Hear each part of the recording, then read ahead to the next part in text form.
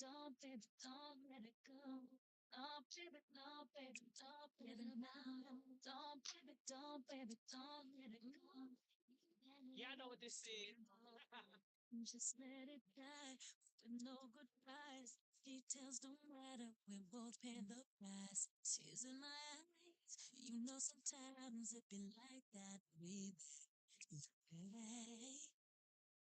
No, every time I see, I pretend I'm fine when I wanna be just to but I turn it around and let it rain. Maybe time was time.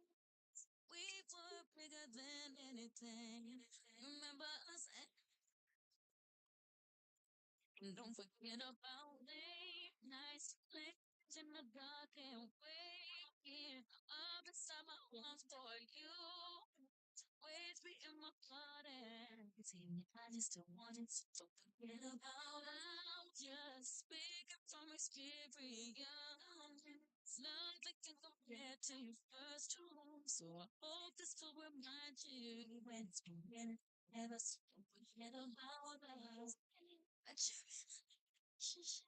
we both know nothing comes close to what we had. It perseveres. Then people can't forget it. How big we used to did. There's and how we used to shine. No matter who we could be, we are one. So you can't deny. So baby, we just can't let the fight pass by. Forever with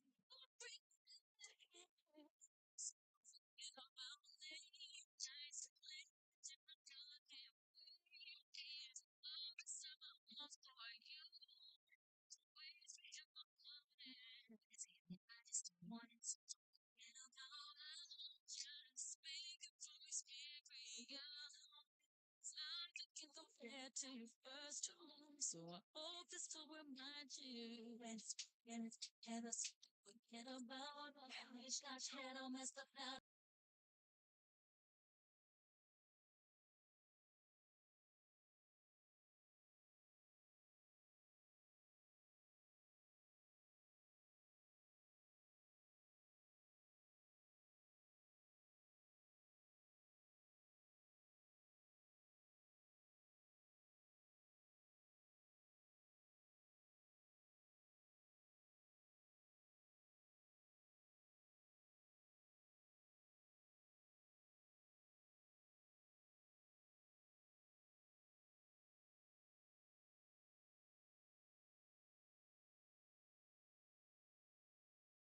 All beside my hands for you. Always be in my garden. I see me eyes to wanting to forget about us. Just speaking from experience. Nothing can compare to your first two love. So I hope this to remind you when it's beginning to never forget about us. Don't, baby, don't let it go. No, baby, no, baby, no, baby, no. Don't, baby, don't, baby, don't let it go. When it's ever so don't forget about us.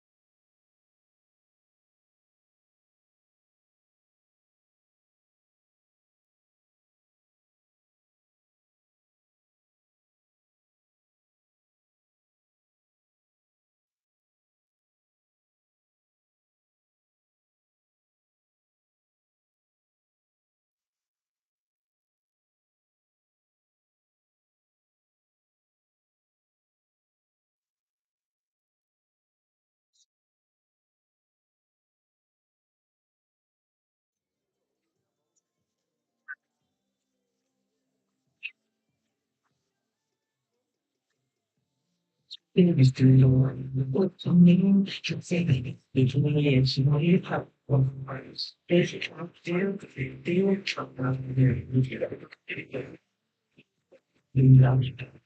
There's a thing you try to such a this should be all try to really young.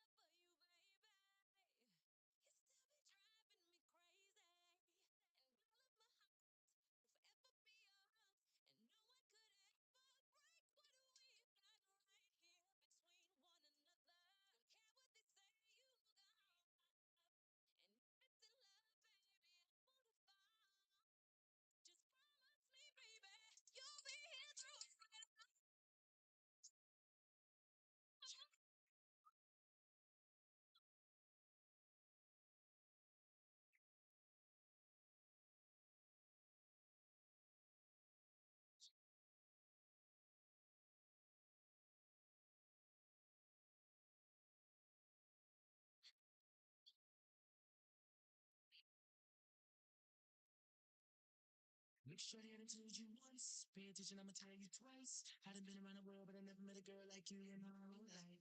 It's something you need to know. You make me wanna get physical. You make me wanna get intimate, into fix it. No, and no, not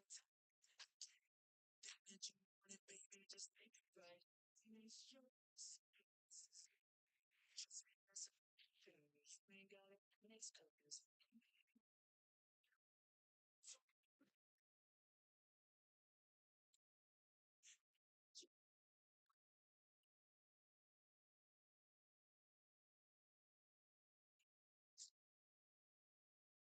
Say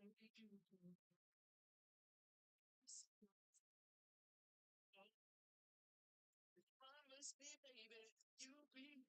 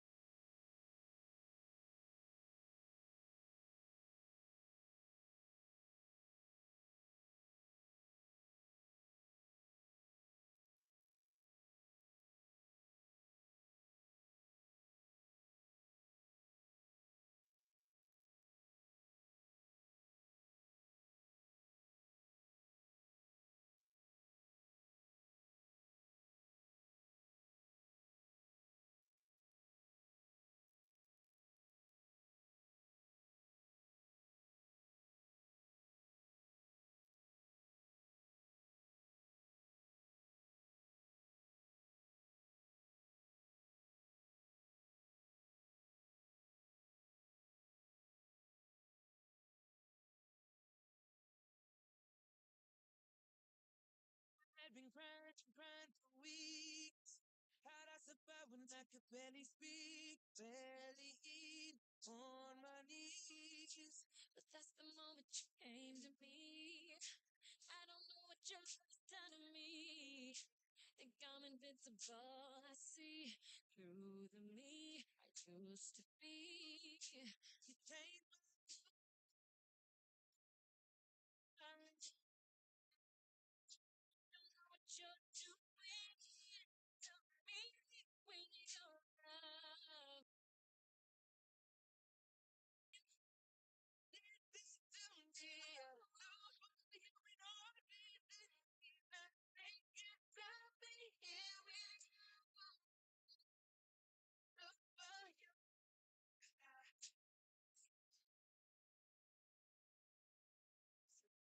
you're my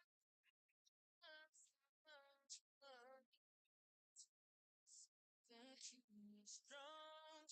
Since I've been flying and fighting the wrong, feels almost like I had it all along. I can see the tomorrow. For every problem that's gone because I threw everywhere but inside of me. It's unbelievable to see how love can set me free. Take my feet. Don't know what you're doing to make me feeling all so for you. You did that to me. You love me, didn't you? Think it's time to get with you. Super.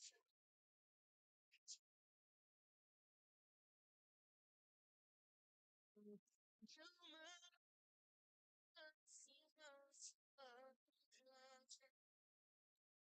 it's not a bird, not a plane. It's my heart and it's going away. My only weakness is you. Only reason is you. Every minute with you, I feel like I can do anything. Going, I'm going away. You changed my heart. Oh, don't know what you're doing to make me with you. Feeling all so for you. You did that to me.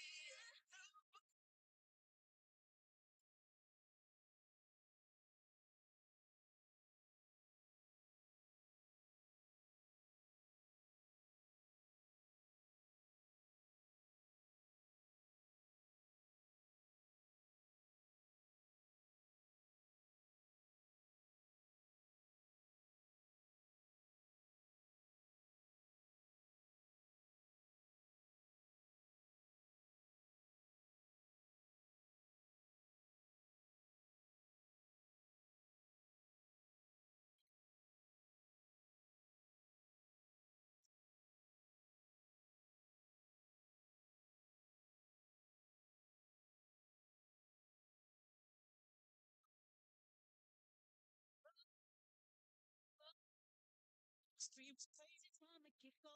You don't wanna bounce too wide. We didn't feel nothing overnight, cause a love like this takes some time. We just swore it all as a place. Said we can't see that. Now from top to bottom, they see that we that. It's so true that we've been through it. Yes, we got rich. Yes, see, baby, we've been just wrong for too long. And I can't live without you, baby. And I'll be waiting up until you get home. Cause I can't sleep without you, baby. Anybody move around, I just know just what is so hard to get. I can't miss it. Call the radio if you just can't be without you, baby. Yeah. I got a question for you. You already know the answer. Still, I wanna ask you, would you lie? Make me cry? Do something behind my back and then try to cover it up? Well, neither would I, baby. My love is only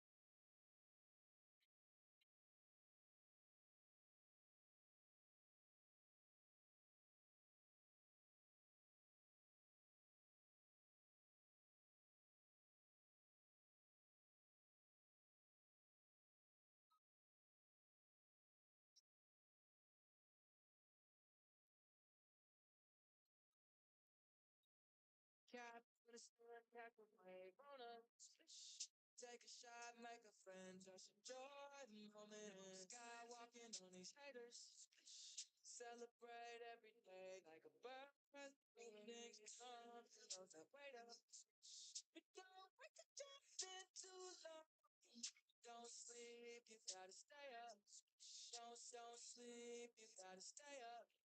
Gosh, I'll stand so I stand out. More babes than a pop house. Top gun, I'm a Tom Cruise. Play for keeps and I don't lose. Ain't more than other girls on this breeze. So pick the person, I got what you need, Don't you not, got the group in our rotation all night. We gon' keep it psychedelic like a cat and a sun, catch me. Take a shot like he's and just enjoy the moment. Walking to these haters. Celebrate every day like a birthday. Things come from the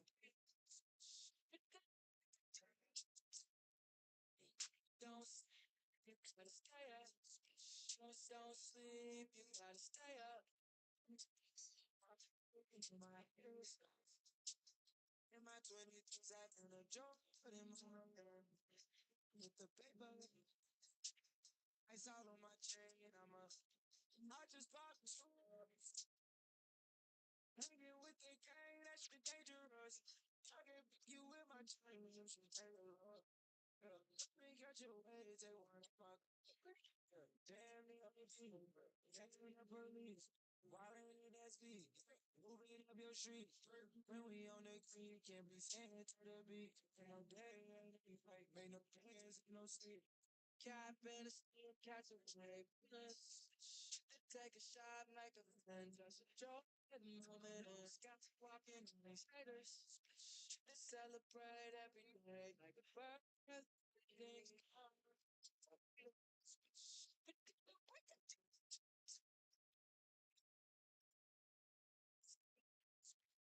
Don't sleep, you gotta stay up. I was thinking about all games I've been wrapping up. With the jet that sound like a melody. Right now I'm higher up than Canada. Can't better catch me. Take a shot, make a just enjoy the moment. Sky walking on these haters. To celebrate every day like a birthday. Things come to those that wait up. But don't wait to jump into it. Don't sleep, you gotta stay up. Don't sleep, you gotta stay up.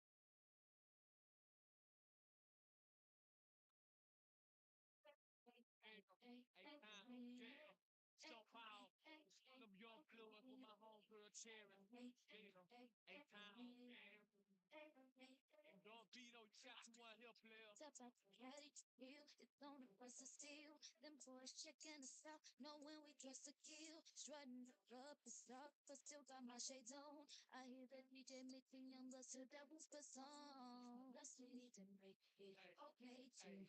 And flood into you, run out again. So if you feel it right, grab the grips and light it. It's your song, flip flat, and it's on flip flat.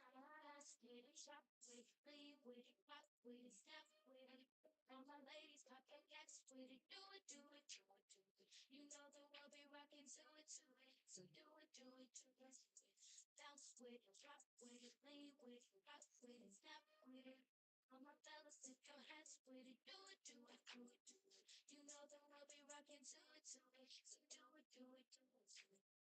No need to ask where I'm from, you already know. I represent the A from my head to my toe. Step on the dance floor, watch and learn, cause here I go. I throw my hands up and work my body to the floor. City that make it okay to and couldn't turn it down how the kiss you if you feel it right. Grab the grips and artificial song to the night. Then it's on tonight. Sweet and stop and breathe, leave with it. Oh, all my ladies got their backs with it. Do it, do it, do it, do it. You know that we'll be rocking to it, to it, to it. Do it, perfect to it. Down with it, drop with it, leave with it, rock with it, snap with it. All my fellas, tip your hats with it. Do it, do it, do it, do it. You know that we'll be rocking to it, rocking to it, do it, do it, do it, do it. What's up, What's up, What's up, What's up, I lean out raw. I lean out raw. I drink, I smoke. I drink, I smoke. Might snap my flame. Might snap my flame. Might clap my hand. Might clap my hand. Don't get it twisted, pimpin'. This a hood dance. Hood dance. Throw up your hood, man. Roll up some wood, man. They hang 'cause they can't do it. Do it, do it, man. Rhyme to it, man. We whip it through it, man. In the club, 10 grand in the rubber band. Damn right I'm wrong. Damn right I'm clean. I'm clean. They got that raw. That raw. We got that lean. That lean. We make the food palette. I make the shoulder lean. And I'm for show with. Show with. You know what I mean? Bounce with it, drop with it, lean with it, rock with it, snap with it. All my ladies got their backs with it. Do it, You know that we'll be rocking to it, to it, to it, to it, to it. Come on. Bounce with it, drop with it, lean with it, rock with it, snap with it. My fellas, tip your hats with it. Do it, do it, do it, do it, do it. You know that we'll be rocking to it till we get it to us. Bounce with it, drop with it, lean with it, rock with it, snap with it. All my ladies got their backs with it. Do it, do it. Do it, do it, do it, we'll be rocking to it, to it. So do it, do it, do it. Bounce with it, drop with it, lean with it, rock with it, snap with it. All my fellas, tip your hats with it. Do it. You know that we'll be rocking to it, rocking to it, do it, do it, do it, do it, come on.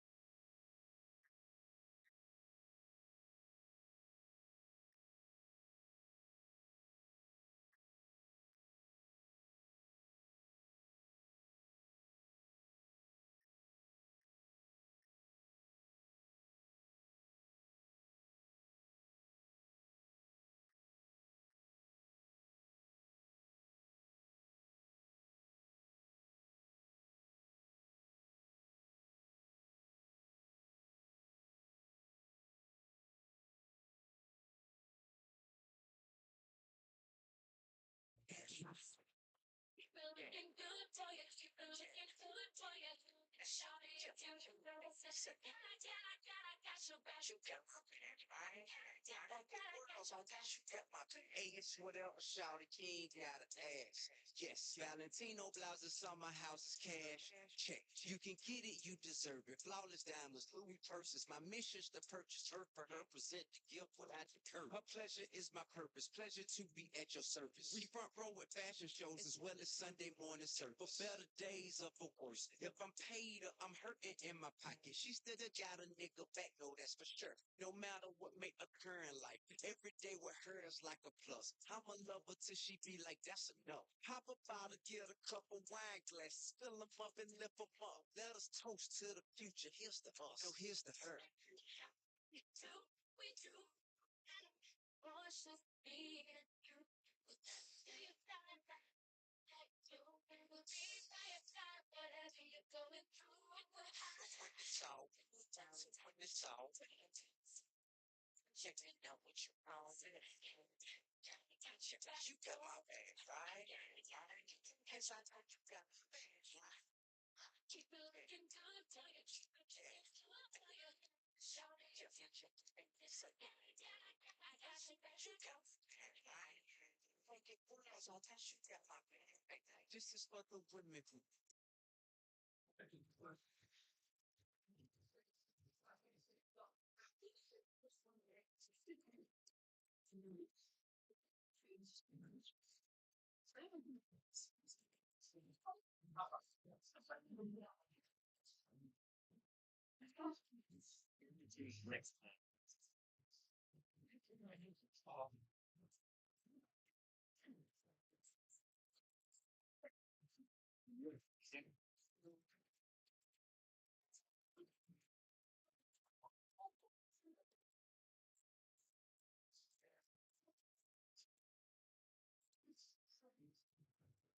By my side, whatever situation we gon' ride. Make all my fantasies come alive. There's no lie now. Alright, just as long as you beside me. $10 million matches won't suffice. Ain't gon' be in there with being tight. The pieces to the puzzles in my life. Walk my good days, all of my bad. You slip like your man, and they know you got my back. Work every call, every bag. They wanna be that. I know what I got at home. I ain't gon' never be that. Them bitches best believe that. It's all to put this all. Checking out what you're on.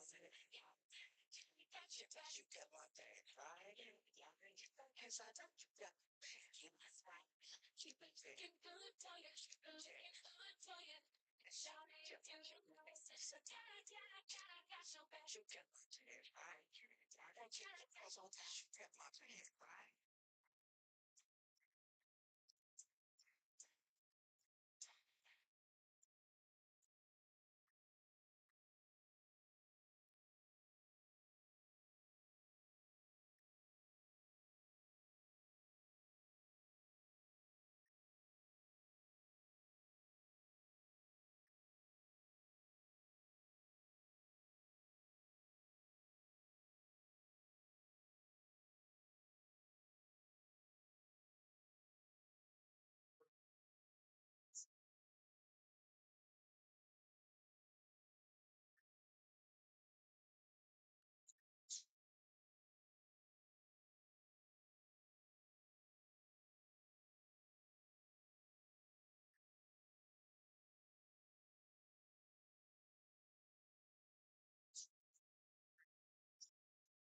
What you said, what you know,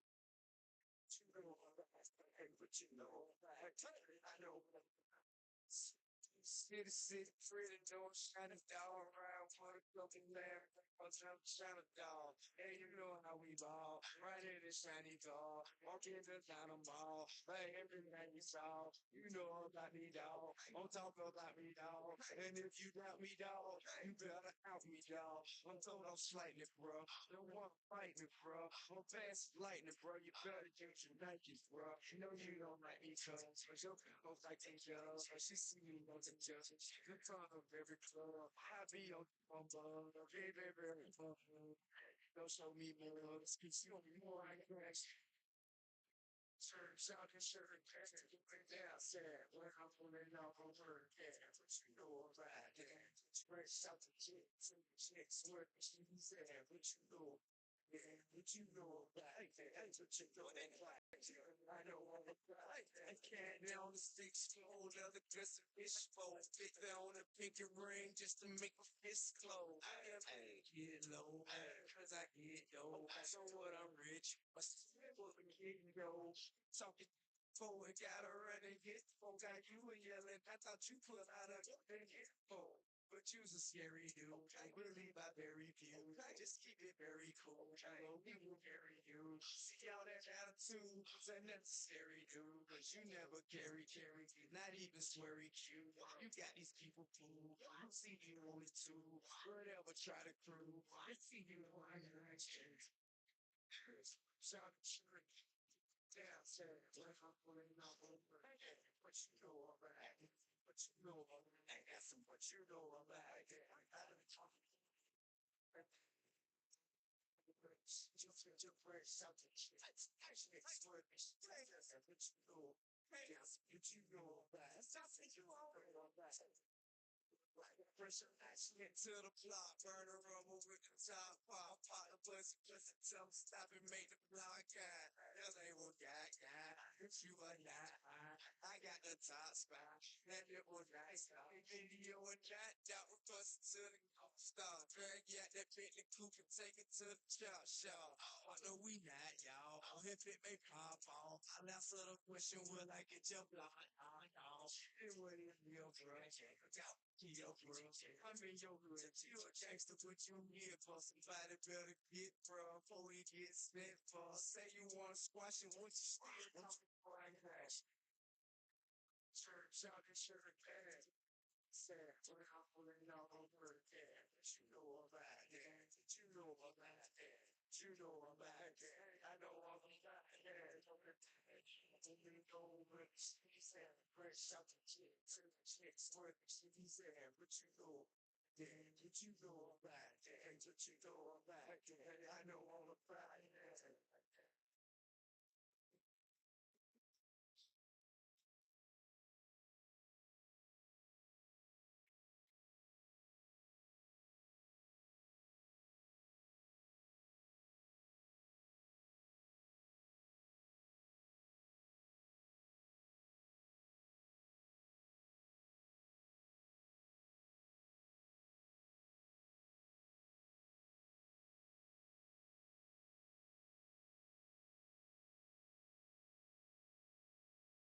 For love, I would swim clear across the ocean.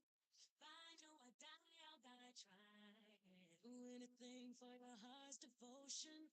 Cause I see the God in your eyes. You'll be the sun in my sky. Star that'll guide me at night. Even in times when we fight, it's alright. It's alright. I would take the time I need. And I ain't never going nowhere. They could say what they want, I don't care. I don't care. I don't care. I'm a thing like don't care.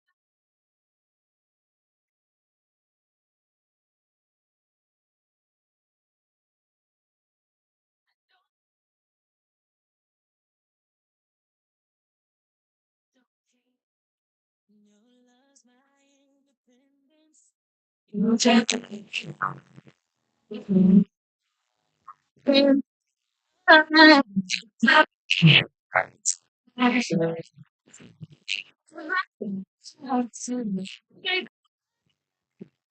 We can break it.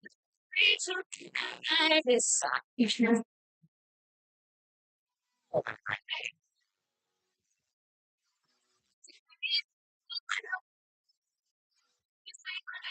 I don't care.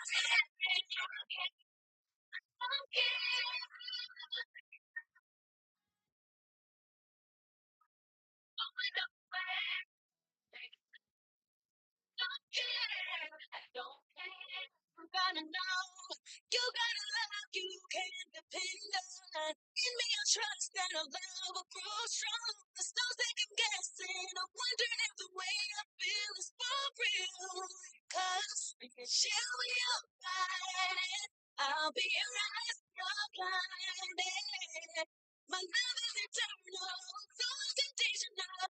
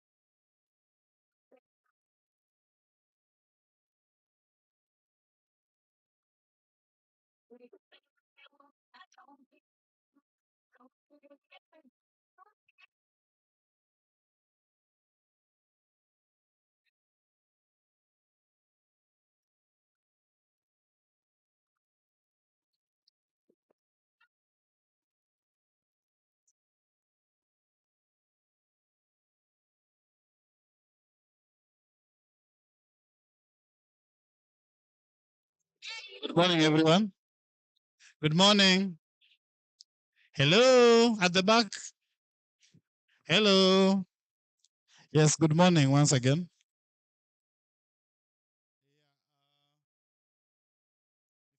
you look at the program, we are already more than 30 minutes late, so we should be beginning. Uh, I'll be calling upon Patrick Ochieng to, who is the moderator for today's conference, to come and lead us with the program. Our DJ is on standby with the national anthem and the East African anthem immediately after prayers. So I'm calling this meeting to Mr. Patrick.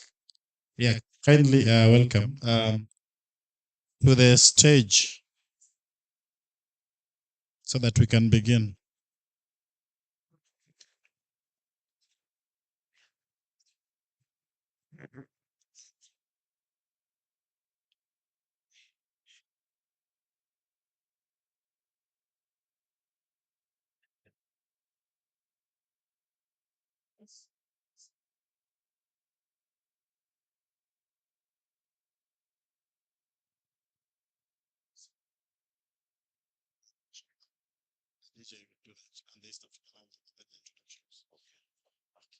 Thank you. Good morning. Feel welcomed. I've been reminded that we start our meeting with a word of prayer. If there's any volunteer that can lead us. Any volunteer? Please. Marceline.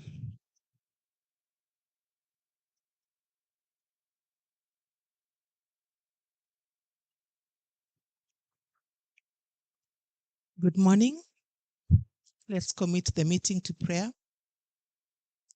Father, in the mighty name of Jesus, we want to thank you for this opportunity to congregate in this auspicious occasion, O King of Glory, that we seek to deliberate on the issues around our nation, around our freedoms, around our securities, around our media. King of Glory, we thank you that we do not take it for granted that each and every one of us is awake this morning. It is through your grace and your mercy. And now, as your word says that when 2 or 3 are gathered in your name, you'll be in the midst. We invite you. May you grant us wisdom, understanding. We commit all the speakers, the guests into the holy hands.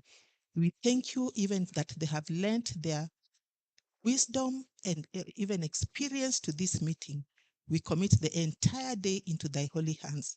And even when the day shall end, we will be grateful to give you thanks. In Jesus' mighty name, we have prayed and believed. Amen. Thank you. We want to do the national anthem in good tradition. So I don't know whether the DJ is ready to help us go through this. At the back, the DJ.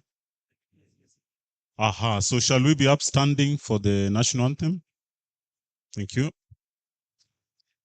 Oh, the DJ.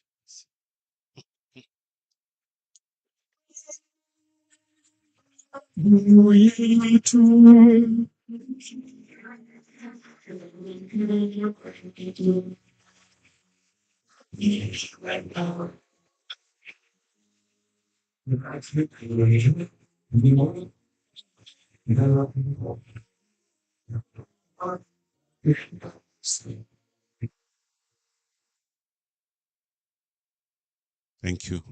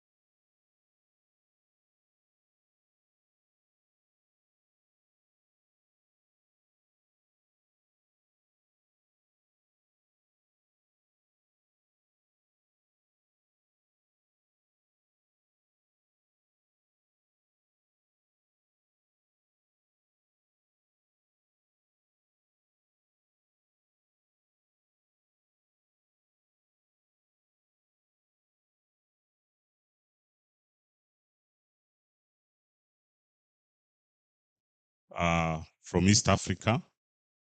We also have delegates from the media. We have delegates from the civil society. We may not be able to do a round of individual introductions, as that may really complicate our time management. But every time you get an opportunity to speak to the forum, please be so kind to share your introductions and details so that we know who is speaking. We are not going to go through protocols. It might be a bit tricky for us in terms of time management, but I do know that we have delegates from government. We also have delegates from partners, excellencies, and comrades who are in the sector. And we are discussing, a very important issues this morning. Thanks to the institutions that have put this together. I would like to believe that nobody will feel slighted if perhaps there are protocols that we don't observe. There's a statement Kenyans like using, all protocols observed. I beg that you don't have to bother yourself with that statement as delegates who honor each other.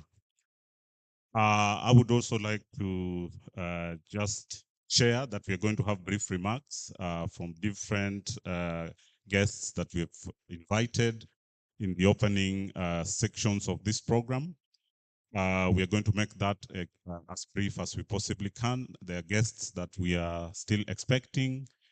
We do hope that they make it in time during the moments that we are doing the opening before we get into the panels and the discussions. And so my job is really to just give you airtime. If I feel you're overstepping your time, the other job is to deny you the airtime or to clip it or to take it away from you. I will do it with respect. No offense intended.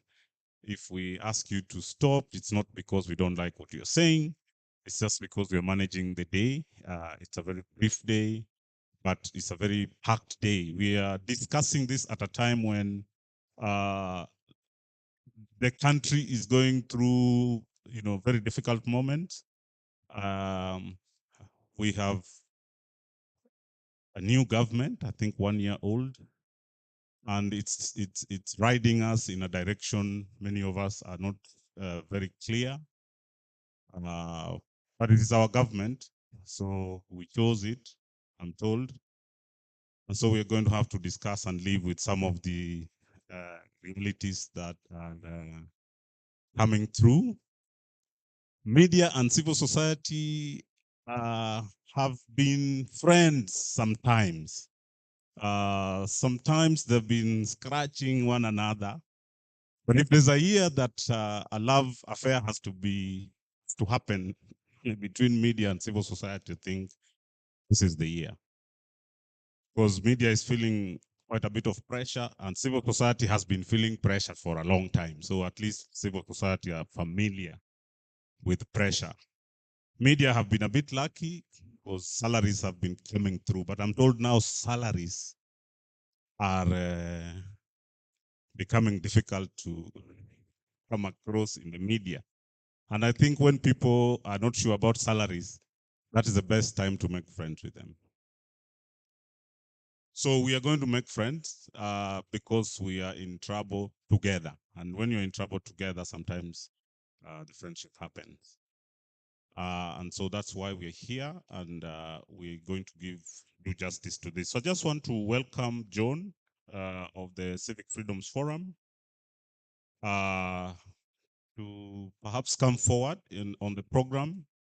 John Owegi, if you are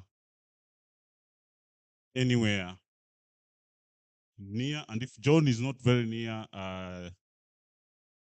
the other name I have here is Timothy. Is Timothy around? Well, as those two prepare, just let's see by a show of hands, how many are from the media? Just by a show of hands, those who are from the media. Thank you very much. How many are from civil society? Those from civil society. Thank you very much. The number is almost 50-50, so this is going to be a very interesting debate. John, I'm looking for you to make your opening remarks. Talk to us about CFF and why we are here in another 3 minutes. Thank you.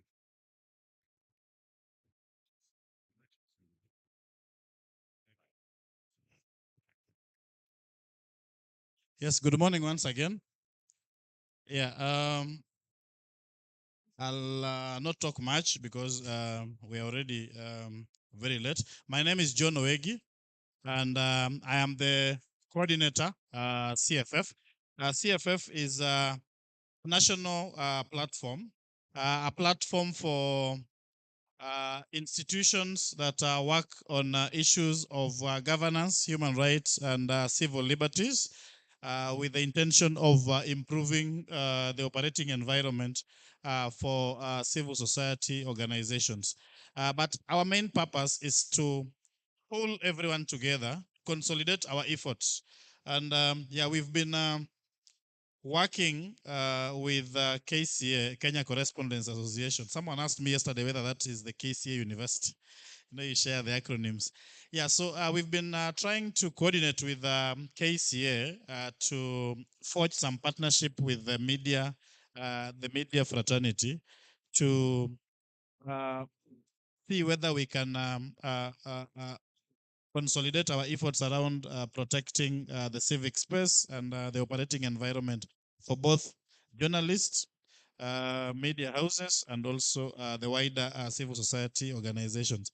I must admit that it's not been very smooth. I know that there are people from the media sector that believe that the wider civil society organizations that our agenda is not the same. But of course, occasionally when I meet some of them, I try to convince them that, for instance, we cannot, for instance, 100% achieve our human rights and freedoms without the media. I mean, on the same footing, it's very difficult for the journalist and the wider media fraternity to realize their media freedom without the civil society. Of course, there is usually the saying that probably all of us are aware of, that when they came for the Jews, I kept quiet. Yeah, because I was not a Jew. The same way, sometimes the team from the media keep quiet when we are having attacks from the regime because they are not from the civil society, and vice versa. Sometimes the civil society also see the media as for-profit institutions, and sometimes also there are narratives around media owners who control what gets out there. It's been, I mean, it's not very smooth partnering. But also there is the other team, and they've been represented here today also, a team from government agencies. Yeah, so for instance, today we've of course also been joined by the Media Council of Kenya. We've been joined by the Office of the Ombudsman, amongst other actors. Um, and sometimes it's very difficult working with the state agencies. But I must admit that as CFF, over some time now, we've enjoyed very smooth partnership with some of the government agencies. And that's why, for instance, even when we give them a short notice of 6 days, Mr. Nzioka, for instance, will still manage to come for this meeting. But it is also very difficult to get commitment from other state agencies that, of course, work around these issues. For me, I would just say, as I close, that today we are beginning a journey. Let this just be the beginning. We are hoping that we can have quarterly such conferences where, for instance, today when we come up with our resolutions, then the first quarter of next year, then we look at the progress so far and also further commitments, so that probably before the close of next year, then we can have the final annual CSO-Media Conference. It's very instrumental because we believe that, for instance, even this year when we are having um, the protests against the high cost of living, the media was part of it. When the civil society was protesting, some of the victims of police brutality were actually journalists. We've seen that. And we've seen CSOs supporting with collection of data, of information, and also reporting, including holding the government to account when they, when of course the police go beyond the lines. So I would hand over to Janak, um, who leads KCA, to also probably make his opening remarks, and then invite the rest of the guests. We assume that now that after Janak, then of course, then we'll have the next guest inviting the next guest. Until we have our final chief guest, who is the deputy high commissioner. Yeah. So I would now hand the mic to Mr. Janak to also give his opening remarks. Thank you so much. Karibu.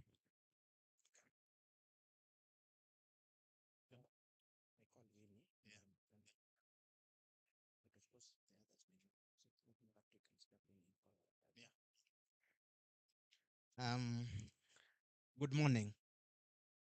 Good morning once again. As John Kowegi had said, my name is William Olojanak, and in the program, I'm the chair of the Kenya Correspondents Association. My role this morning, first and foremost, will be to thank all of you for making time at a very short notice. Putting this together uh, has come at a very short notice. We have been discussing internally and with all these other partners the possibility of doing this, but many things have intervened in the process. So we keep saying, okay, can we do this? And it's not working because other things, and all of us work in different spaces, and then it becomes difficult even to meet to plan. But I want to thank all of you for having made time.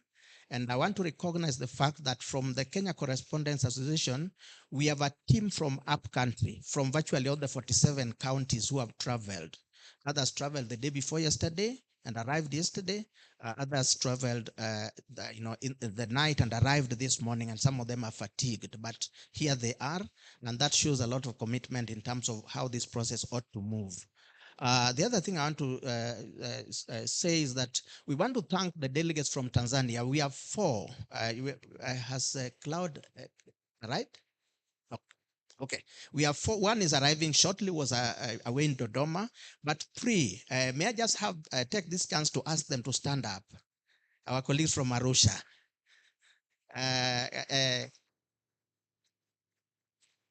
Thanks. The gentleman here is Mosa. Musa is the head of the Tanzanian Journalists, Union, which in short we call JOUTA. And then we have our two other, colleagues who are members of. One is the vice, Musa. The other is in the executive committee of the Arusha Press Club. In May this year, we visited them, and they hosted us at the East African community. We are building a partnership across East Africa. And if you remember, before COVID, you can sit down, Moss and team. Before COVID, we had a conference at the Silver Springs, during which we invited journalists, heads of journalist organizations from nearly all the East African countries. Rwanda has given apology, Uganda's apology, and a few others because it was short notice and they were busy. So this partnership goes beyond just what we are saying in Kenya. I also want to thank all our guests who have come, we have key media players. I can see a number of editors, a number of, heads of different institutions who are here. And I want to thank those from government, and of course now the deputy head of mission at the EU, who within a very short notice was able to come. I also want to recognize the representative from the French embassy, madam here. We have been in touch, and within a short time, we were trying to get the ambassador to come, and even the UK and all the others, but the time was short. And like Kowegi said, we will have a chance next year to plan this much better, so that at the end of the year, it can also be part of their diary. This has happened before. At Silver Springs, those who are there, you remember about 3 or 4 embassies were there represented. At the meeting before before the elections, the head of the mission, Madam Giga was there with us, so we thank, because this is a partnership, and we are discussing, when talking about civil society, we are talking about more or less global issues. And we have just been sitting here with the deputy head of mission, and we have been exchanging ideas about what is happening globally, even within the European Union and even in his own country. So these are conversations that are going to be important for us to compare notes and to say what are the experiences in different jurisdictions that can happen. Today, I just want to say that this conversation is important. The reason being one, that we would like the media to understand the civil society, because sometimes this understanding is not there, or sometimes we have narratives that are dismissive. The same thing with the civil society. If they don't understand the media environment and why certain stories cannot run, then it becomes very difficult. And they begin to dismiss the media and may not understand the internal difficulties, like what Patrick was saying about right now. The media is facing a lot of difficulties around the issue of technology has disrupted the media, COVID disrupted the media, issues around advertising have disrupted the media, and also certain internal media dynamics, management issues and capacity. So the media is struggling with the issues around even sustainability. And if we are not careful, some media will close. Some of the media that we have been used to may close. So we are discussing the possibility of saying, how do we organize media sustainability? But then media is not media just for its sake. The civil society is not just civil society for its own sake, because they exist for public good. And that is why this conversation is important, because we are talking about the civic space, the space in which all operates has been under some assault. And within our Kenyan environment, to understand, we have a lot of challenges. It is some of the challenges are political. We are aware there's been quite some sustained negative rhetoric, even against the media and civil society over the last 1 year or even before. There are legislative and policy issues that affect the media and civil society. So all these are things that we need to put together. And then this discussion, the reason why we are having it is that the media and civil society have traditionally worked together under the KANU regime. The media and civil society was able to bring the nation together in terms of setting the agenda and saying that this is the agenda that is important for the country in terms of reform, in terms of expanding the political freedoms and so on. And probably it was because of the media and the civil society that we had the new constitution. Of course, other things came into play. I don't want to take a lot of. I just want to say that this will be an important conversation, which we are inviting all of you to take seriously and contribute without any inhibitions. Because again, if you are talking about civic space, then we must expand it even internally within here. So all your views, I think, will be welcome, and this will be important. I want to recognize one group of people I didn't. We are trying to talk about intergenerational issues. So recently we were at United States International University Africa, marking the second year since the death of the media guru, Joe Cuddy. And for those who have been in here much, you remember, Joe Cuddy asks why during the KANU regime. So we have a team from USIU. May you stand up, please?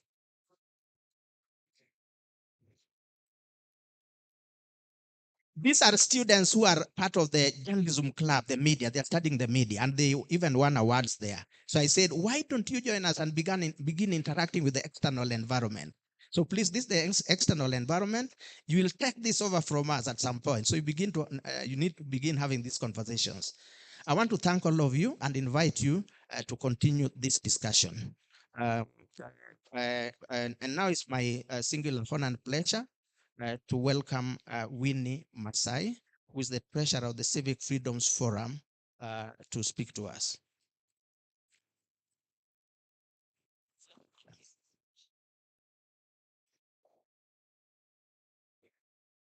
Good morning, ladies and gentlemen.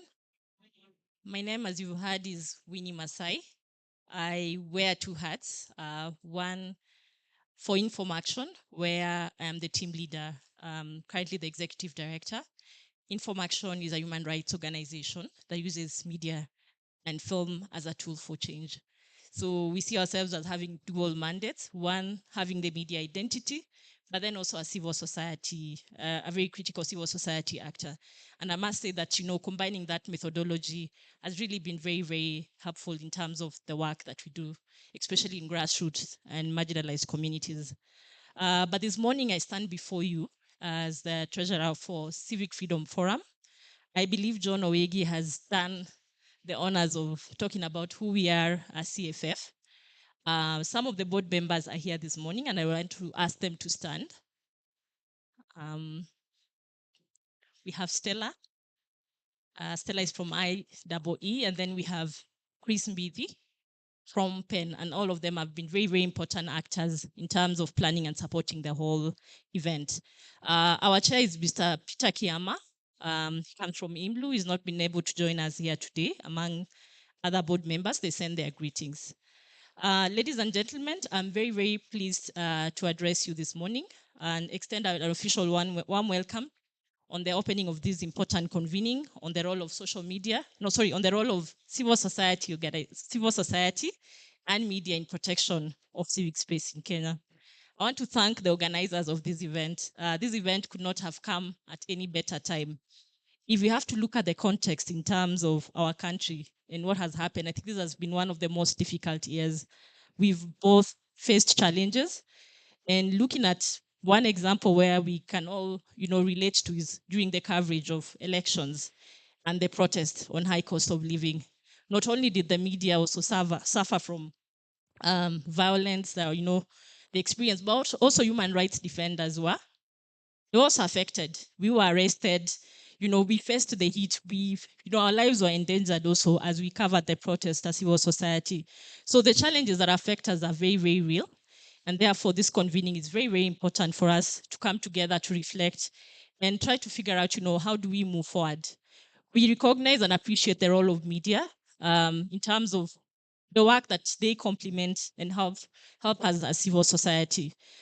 Since the launch of CFF 3 years ago, I think in all our convenings, the media has been a very, very critical actor, and they've been very important in terms of providing the status of media, providing the necessary updates. So this meeting is very, very important for us. So this morning, I'll not talk a lot. I'll just talk about the intersectionality between media and civil society in Kenya. I think, as we all know, our mandates are diverse, but they're also very complementary in many ways. The protection of civic space in this country is very, very important. You cannot do it as civil society alone. We need the media, we need the other stakeholders. This intersectionality is also very important because of the roles that we play in terms of, promoting transparency in this country, accountability, and good governance. When you talk about mandates, of course, we are aware that the part of the role of the media is being a watchdog for the government, but also civil society does that. The media provides platforms for citizens to voice their concern and hold those in power accountable. Civil society also does that. We mobilize people on the ground. We advocate for policy changes. We give a voice to the marginalized. We try to protect their rights as much as we can. We also monitor the government, and so does media. So there's a lot of similarity in terms of our mandate. But then also, despite that, our challenges are also very similar. And I think I've used the context of elections, given the high stakes that come with that. So then we need to ask ourselves as we convene here, what does the landscape look like? I would say the landscape is bleak. But let me focus on the positive side. First, I think we have a very vibrant media in Kenya, and I think one of the best in the continent. We have personnel from the media who are they're very objective and skilled, and that is a very essential component of democracy, of any democratic society. We have a progressive constitution. We have laws, we have legal and regulatory frameworks that exist. But of course, also there are gaps in those frameworks. There are things we need to think around in terms of frameworks, and we have to reflect and look at the online spaces where then, new threats emerge. But then also the nature of these online spaces is that, digital rights, things, when you talk about things like digital rights, those are dynamic and they're also very emergent. There exists opportunity in terms of expansion of civic space online. But then also with those opportunities, if you look at Kenya, actually the internet penetration for the last 1 year has really gone up. More people are having access to smartphones and all that. So there are a lot of people who are very active. We have a very active social media presence. Good examples on Twitter is Kenya on Twitter. So the opportunities for us to expand space in that space as civil society actors and media, and also for the media, there's opportunity to create, content. So there's a lot of job creation opportunities in that line. But then, despite the rise, the increased penetration of ICT in Kenya, there are challenges that have also emerged, and we need to really continuously research on that, the rise of artificial intelligence and how, the use of AI, for example, filter content online is leading to discrimination. So are we there as a country? Do we have enough policies to look into those issues? On the downside, of course, talking about technology, it can also be used. It can also be used negatively and also impact on our freedoms as media and as a country. And then a good example is, the increasing trend to use technology to influence election. And there've been those rumors in Kenya, allegations in Kenya, where then increasingly also across the globe, you're having digitally manufactured digital election consent. Sorry, digital manufacture of election consent leading to digital coup. When we have situations like that, then it means that our freedoms as Kenyans for association and participation is impaired. So those are global dynamics that we need to continuously monitor and say, how does that impact us? When we talk about democracy, there's a lot of decline at the global level. There's a rise in authoritarianism, evangelicals, and all that, and all these groups affect our space. If you look at how Kenya performed globally this year, we were actually ranked as partly free, position 52 out of 100. In terms of internet freedoms, despite the increased penetration, we were actually ranked at 66 out of 100. So that is still partly free. And there are so many dynamics and parameters that we need to look at. There are many challenges when you come back to the issues around our intersectionality as media and civil society is our approaches. And sometimes we find that our approaches, both media and civil society, they clash each other. So then how do we build a common ground for us to continue working together? The other challenges around, the dwindling resources, competition for resources, given that we have similar mandates. These are things that we need to have conversations around. So I'm really hopeful as we move forward with this convening. We'll be looking at ways in which we can begin to build platforms for each other, for solidarity. I strongly believe in collective action and collective protection. And given the state of our government and democracy right now, that is going to become increasingly necessary. We need to invest in research and monitoring, and especially in terms of the emerging technologies and how that affects us. How can we use that? If you look at in the context of election, I'm sorry I keep using elections because it's something also we can relate to. When the results were put in the portal, it took days for people to try and compute, and some were not able. But there are people who are able to use technology to analyze that data. So how can we also use this technology to advance the work that we do? So we've got to invest in research and monitoring. And also in terms of research and monitoring, it's just to look at the emerging threats, what is happening in our spaces, both as media, both as civil society, and what can we do to ring fence that. The other thing is learning. I think Olo has mentioned that, I think in this convening, we have our brothers and sisters from other countries. The issue of intergenerational mentorship is a big issue also for civil society, right? So we have the old guards, then we have a new group here, second generation, and then there's the other generation that is completely left out, the youth. And if you're not very careful, it's going to be another tragedy for this country. Most of them didn't participate in the last elections. So how do we get them involved in issues of national importance, in issues of public good? So it's something that we have to think about. In terms of issues of resources, I'm really looking forward to hearing how, as a sector, how as media, we can build schemes of sustainability. I think the media has had an opportunity where they had the perfect opportunity to make a lot of money. But then now the competition has increased. So what do we do to build schemes of sustainability? Because that is the only way we can do the work we need to do without interference. So I'm hoping that as we move forward with this conversation, we can find a common ground and work together towards a shared goals, because I believe that that is the only way we can create an effective and sustainable movement that promotes transparency, accountability, and good governance. So, ladies and gentlemen, with these few remarks, I want to wish you a very fruitful engagement. Thank you so much. Yeah. Thank you so much, Anne. And we will be saying Winnie, thanks. So she has made a very wonderful presentation. When I say, and because of that, you just clap once. And because of that, thank you. I've been asked to recognize the presence of the press and media specialists at the US Embassy Gym. Ongowo, if you're in the room, thank you for coming and feel welcomed. We are going to, I have stood up because we just realized Janak is in popular language Bazoo. So, you know, you can't keep Bazoo up here for too long, right? So if you agree, let me do the legwork, and Bazoo can do the executive work across the table. Thanks, Winnie, for highlighting some of the critical issues, you know, very important stuff that we need to think through. I hear you. There've been a lot of negative rhetoric. We have issues. We have also good things happening in the sector, and we need to harness those.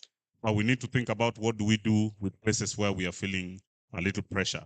I want to take this opportunity to just check if Transparency International have already arrived, and that there's a representative from there. And if there's none, I would like to invite Katiba Institute to come forward and share their brief remarks.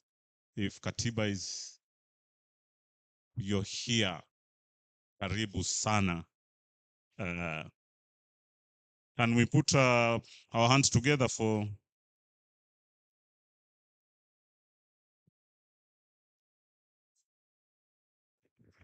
Asante. Good morning. My name is Patricia Joseph. I work with Katiba Institute. I wasn't here earlier when the meeting began. I would like to express my thanks for this convening as a partner and also as a participant in civil society. I want to recognize all the invited guests, the Deputy Head of Mission, and all guests present, invited guests, ladies and gentlemen. We are proud to join you all today at an important convening to share on the role of the media and civil society in the protection of civic space in Kenya. I thank Janak, especially for being a consistent partner and for being, and all the partners who have been behind the success of our meeting today. The theme of our meeting today is, and indeed the issues that are already being discussed and we shall discuss later, are very critical issues that are even at the heart of our work as Katiba Institute, to promote a culture of constitutionalism and our vision to achieve social transformation through the implementation of the Constitution, and in our strategic areas of good governance, rights and fundamental freedoms, and devolution. One of the issues in the program, access to information, has been one of our strategic approaches in public interest litigation, building knowledge on constitutional issues and building capacities of communities to demand for accountability at all government levels, and as well as engagement with partners as we are doing here today. Access to information, from our experiences, shows is an invaluable tool in promoting accountability and giving citizens a voice to demand for their rights. Access to information, or as we shortly say ATI, as a right in itself, is also a gateway for giving realization of other rights. Our meeting today, and with all the interventions that we normally intervene, including in promoting good governance, and in this case, focus on the civic space and the rule of law and human rights, is a recognition of eternal vigilance. And I want to emphasize, why do we say internal vigilance to defend these aspirations? This is because internal vigilance demands an unending quest, bearing in mind of the prevailing and even anticipated threats, and even all those persistent threats to our fundamental freedoms and protection. It is an internal quest, since the true liberation comes from a political consciousness that is sustained among all citizens at all levels and carried among all generations.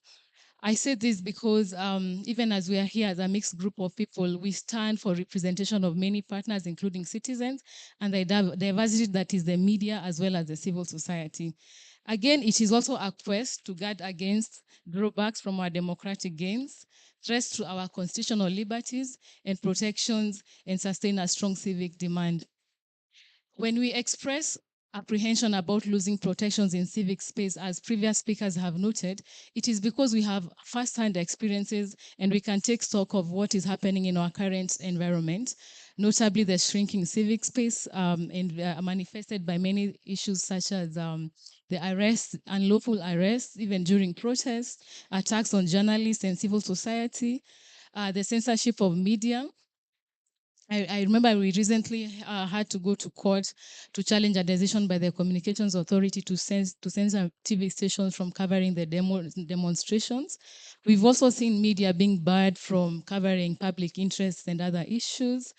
I could mention even the Shakahola issue, the threats to constitutional commissions, media, and independent offices, and also the lack of meaningful engagements of citizens in matters affecting them, and the high cost of living, which in itself is a human rights issue. We saw that Kenyans, for instance, we engaged quite extensively on the Finance Act, but still it was passed even despite the concerns shared by many. And therefore, when you talk about the media, civil society, where is public participation and how do we ensure that it translates to meaningful participation that actually informs decisions affecting us?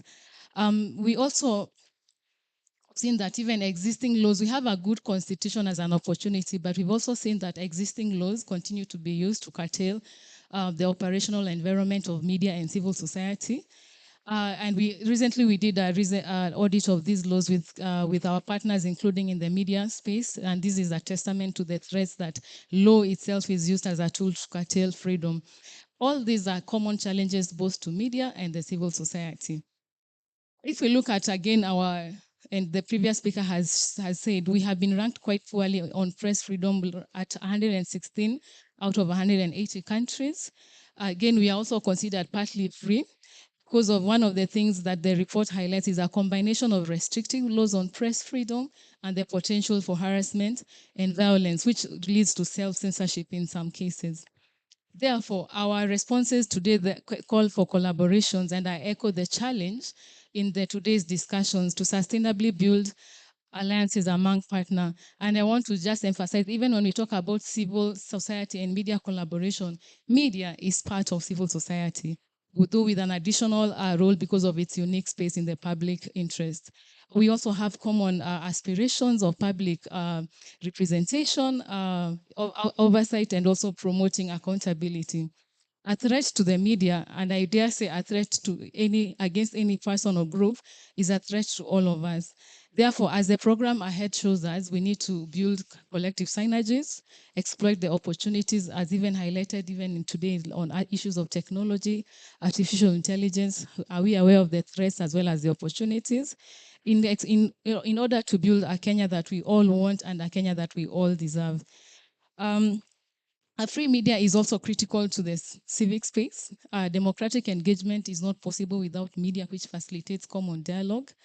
Again, when we talk about free media and independence of media, we are thinking about financial and operational independence, challenges that also affect civil society.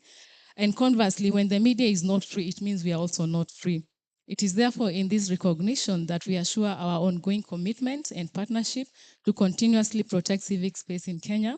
And we thank you all for your support and collaboration, and I look forward to exciting engagements. Thank you. And because of that, I can't hear. Because of that, thank you, Patricia, for making those wonderful remarks. As we go forward, remember, she's saying media is part of civil society. Sitio, umesikia hiyo? Media is part of? Me, I'm not sure. Particularly, I'm wondering whether KBC can be part of civil society, but forgive my ignorance there. I think the point is being made that for us to have political consciousness, we need a very vibrant media. And without political consciousness, no wonder we have a society that sometimes tends to forget. Is it because media is facilitating that forgetfulness? I guess that is the reason we are having, this debate. I would like to invite next to speak to us the Commission on Administrative Justice. You know, this is a very important commission. We almost always feel that it is part of civil society, to use that phrase from Patricia, because of some of the expectations we have of this commission. And so today we are privileged to have Simon Zioka with us to speak to us from the commission. And I just want to assure you that, of course, something is happening to another independent office at the moment. You know that the Auditor General was arrested. I just want to assure you that I hope something like that cannot happen to you. Please come forward and share some remarks with us. Ripo.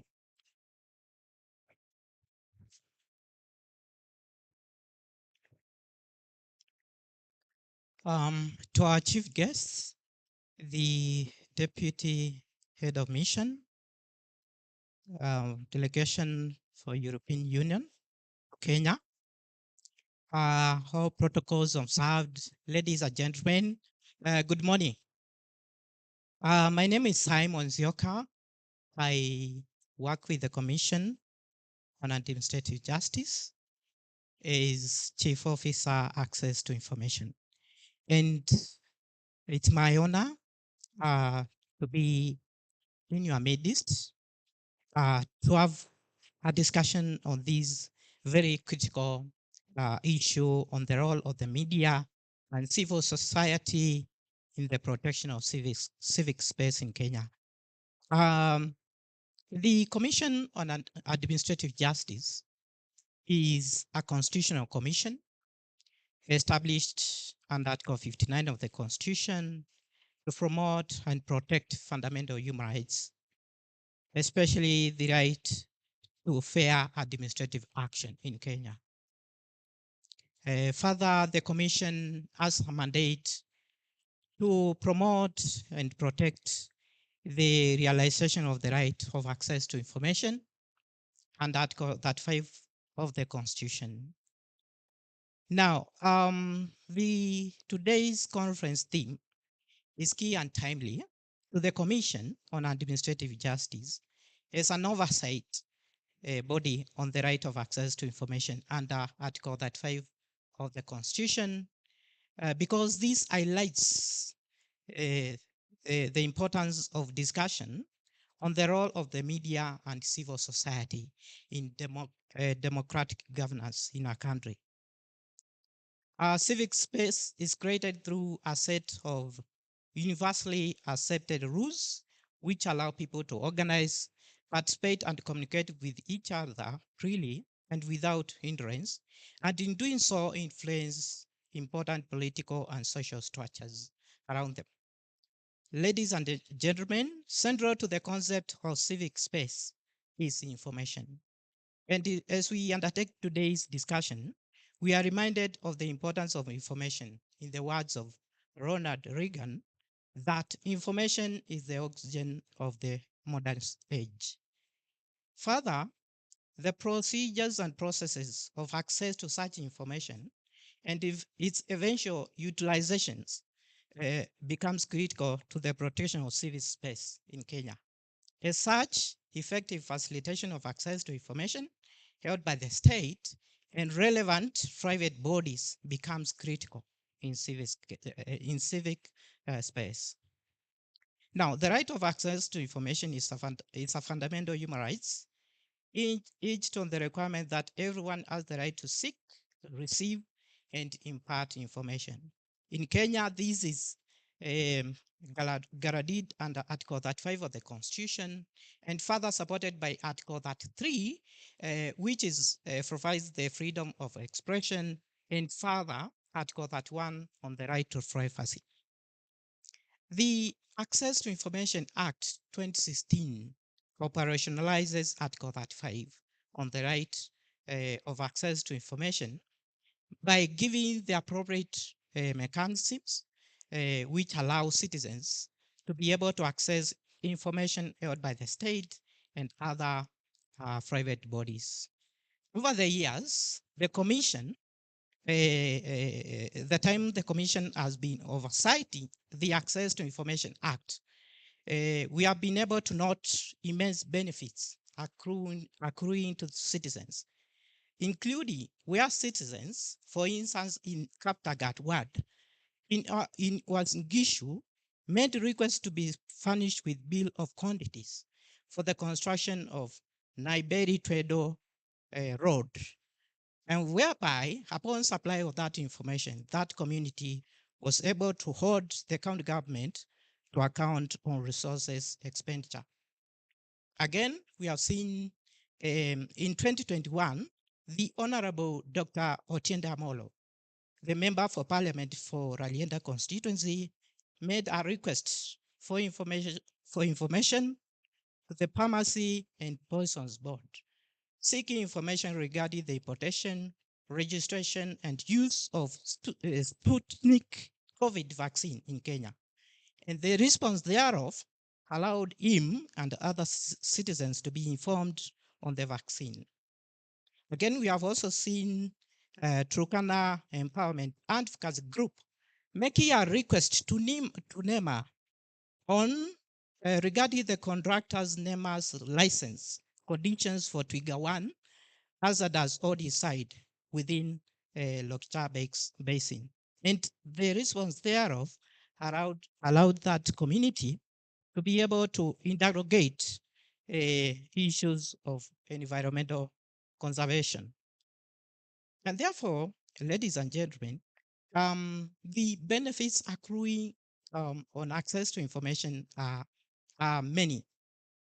And therefore, implementation of that law becomes very critical in terms of enabling civic space in Kenya. Whereas the Commission oversights that law, the success of its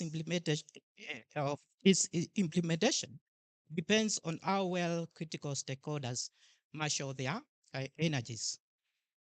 The media and CSOs play a very critical role in ensuring access to information by citizens through enhancing transparency and accountability through accessing information of national interest and disseminating these to the public, and thus allowing public interest discussions and actions.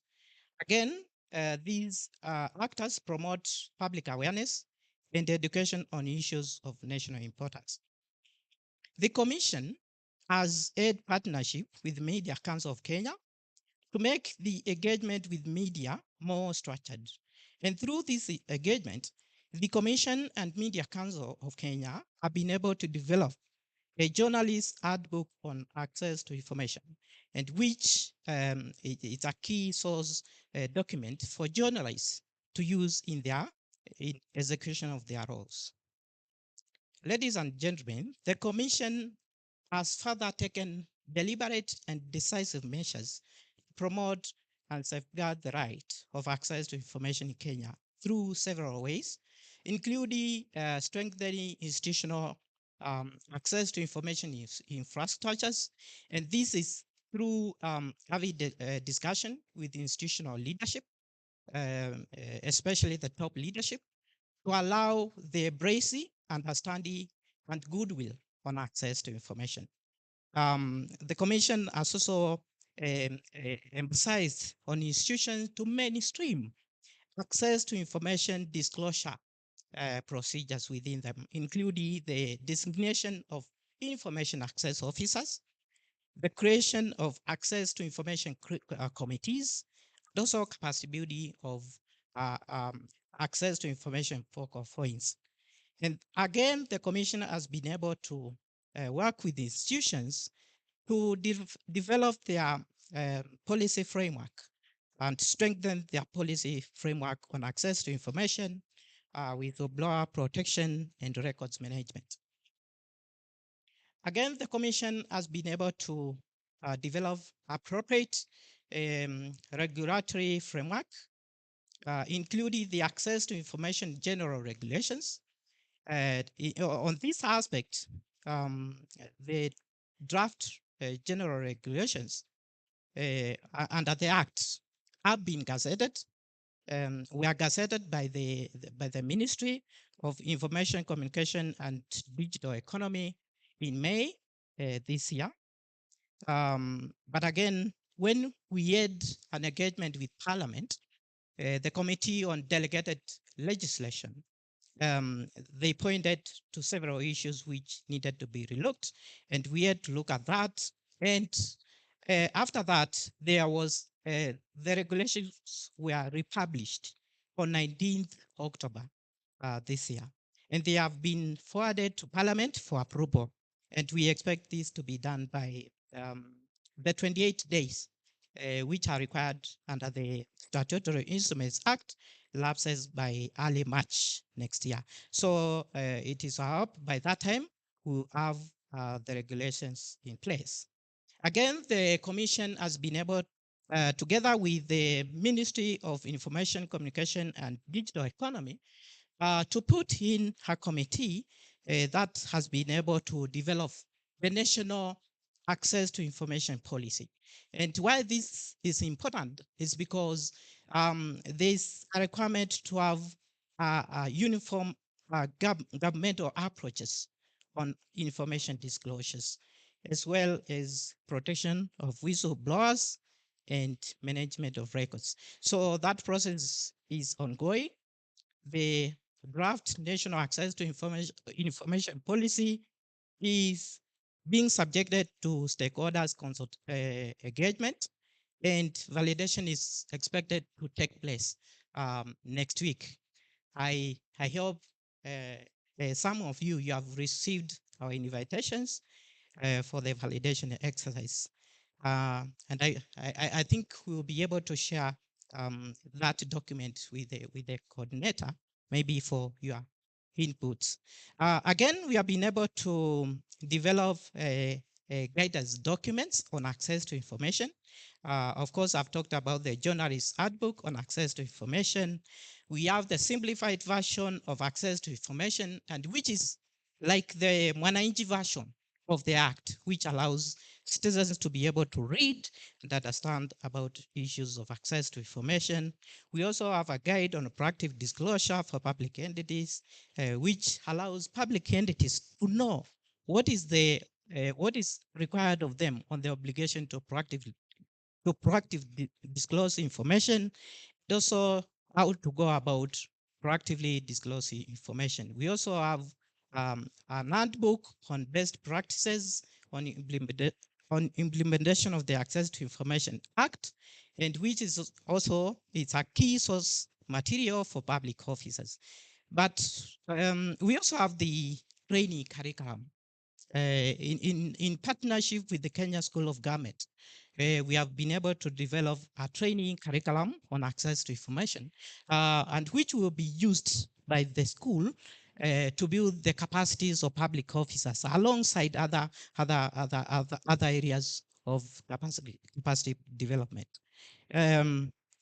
We have also been able to work with public institutions to build their technical capacities to enable information disclosures. And in this way, we have been able to work, for instance, with the county governments, whereby we have been able to talk to them, to talk to the county governors, to talk to the speakers of the assemblies on the need to have information disclosures mechanisms. And in particular, the County Governments Act, Section 96, requires all county governments to have in place their own access to information law, subject to the national law on access to information. And in this aspect, the Commission has been able to develop a model law for county governments to allow the county governments to be able to customize to their own unique circumstances on information disclosures.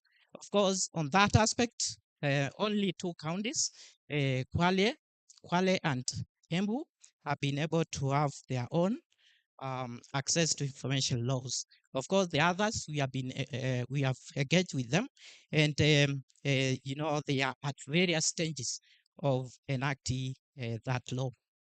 On the aspect of proactive disclosure of information, we have been able to talk to institutions to build their capacities, but in terms of how they are doing, we were able to conduct a survey on proactive disclosure of on public entities.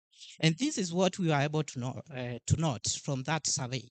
Um, um, Institutions were able to disclose so much information at 92% on what they are. So you find that institutions are very much ready to say what they are and what they do, and that ranked at 92%. When we came to the parameter of policies and procedures, these performed at 57%. When we went to the parameter of public procurement information, this was at 47%. And this is where you note where the problems begin to come out. Again, on how institutions spend resources, that performed poorly at 36%. And how institutions make decisions, this was the least disclosed at 30%. And therefore, you can be able to see what is happening in terms of proactive disclosure of information. On the county governments, Makueni County government was found to be the most proactively disclosed, the county which proactively disclosed information on at 90%. So again, we are able to, the commission receives reports from public institutions on implementation of the law. And from the annual reports which are received by the commission, we can be able to see that institutions are implementing the law in terms of receiving requests for information and processing those requests for information. For instance, by the financial year 2022-2023, by the end of that financial year, a total of 246,760 requests for information had been received and processed by the institutions.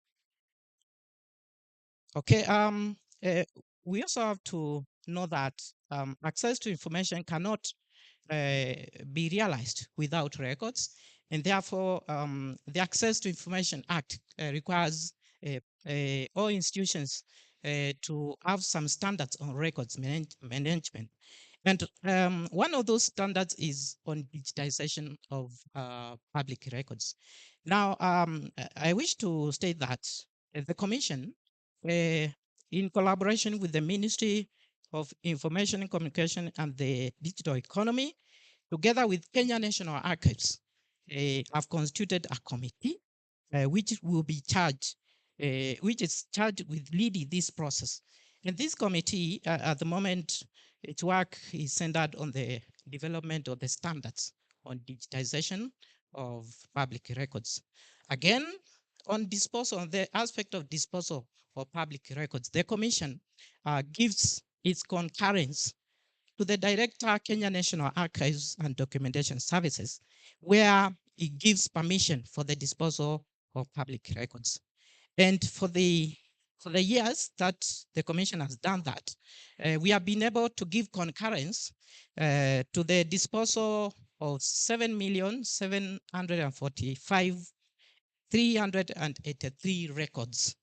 But we have also been able to withhold our concurrence to the disposal of 338,577 records. And this is basically on the aspect of access to information. For instance, those records which may elicit a request for information in future. So, ladies and gentlemen, it has not been easy for the commissioner. Again, there have been several challenges on the implementation of the law. Some of the challenges include inadequate resources to support the functions of the access to information. There's also the challenge of absence of the regulations, I think, which will be overcome soon. There's also the general lack of awareness of the law by public entities and relevant private bodies, as well as the citizens. And then, and this calls for that the collaboration between us and civil society in terms of creating awareness on the law. There is also the challenge of on poor records management and also the culture of secrecy. So these are some of the challenges which you have noted, of course, which we have, the commission has also devised some measures in response to that, including the development of the national policy on access to information, which will largely be able to respond to some of these challenges. I also wish to state that there's also a challenge on the issue of whistleblowers protection. You find that the Access to Information Act simply brings a small element of protection of public interest disclosures within employment. And therefore, it leaves a huge gap in terms of the protection of whistleblowers in Kenya. But I'm happy to report that next week we will be having an engagement with the National Assembly Justice and Legal Affairs Committee. And one of the discussion which we'll have is on the national policy, but also on the whistleblowers protection bill. Thank you so much. And because of that, thank you, Nzioka. I didn't interrupt because I think this is a very important commission in the life of media and civil society. One way of knowing whether the Commission on Administrative Justice is effective is if you know its chair. How many people know the chair of the Commission on Administrative Justice? Nzioka, angalia huko. Yeah, so basically, thank you for those important remarks. I just want to perhaps add that when you retire, go and check information about these edible oils and whether they are edible. And recently, Bonanzoka, the Inspector General of Police, wrote a public statement and said nobody died during the demonstrations. What is the position of the commission when public officers lie or give us wrong information, especially when they hold very important senior offices like that? I just wanted to leave you with that. I don't want to go into the summary of the discussion, but I think the commission is on the right track, and media and civil society have a chance to engage and discuss very seriously with the commission. I want to shift gears very quickly and welcome the next speaker. I'm happy that somebody joined that table. I was very worried that the government was left alone. At some moment, I was like, Janak, what have you done to our government? Why is the media doesn't want to sit close to the duty bearer, the people who matter? And allow me to welcome Christine Nguku, a name that those of us who have been around like Janak know, who is representing the Media Council of Kenya. The Media Council of Kenya, as you all know, is a regulator in the media sector, and sometimes they have a hammer. And so we would like to hear from Christine, especially in these dicey times when media is feeling a lot of pressure. Karibu sana, Madam Christine. Can we clap for her?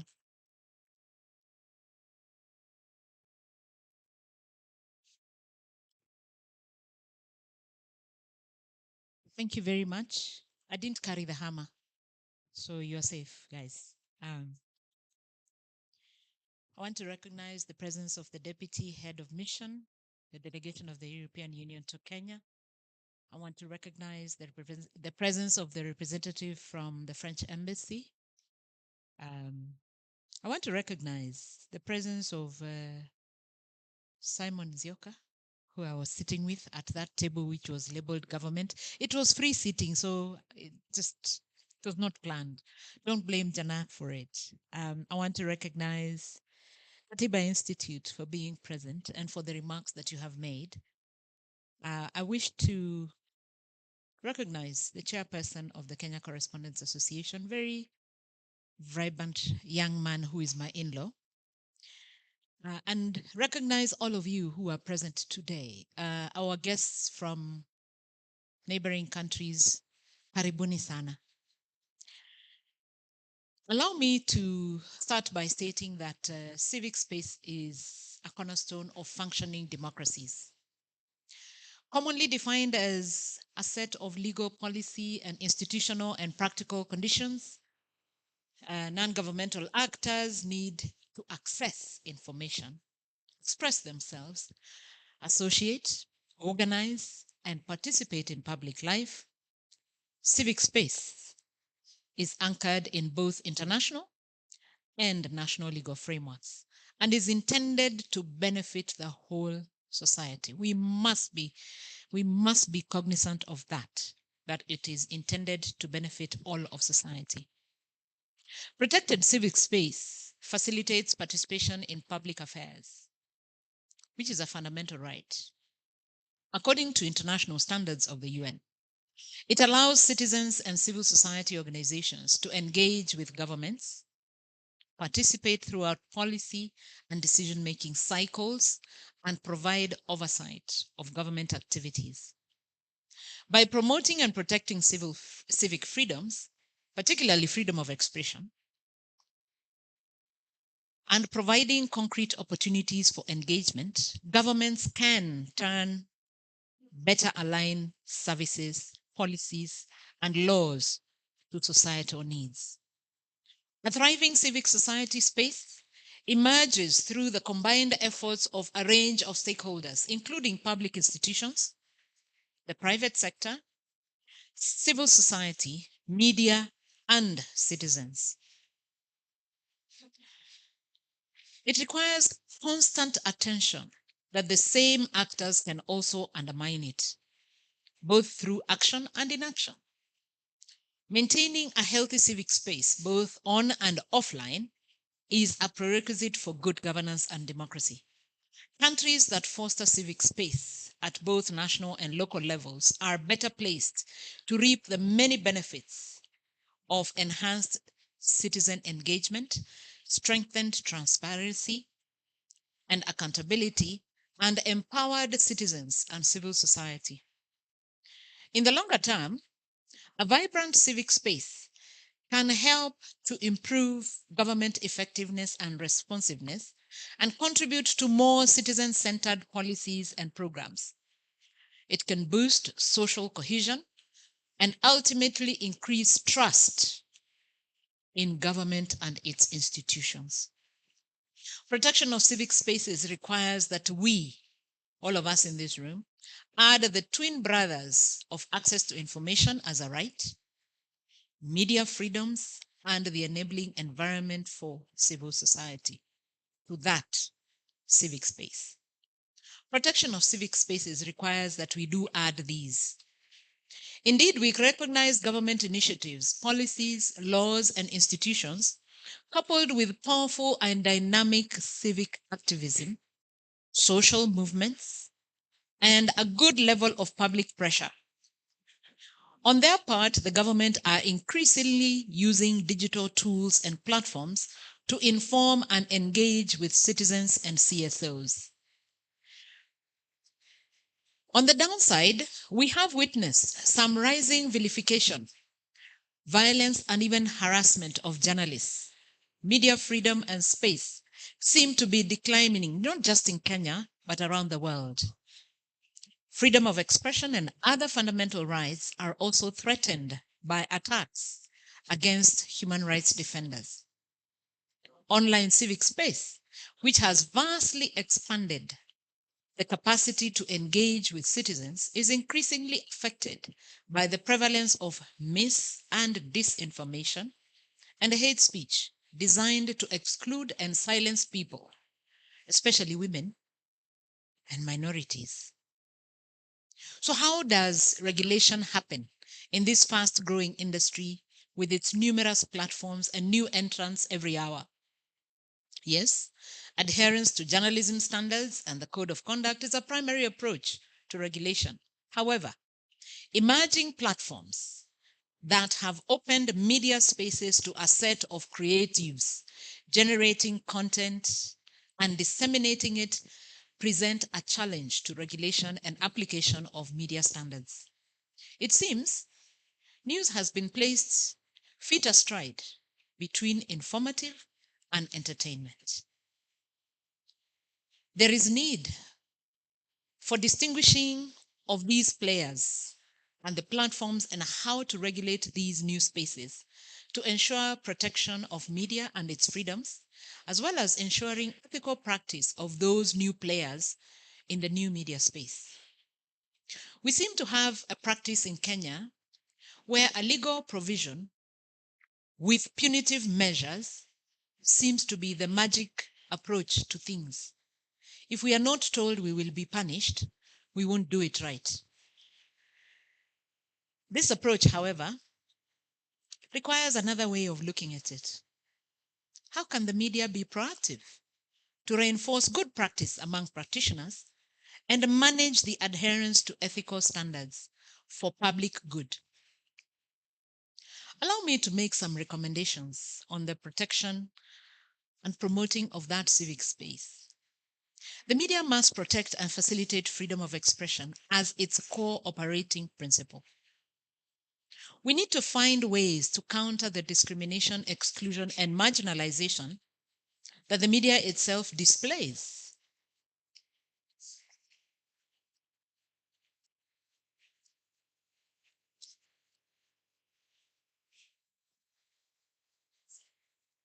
Welcome, Honorable Nyakabi.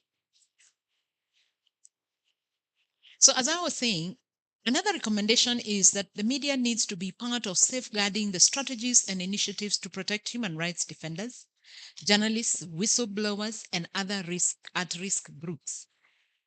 We need to find ways to counter the discrimination and exclusion and marginalization that the media itself sometimes displays on certain groups and hinders equal participation in those public spaces that we are in charge of. It is important for us as the media to foster a public interest information ecosystem that protects independent media and promotes access to information. We need to be part of protecting online civic spaces, including by countering content defined as hate speech and misinformation and disinformation from media platforms.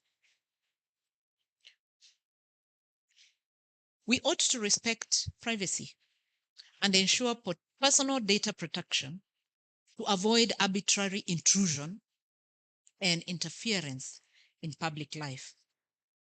My last recommendation would be for us to look at a systematic endeavor to protect and promote civic space as a precondition for citizens and stakeholders to engage in public decision-making to foster more open, transparent, and accountable governance, especially of media and its practice. As I conclude, there is need for the media to adopt some comprehensive approaches to protect civic spaces that are coordinated across public and private institutions. Perhaps we could benefit from the findings of the study referred to by Katiba Institute when Patricia spoke. And it may be that we need to do a review of the manner in which the legal frameworks that exist in our country govern civic space are implemented at the national level, at the county level, and as part of reinforcing our democracy. Close monitoring of civic space using disaggregated data to understand emerging challenges and gaps, and cross-government efforts to identify and reverse negative trends would be beneficial. Even in mature democracies, with a strong commitment to civic participation and positive international standing in relation to civic space protection, sustained effort is needed to maintain high standards. I want to wish you productive deliberation that will have some action points to kickstart 2024. I thank you for your attention.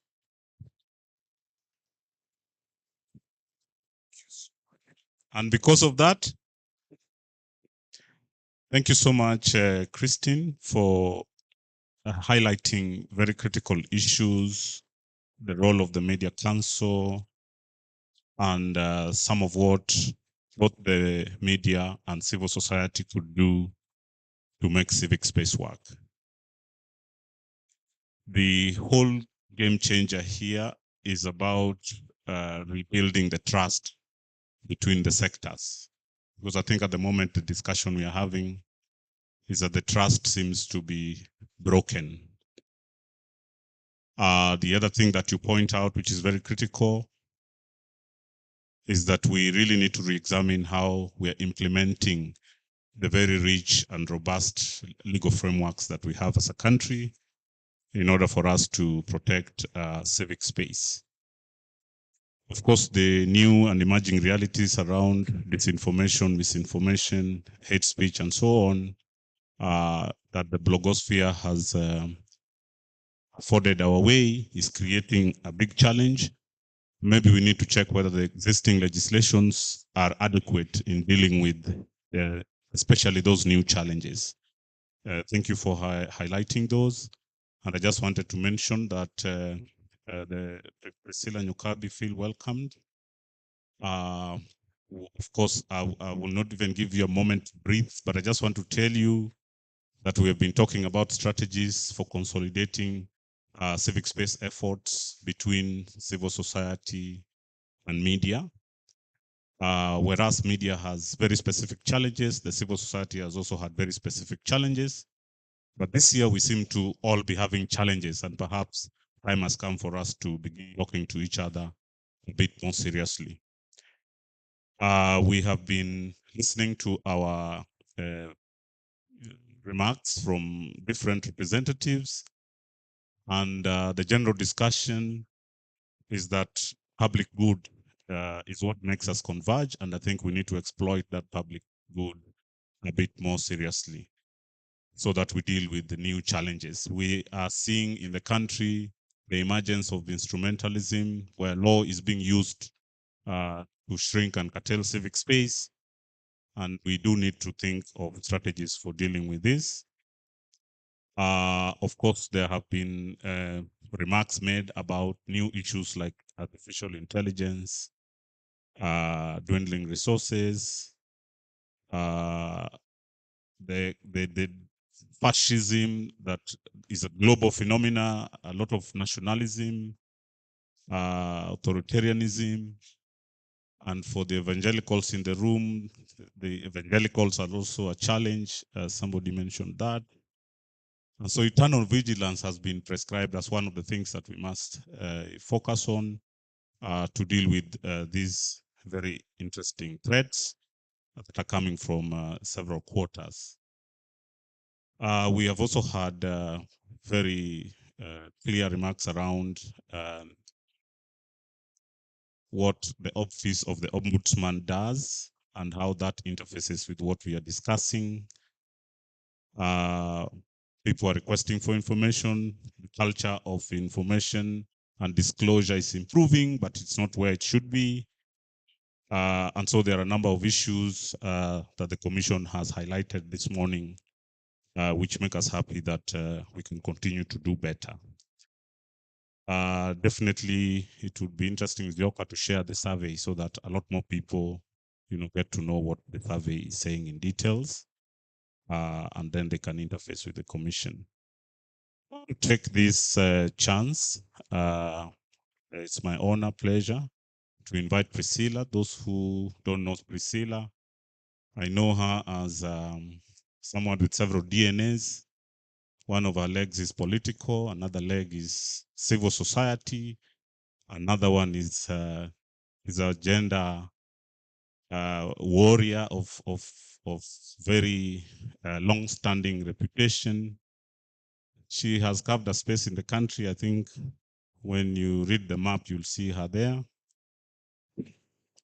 And I don't want to say many more because I think there are many, accolades that she holds. She's been in our parliament where they make laws and they also destroy laws. She'll be talking to us a bit about some of those experiences. But I would like to invite Priscilla, who is now at the Center for Multi-Party Democracy, the political class that gives us all the problems we are discussing, to come and speak to us. And then she will have the honor of inviting the Deputy Head of Mission, who is going to make remarks to the conference. So Priscilla, let's put our hands together for Priscilla so that she speaks to us. Thank you very much. Good morning, everyone. Good morning. I'm really happy to be here and happy to find many, many friends and many, many people that I worked with for a long, long, long time. And so really, really a joyful morning for me. Actually, one of the things the civil society people never learn is protocol. Even when we go to government and parliament, we never know protocol. But let me try here. William Janak, the host today and the chairperson of Kenya Correspondents Association, fellow invited guests and speakers, Winnie Masai from the Civic Freedoms, Christine Guku, who I found speaking, Christine I know from the Media Council of Kenya, TI Kenya, I saw also Katiba Institute and the Commission on Administrative Justice, and Zioka. And Zioka was also my staff at Kituo cha Sheria, so happy to see you here.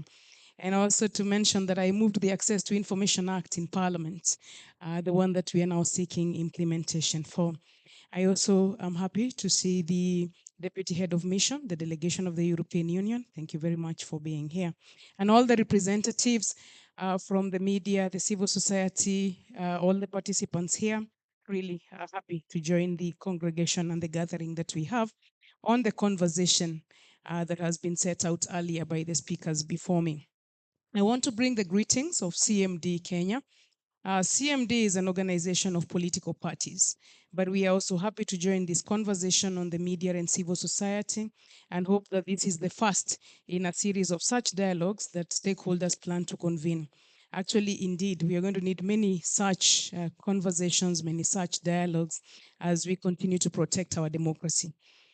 On the theme for this conference, the role of media and the civil society in the protection of civic space, which is connected to many vital outcomes, we are happy that the conversation comes in just at the end of 2023, and so therefore can dominate the rest of the work that we do in 2024 and 2025.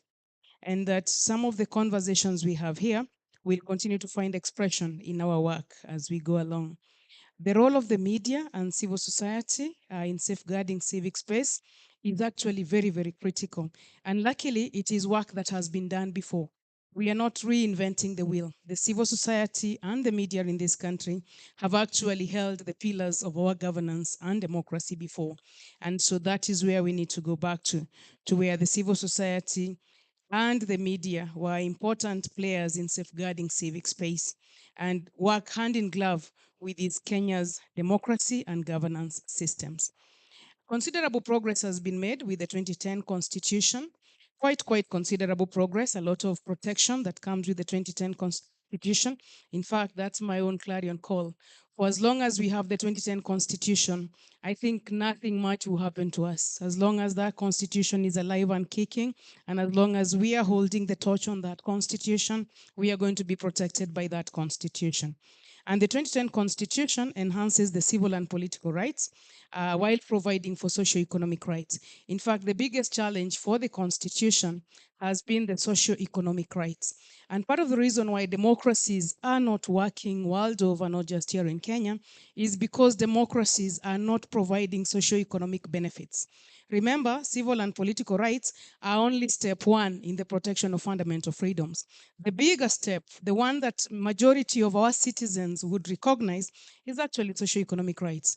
The right to health, the right to education, the right to water, the right to housing, the right to food and food security, and also the right to social protection. Those are the rights that we all need to be working on very actively so that our citizens then understand what rights mean. In fact, speaking here to civil society partners, you do know that when we do the treaty body reporting, one of the questions we have is, hizi rights munaendeanga New York ni gani? Hizi rights zenye ziko Banjul in Gambia ni gani? Hizi rights ziko Addis Ababa ni gani? Na hapa rights haziko. So what we actually need to focus on very actively is making sure that these rights are applicable here, are applicable near us. We are participating in budget processes. We are participating in representing our people on as far as socioeconomic rights are concerned. And because socioeconomic rights go hand in hand with civil and political rights. And that participation, in fact, part of my own frustration with the period that I have been a parliamentarian was the lack of active participation by civil society on things like budgets. I can see it now. I am in the county of Homa Bay. I'm actually the senior advisor to Governor Gladys Wanga, and I don't see that robust participation. In fact, in Homa Bay, I was happy when the SDGs uh, in CMD, SDGs are also a big part of our work. So one time when CMD was recognized for the SDGs work, the other group recognized was the Homa Bay Paralegals. And I was very happy about that. But now when I'm on the ground, I don't see the Homa Bay Paralegals actively pursuing budgetary interventions. And that really needs to be something that we do actively every year. Budgets at national level, budgets at county level. In fact, our country responds to only one critical policy statement, the budget. I think that that's the only thing we now do. The annual budget is just really where all of our issues should be, including the issues that we advocate for. Despite the optimism that the citizens had in the 2010 constitution that it would elevate authority of the citizens and the systems that continue to govern them, unfortunately, it was hijacked by elite actors, limiting effective participation of many citizens. These actors at times have sought to entrench their influence by interfering with democratic processes, manipulating policies and regulations, and I think including what the MC was telling me, laws, and exerting pressure on governments and oversight institutions, engaging in corruption and suppressing public criticism. So the role of public participation in dealing with all of these issues that the elite actors have brought onto our governance systems. In fact, the story of the Constitution is a good document delivered and then quickly, I think, stolen by the stepmother. The real mother delivered the Constitution, and then the Constitution went to be brought up by the person who did not even believe in the Constitution in the first place. But when it passed, the real mothers were left behind, and a new mother came up. So our place is still in that Constitution of Kenya 2010. And I have found a lot of solace in public participation. Luckily, the judiciary has time and again, authority after authority, decision after decision, reinforced the place of public participation. In Homa Bay, we have developed a very robust public participation bill and are hoping that many other counties can do that and the national level can also do that public participation. In fact, counties are going to have to move ahead of the national level participation. But even as we speak here, a legal framework on public participation continues to be an important gap that we should deal with. Ladies and gentlemen, such convenings provide opportunity for civil society, media, political parties, state and non-state actors in general to express their commitment to addressing bad governance practices, especially impunity that remains pervasive across all economic sectors. Moreover, the commitment should also be focused on ensuring that key oversight institutions are not weakened and are not under-resourced. Remember, we've discussed that point of budget, and we need to be very careful now with our judiciary. It is the remaining bastion for our rights, the remaining bastions for our protection, ensuring that the judiciary and other oversight bodies are protected and are resourced is very, very critical for us as civil society partners. All the oversight bodies. In fact, you do know that the commissions have been weakened by under-resourcing, and I served at the National Gender and Equality Commission. It is not possible for commissions, including now the administrative justice, to do the work they do for as long as they have no resources. And what the Exchequer has done is make sure that those commissions only have salary and not a shilling for programs. So that makes the work very, very difficult. So ensuring that resources are available to those oversight institutions is very, very critical. And those oversight institutions have their space in our constitutional framework, but also in our protection of rights. The civic space and the freedoms, including press freedom, are shrinking with increased attacks on civil society and media, infringement on the rights of citizens, association and assembly, and lack of commitment to implement enabling legislation to guarantee these rights. The media has occasionally suffered harassment from government authorities at both national and county levels.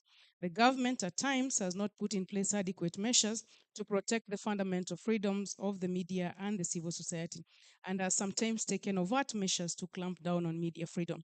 There's a new bill on media freedom. I hope that the media players are really, really watching that law with a tooth comb and analyzing every clause for what it means. But making sure that the laws that we have do not take back or do not claw back on the constitutional rights that we have. And civic advocacy to promote human rights and civil society organizations, religious. Again, these networks, and I like that today we have the media and the civil society, but we need to bring onto our fold the religious institutions, the academia, the independent constitutional commissions, and create a relationship between government and civil society that then is beneficial and helps to propel our country and our democracy forward. The civil society organizations need to reach out to other critical sectors, including the private sector as well. And all of these sectors, luckily, when freedoms are threatened, the freedoms are threatened for everyone, including those other sectors. So now that the freedoms are threatened, I think it is important that we all forge alliances to protect the sectors that are important and to have all the sectors working together. Civil society is fractured and has difficulty coalescing around issues and maintaining momentum around reforms. There are also reports that the government has exerted undue influence over civil society organizations considered overly critical. So the questions now around momentum and reforms, and the question of coalescing around issues. We haven't had the coalition of NGOs as we had in the past. Maybe this is the time for the coalition of NGOs to come out and coalesce around critical national issues. And that would also mean that when the government is on a critical national issue, which is positive, then we join the government, like environmental change and climate change. If the government is doing the right thing on climate change, it does mean that we need to support the government on that climate change. And I have myself loved a relationship with government that is open and robust. Does not mean you're cheering squad for government. It means when the government is wrong, you say as much, and when the government is right, you say as much and support where the government is right. But coalescing around critical national issues is important for the civil society. Strengthening the independence of the media and the civil society and securing the civic space will remain integral to improved accountability and democratic development of our country. And I'm happy that these sort of strengthening forums will also lead to conversations around funding, because one of the ways in which the civil society has been frozen is to freeze the funding that comes to the civil society. I think that we need conversations with our development partners. It's all very well to support government, including the county governments, but it's also extremely critical to support not only the supply side, but also the demand side. You have to fund both sides, fund both the supply and demand side, so that the governance and so that the development that we are pursuing is then wholesome. Citizen power to advocate for governance reforms is critical, but many citizens feel that leaders do not adequately take their views into account, leading to decreased citizen engagement. At my time in civil society, we used to say government adopts a 3 I's approach: invite, inform, ignore. So that 3 I's approach, I think, is still the one that is applied to us. But increasingly, it is possible to find interventions that the government cannot ignore. It is also increasingly possible to find interventions that do not apply to the 3 I's principle: invite, inform, but also avoid the last one of being ignored. But it is important that our engagements then allow that part to be done. And also that our voices are always on the table. I haven't had much of civil society voices on the national dialogue. Even where the dialogue is not clear where it's going, let our voices be there. Sometimes it is those voices that even show the way of where that dialogue and that report should go. Data suggests that many Kenyans feel that no fundamental transformation has taken place to the political climate despite years of incremental policy and governance systems reform. And I'm sure we are part of those Kenyans who feel that no transformation has happened. Transformation will happen when we all pull our weight and we refuse to give up, even when we are invited to give up. We have to refuse to give up. Women and youth, who are majority and cross-cut the marginalized and minority groups, continue to be excluded from decision making and face societal barriers that prevent them from achieving their full potential voices. we really must have the voices of the women and youth, persons with disability, and all the marginalized and vulnerable groups in our communities. All the minorities have to be represented. And sadly, with our Constitution of Kenya 2010, in the interpretation of minorities, poverty is not one of the areas that is focused on. So the poor also need to be represented as a vulnerable, as a marginalized group that needs to be looked out for. And above all, Kenyans aspire for a better path towards a future that is inclusive of all the voices, including adolescent girls, including all the marginalized groups, and we really must pursue that effort at inclusivity while fighting corruption and ensuring that our oversight institutions are resourced and are working and are not suppressed. It is this manner of civic space that should be expanded, defended, and protected. And so this conference should deal with these issues of inclusion, the issues of expansion, the issues of defense, the issues of protection of the civic space. In conclusion, let me restate that we have the same legal framework we have always had. We have the Constitution of Kenya 2010. Implementation of the Public Benefit Organization Act is still pending. But even despite that, the legal framework we have is the one that we have always had. So let us use the legal framework we have to champion, to push, and to protect the civic space without relenting, and to call out any attempts at clawing back on the civic space. Civic space, democratic space is all that we have. And I'm particularly happy myself that our president wants to be Kibaki. Kibaki was two things. Kibaki was the economy, Kibaki was democratic space. We had the best democratic space in the Kibaki administration. So our president, William Ruto, if he wants to be a Mr. Kibaki, then there's no other way. He has to deal with the economy and he has to allow democratic and civic space. Civic space for us to dance and enjoy and have deliberations like the ones we are going to have today. Welcome, and I hope that all of us have really, really robust discussions. Asanteni sana, shukran. I'll compose a song next time to sing for you. But for now, may civic space be protected.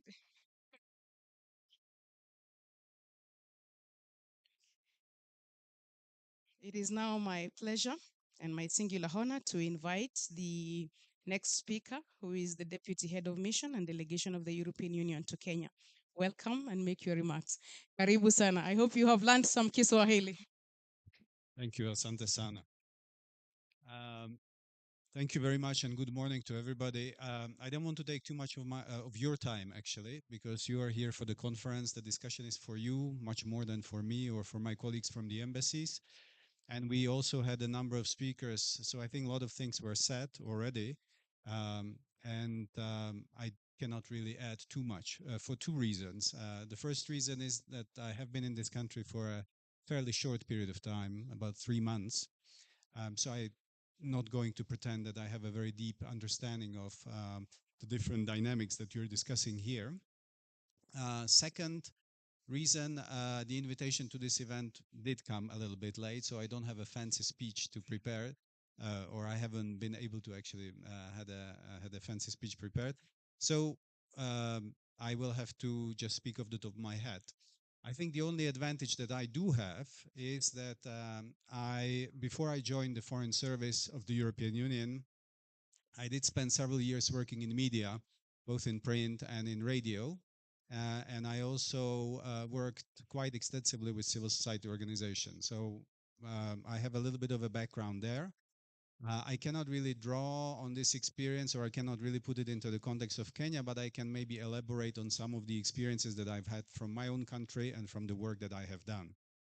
On the media, well, first of all, I think for me, the answer to the question that you are discussing here is, as the previous speaker said, both media and civil society organizations play a key role in supporting democracy, in advancing development in the country, in ensuring that things are moving in the right direction. I think Kenya has now celebrated 60 years of independence, and by far, from my very superficial understanding, the direction has been right. I think a lot of countries look at you with admiration. A lot of countries look at you as a model that they can follow, both in terms of democracy, economic development, and sort of social cohesion, if you like.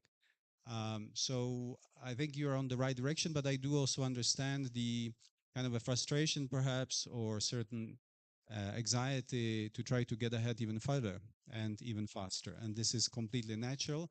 And I think both media and civil society play a key role in stimulating that move forward. Now, for the media, I think 3 points that I just want to stress is number one is independence. I kind of worked in a country, my own country is Czech Republic. And so when I joined the media, I joined at the time when our political system has changed tremendously. We have gone from authoritarian system to development of democracy. These things don't happen overnight. Indeed, it's a very slow process of ups and downs. But it's an important process where you are hopefully moving towards the right decision rather than taking the straight cut and reaching the wrong decision. So in that context, our media at that point were very much dominated by the state. There was really no history of editorial independence, no history of critical reporting, of investigative journalism, none of those things. And indeed, on top of that, I think everybody understood that the country was moving in the right direction. And so nobody really wanted to write critical things when some of the things were not right. So there was a certain degree of self-censorship, which of course to a certain extent could be also used by some of the politicians. Now, I must tell you that after 25 years, this has changed completely. And you no longer come across the situations where the politicians would be, saying to the media, "You cannot ask me this question. You need to ask me another question." Now the politicians understand they need media, and media need politicians. So it's a symbiosis to a certain extent, and you need to figure out what kind of relationship you can have. But I think the independence is extremely important. It's the media that need to ask the tough questions. In fact, when I joined my first newspaper, I think I was told, "Do not believe anything you hear and only half of what you see." So, and that to a certain extent was the motto that the journalists were supposed to follow. The motto that they have to ask the questions, they have to be tough, and they cannot do job half done. I'm sure in Kenya this is not a problem because you have a very dynamic media scene, and I understand the journalists are very good, but I would like to make that point. Second one, I think, is the editorial credibility. There again, I think that the basic rule is you cannot run a story unless you have 3 different sources of information. And credibility is not, again, something that you acquire overnight. This is something that has to be developed over a certain period of time. But only credibility ensures that you are going to be listened to and you are going to be able to influence developments in your country and the public opinion in the way you want to and you should. And I think that the last one is the editorial responsibility. The things that you put into the newspaper or into your radio shows or TV shows or online, I mean, you have to stand behind them, and you have to be willing to go to court if you're being accused of misinformation or anything else. There is a lot of responsibility, obviously, for editors at that point. And it's important to understand that the media are not against the government. They are there to provide feedback and to correct. But I think everybody's trying to move in the right direction. Everybody's trying to get the country ahead. Now, on the civil society, I mean, I think somebody said that civil society media is part of civil society. I don't really see it like that. I think these are different groups with different roles, but they do sometimes come together. Yesterday, I was in an event on FGM, which is taking place in the context of the 16 days of activism to stop gender-based violence. And in that context, one of the civil society organizations actually spoke about media and about the incredibly important role that media play in addressing this very cruel practice and in trying to change the situation and trying to eliminate FGM in Kenya. So There are certainly areas where the two come together, but I think there are different kettle of fish, I think is the expression. Um, on civil society, of course, we have one is kind of the more on the service delivery. So in my country or in Europe, very often you have civil society which is partnering with government, with authorities on addressing social issues, social services, very often delivering them in much better quality than the state could and also cheaper. But then, of course, you have the other part of the civil society, which is more around advocacy or policy issues. And I think those are the ones that we are talking about here. And that's where I could see certainly opportunities for development of partnership between media and civil society, or perhaps working in parallel on a similar issue. Now, for the EU, from our perspective here in this country, we have a very large development program here, and we work in many different areas. And one of those, of course, is sort of governance, anti-corruption, civil society support, and to an extent also media. We don't have a particular media program, and I think we had this discussion at the beginning. My impression is that it's not really needed in Kenya because we would be a very small player. But we have done some kind of sort of training or capacity courses for journalists to promote, I think, these three principles that I listed at the beginning.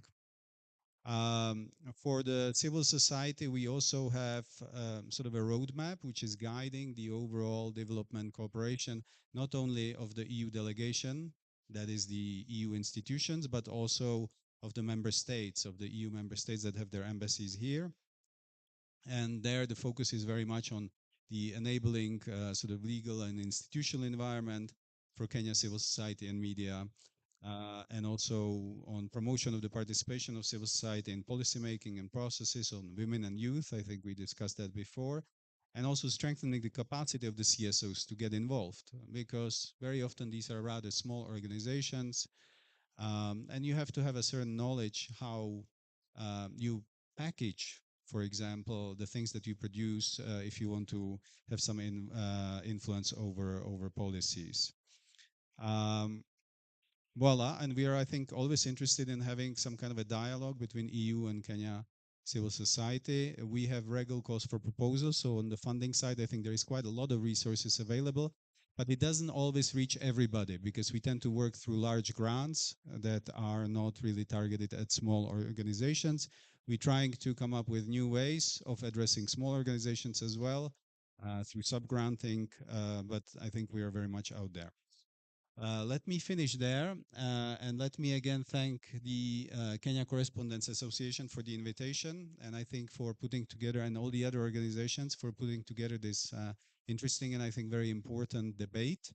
And I, of course, look very much forward to the outcomes and also to identifying the opportunities where the EU can get involved. Thank you very much.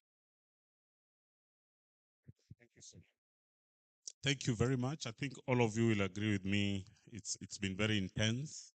Time wasn't on our side, but we've tried our level best. Thanks, Ambassador, for sharing those remarks, and Priscilla. Before I announce what we want to do next, I just want to say a few things. In the afternoon, once we do tea, we are going to have panel discussions that are going to delve a little bit deeper. And I know Priscilla is one of the is on one of the panels. So I want to suggest that those who have issues and interventions would perhaps interrogate her further.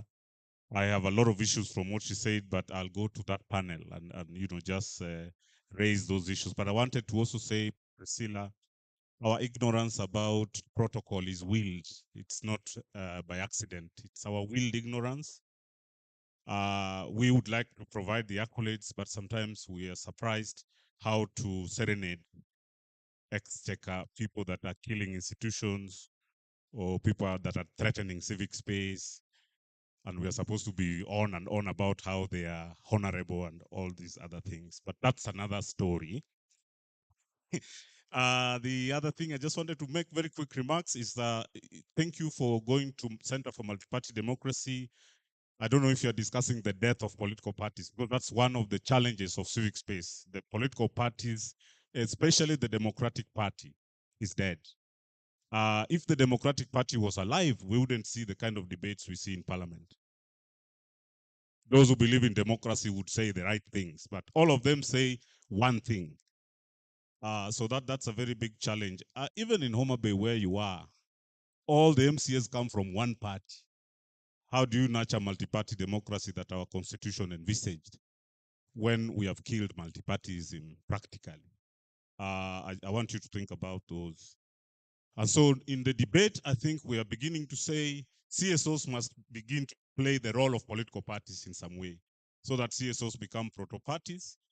But media must also become CSOs in some way so that media becomes quasi CSOs so that you begin to ask the questions.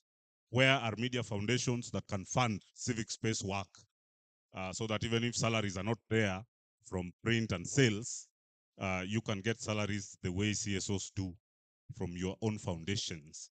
And so it's a discussion we need to have so that we link these three things and we begin to ask each other, several questions. I like your views about the budget, that the budget is a nice place to do advocacy. But the budget has been taken over by the supplementary budget. So the discussions we do are merely discussions. And then they go and do supplementary budgets and rubbish everything we discussed in the main budget. So it becomes like a vicious cycle because in the supplementary budget, they do their things. They don't do our things. Yeah, so we'll engage in those discussions as we go forward. So I just want to thank everyone for the conversations, and Ambassador, thanks for the points and the issues around our editorial credibility, responsibility, and independence. I think these are very critical discussions for the Kenyan media that we constantly need to do. And the challenge for media is the monopolies in the media, because we here in our context, we have media monopolies. They are as big as Coca-Cola, but they say they are broke. So it's a very difficult conversation to have. They own all media, cross media ownership. They're in print, they're in radio, they're in TV, but it's one person. So they send one journalist to go collect one story for the three channels. So they give us nothing called variety, and we are supposed to be having media pluralism. So these are debates that we are going to have.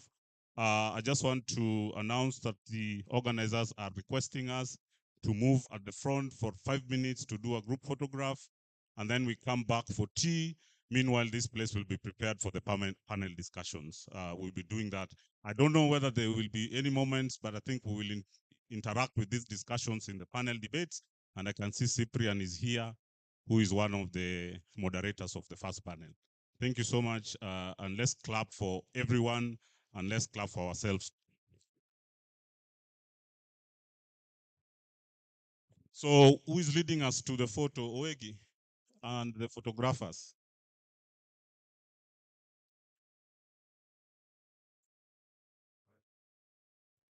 Where is the photo team? Where is this photo being taken? Somewhere at the front. Yeah, so let's do that for 5 minutes. Then we come to tea at the back, and then all of us resume so that we can have the first panel.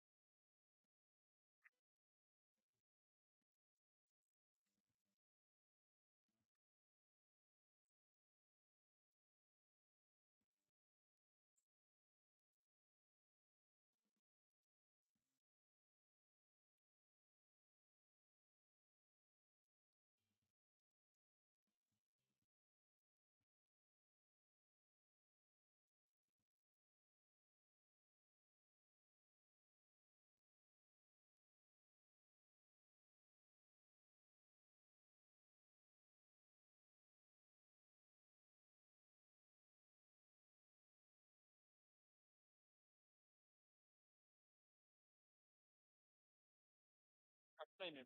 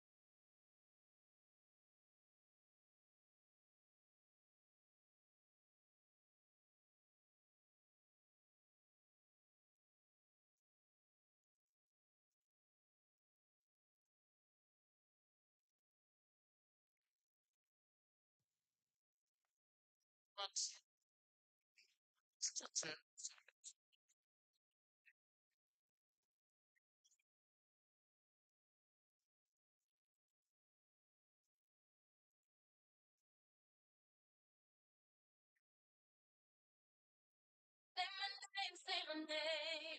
When it's around you, hey baby, I love you. Ain't running game. Say my name. You acting kinda shady. Keep calling me baby. Why the sudden change? Say my name. If no one is around you, say baby, I love you. If you ain't running game. Say my name. You acting kinda shady. Keep calling me baby. Better say my name. Other day, I would call, you would say, baby, how's your day? But today, it ain't the same. Every other word is a yeah, okay. Could it be that you are at the crib with another lady? If you took it there, first of all, let me say, I am not the one to sit around and be played. So prove yourself to me. Oh, let your brain. Why don't you say the things that you said to me yesterday? I know it's just a thing. Something's going down, that's the way it seems. Just raise away, take the straight. Nobody's holding you back from me. How you used to do? Were you saying everything to me times two? Why did you tell the truth? If somebody's there, then tell me who. Say my name, say my name. It's around you, baby. I love you. In one day, say my name, say my name. Find a shade. Calling me baby, change, taking more this way, I told you. You ain't my name. I think I'm ashamed. Keep on looking back. What is up with this? Tell the truth. Who you with? How would you like it if I came over with my clique? Try to change it now. See you gotta bounce when 2 seconds ago said you just got in the house. It's hard to believe that you are at home by yourself when I just heard the voice or the voice of someone else. Just this question, why do you feel you gotta lie? I'm caught up in your game. You cannot say my name.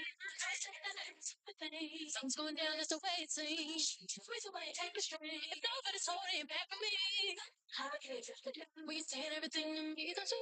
I teach you if somebody there, then tell me who.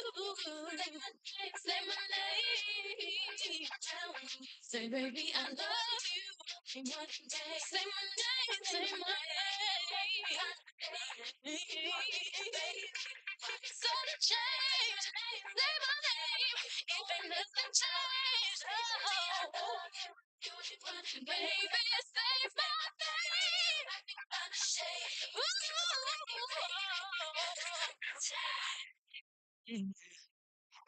Yeah, yeah, yeah, yeah, yeah. Yeah, yeah, yeah, yeah, yeah, yeah, yeah, yeah, yeah. All the girls. Yeah, yeah, yeah, yeah. Yeah, yeah, yeah, yeah, yeah. All ladies. Yeah, yeah, yeah, yeah. Yeah, yeah, yeah, yeah. All the girls. Yeah, yeah, yeah, yeah. Yeah, yeah, yeah, yeah, yeah, yeah, yeah. Bring it down. Oh.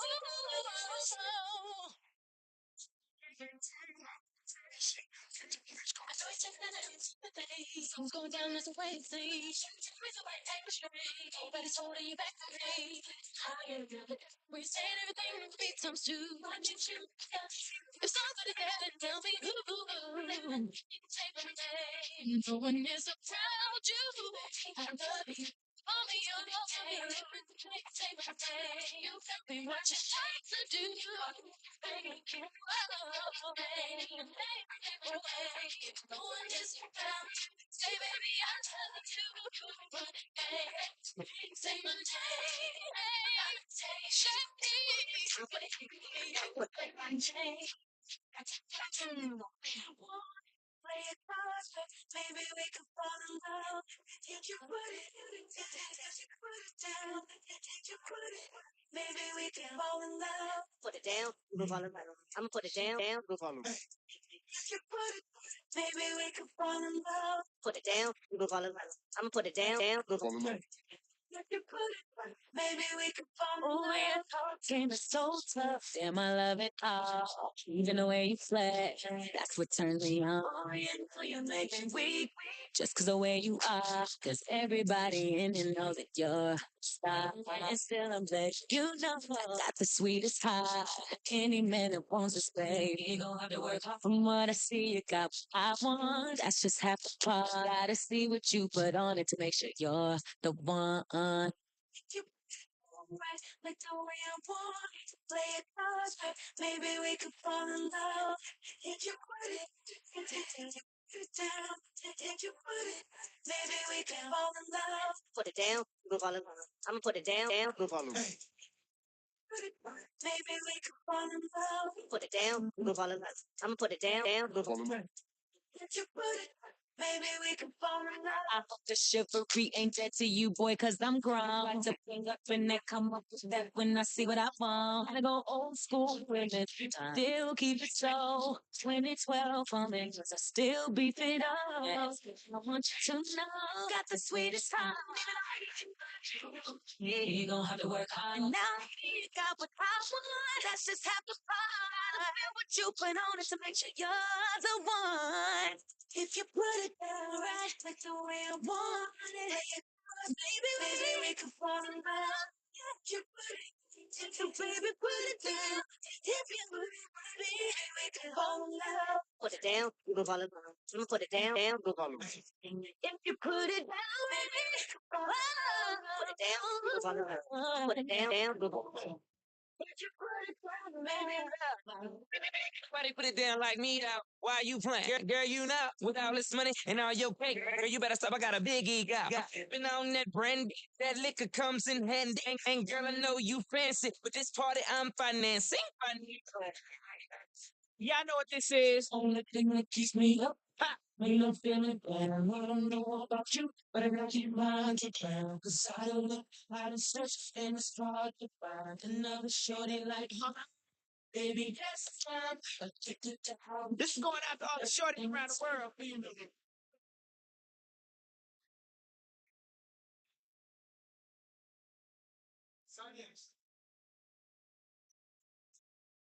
An empty street, empty house, a hole inside my heart. More alone, rooms are getting smaller. I wonder how, I wonder why, oh, what they are.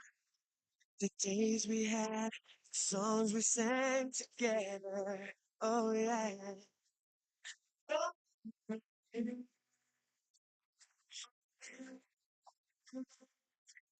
Reaching for seems so dark. So I say, my dreams will take me.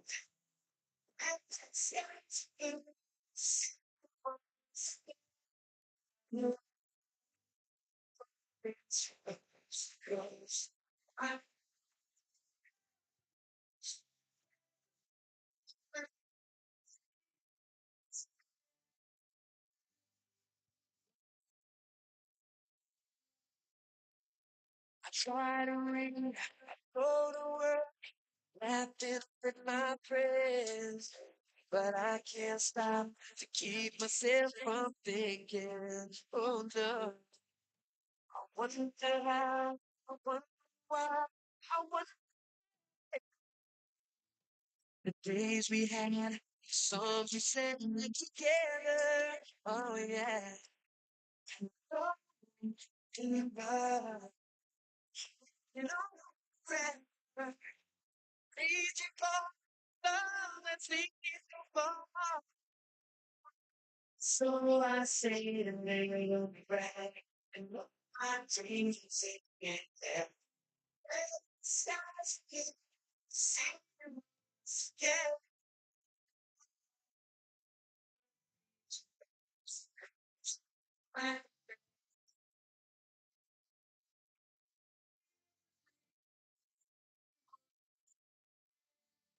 You hold me in my arms, promise you my love, tell you from my heart.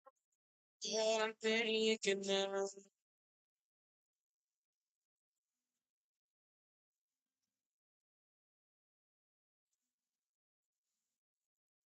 reach you for, seems so long.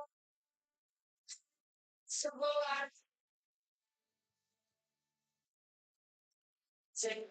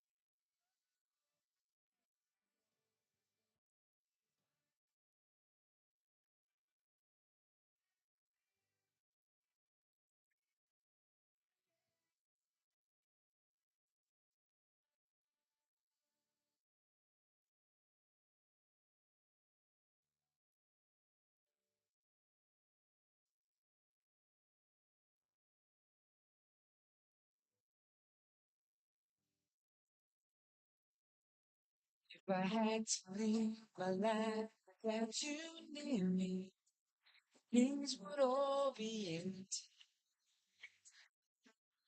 Nights would seem so long. With you, I see forever oh so clearly. Might have been in love before, but it never felt this strong. Our dreams are young and we both know it take us where we want to go. Hold me now, touch me now. I don't wanna live without you. Just wanna change my life for you. Wanna forget love I've never let go.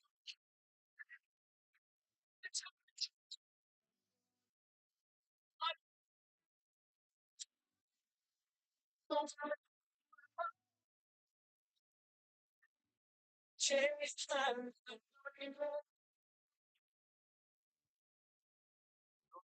Okay, it's not so easy.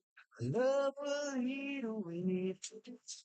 It's like guiding inside. How to live you if you should leave. You could have changed this. And just the way you are. No things that shame and thing.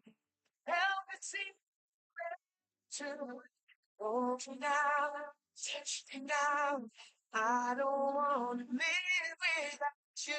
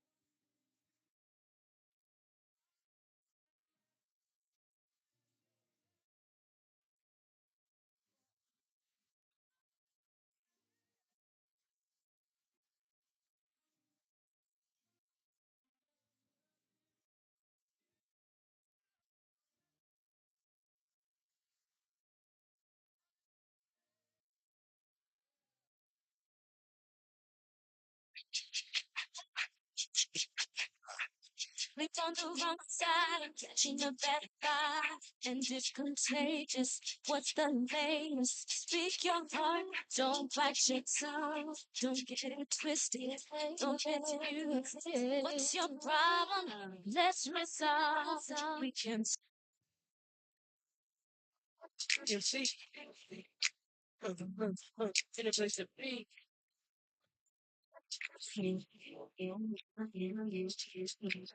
That you've been waiting for, been waiting to. In my imagination, I be all up on you. I know you got that people for me, 102. And boy, I know I feel the same out there, but just to you. If it's a camera up in here, then it's only you put it when I do. If it's a camera up in here, then I best like I just flip on you too. You too. Close up your on your mouth and brag about the secret rendezvous. I will hunt you down. Baby, I'll open my business like a winning interview. Baby, between you and I, touch my body. Your fault. It's how you know. You must touch my body. Me on touch me. How did touch my body? Let me run past. Hold my face. Taste. Touch my yeah,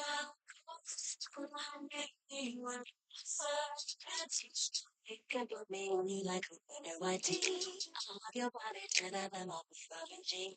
I want you to go past me like a tropical breeze. I'm blown away with you and like a Caribbean sea. It's a camera up in here and it's only you put it when I do. If it's a camera up in here, then I best like I just flip my two. Took you on your mouth and brag about the secret rendezvous. I will hunt you down. But baby, I'll open my business like a winning interview. Private between you and I.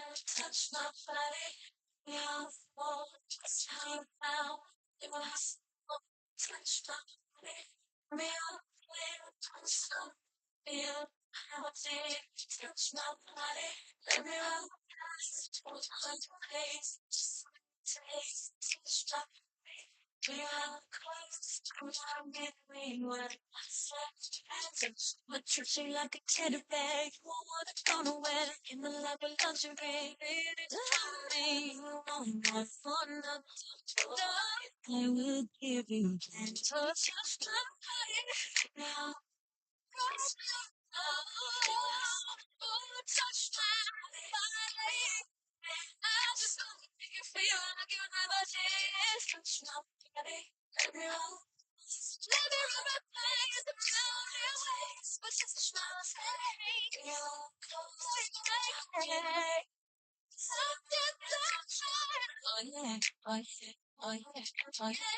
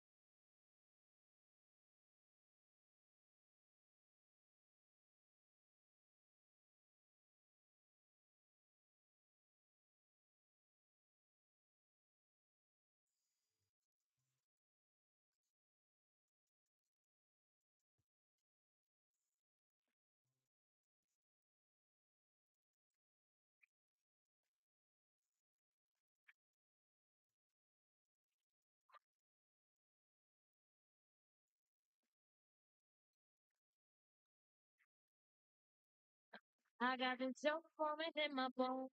There's deep to come from my soul. I can't breathe if he ever said. Get on my knees so they bloody see, I don't know if you get it yet.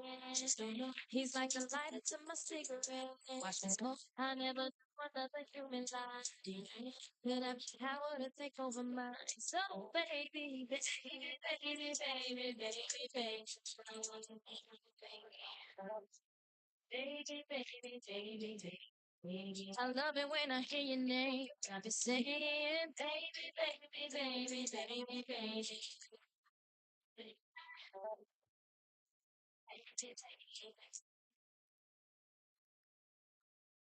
See, I can never feel alone with you. I give everything up for you. Think I'm almost ashamed how I'm mesmerized. Such a shame 'cause I lose my thought looking in your eyes. Because you just make my lips quiver. And that's it. And when you touch me, my whole body shivers. I can feel how I can see how I feel alive. That I lose power to take over my heart. You're my mind. Baby, baby, baby, baby. Baby, baby, baby. I love it when I hear your name. I'll be saying, baby, baby, baby, baby, baby. Baby, baby, baby. Baby, I can see my words. Living here on God's green earth. You don't know what you've done to me. I never thought I'd need you desperately. It's kinda sick how I'm stuck on you. But I don't care 'cause I'm needing you. And how I feel will remain the same. 'Cause you're my baby. Listen, and when the world talks stress me out, it's to you, boy, without a doubt. What keeps me sane and I can't complain. You're like the drug, you relieve my pain. You're like the blood flowing through my veins. Keeps me alive and feeding my brain. Now this is how another human life. You got the power to take over my heart, show my mind. Baby, baby, baby, baby. Baby, baby, baby, baby. I love it when I hear your name. I be saying, baby, baby, baby, baby, baby. Oh, baby,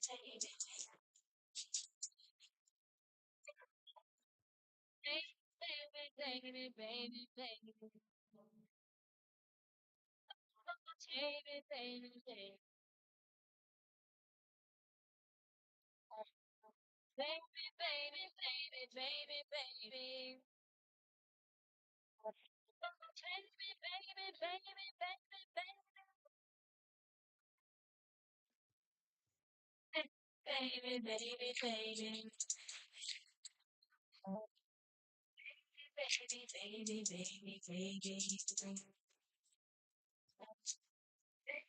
Baby, baby, baby, baby. Baby, baby, baby, baby, baby.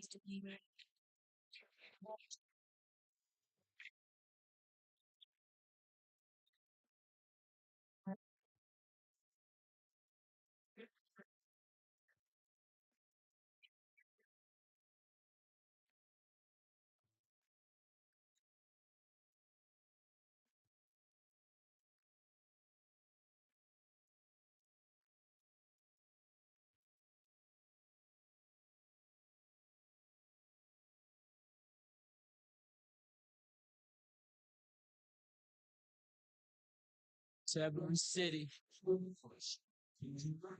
hood, and every block. Get on America. Over to the hood, just stop by and say, what's up? Let you know your baby boy ain't doing so tough. Even though the past going on for long years, still waking up late at night crying tears. Just thinking about those days you used to talk to me, smiling while I'm sipping on this Hennessy. Remember we brag on how rich we would be. To get up out this hood was like a fantasy. My songs already was fake. Oh, I can't believe my ears and what everybody's saying. Boy, I tell you, folks don't know the half. I would give it all up just to take one ride. Shoot, how I used to kick it on the front porch. Shoot, how I used to lay back and smoke weed. Shoot, all the little basement party joints we do. Now I'm just missing you. How I wish you stayed I could hold you now. I wish that I could touch you now. Instead, I could talk to you, be with you somehow. I miss know you're in a bad place. No, I can't see your face. Know you're smiling down on me, saying everything's okay. Everybody is slow. See you again someday.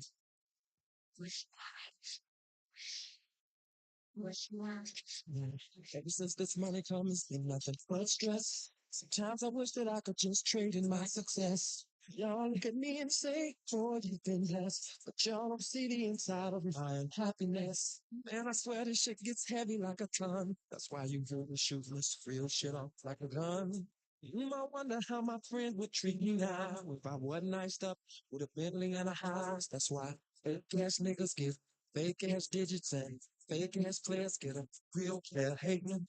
Honey, love goes platinum and your ass gone. But y'all don't wanna raise the roof until my shit is going down. So, I can't believe my ears and what everybody's saying. Boy, I tell you, folks don't know the path. I would give it all up just to take one ride. How I used to drink off in them tournaments. How I used to club hop on weekends. Family calls the morning of a tragic end. My condolences. I wish that I could hold you now.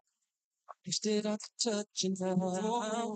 Wish that I could talk to you and be with you somehow. Oh, I know you're in a bad place. Oh, I can't see your face. You're smiling down on me and everything's okay.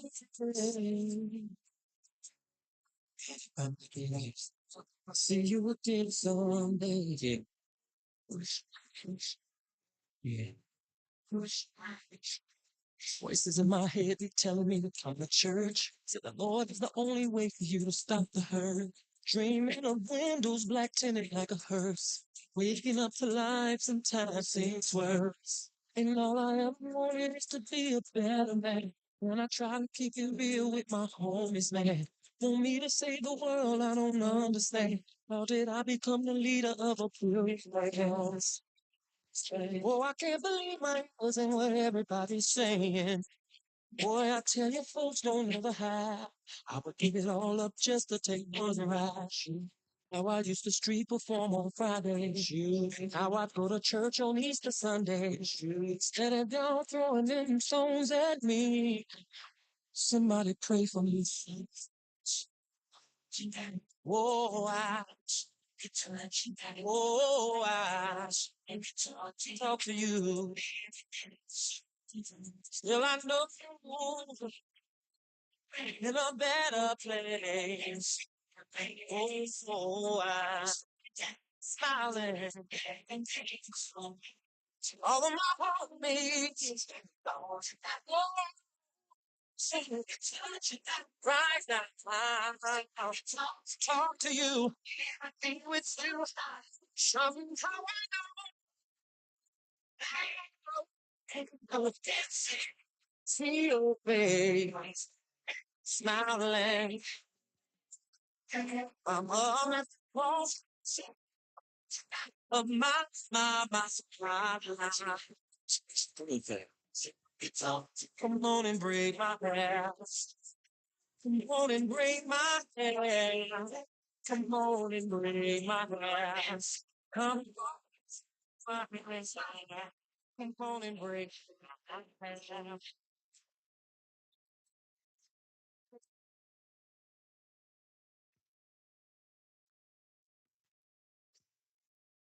So from heaven,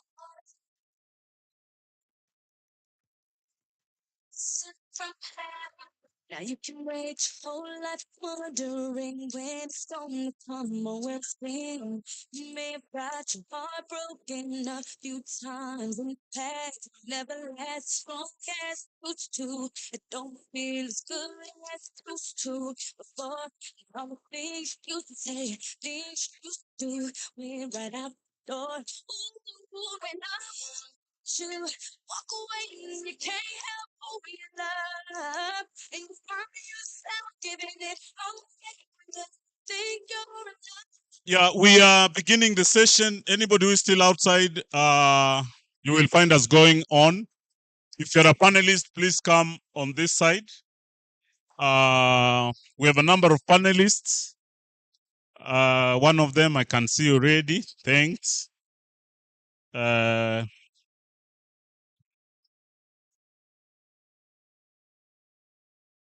Panelists, Mule Musau, I can see your chair here. The chair imeandikwa na it's very cozy. Let me warn you, cozy chair. We are looking for Churchill. Karibu bwana. Churchill's chair is here. Very warm.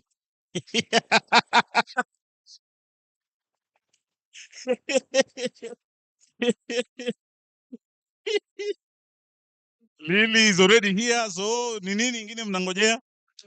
Cyprian, karibu. I'm told you have some 40 good minutes for this panel, so that we see how fast we.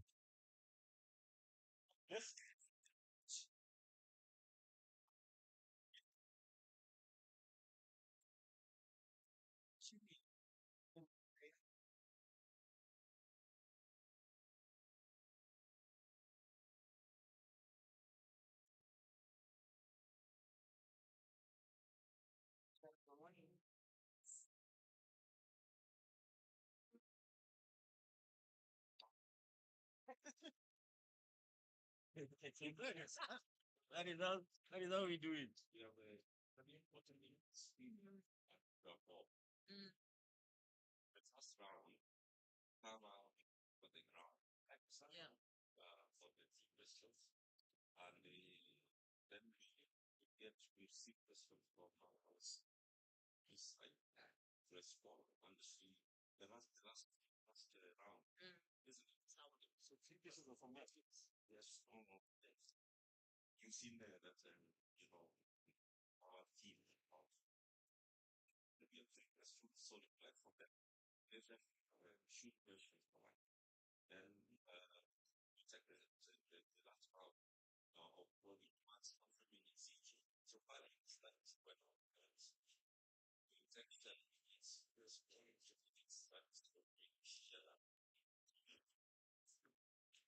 Uh, who knows where the Honorable Priscilla Nyokabi is?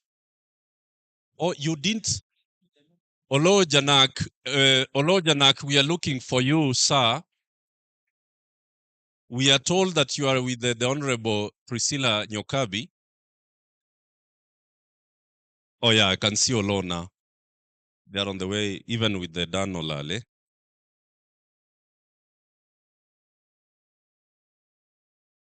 So, ladies and gentlemen,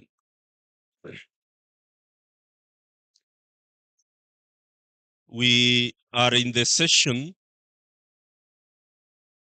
on overview of the civic space status and media freedom in Kenya.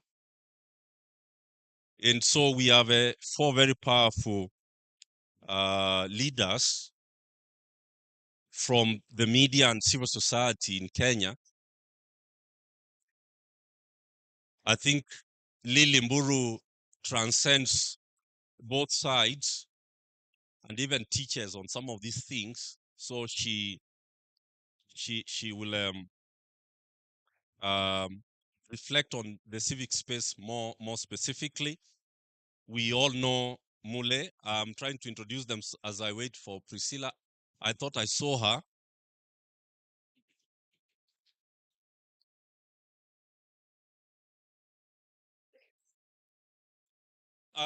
You are the ones who are stopping my panel. My panel is not happening because of you.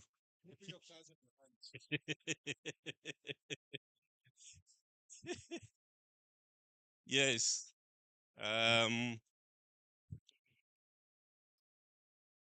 I have located the.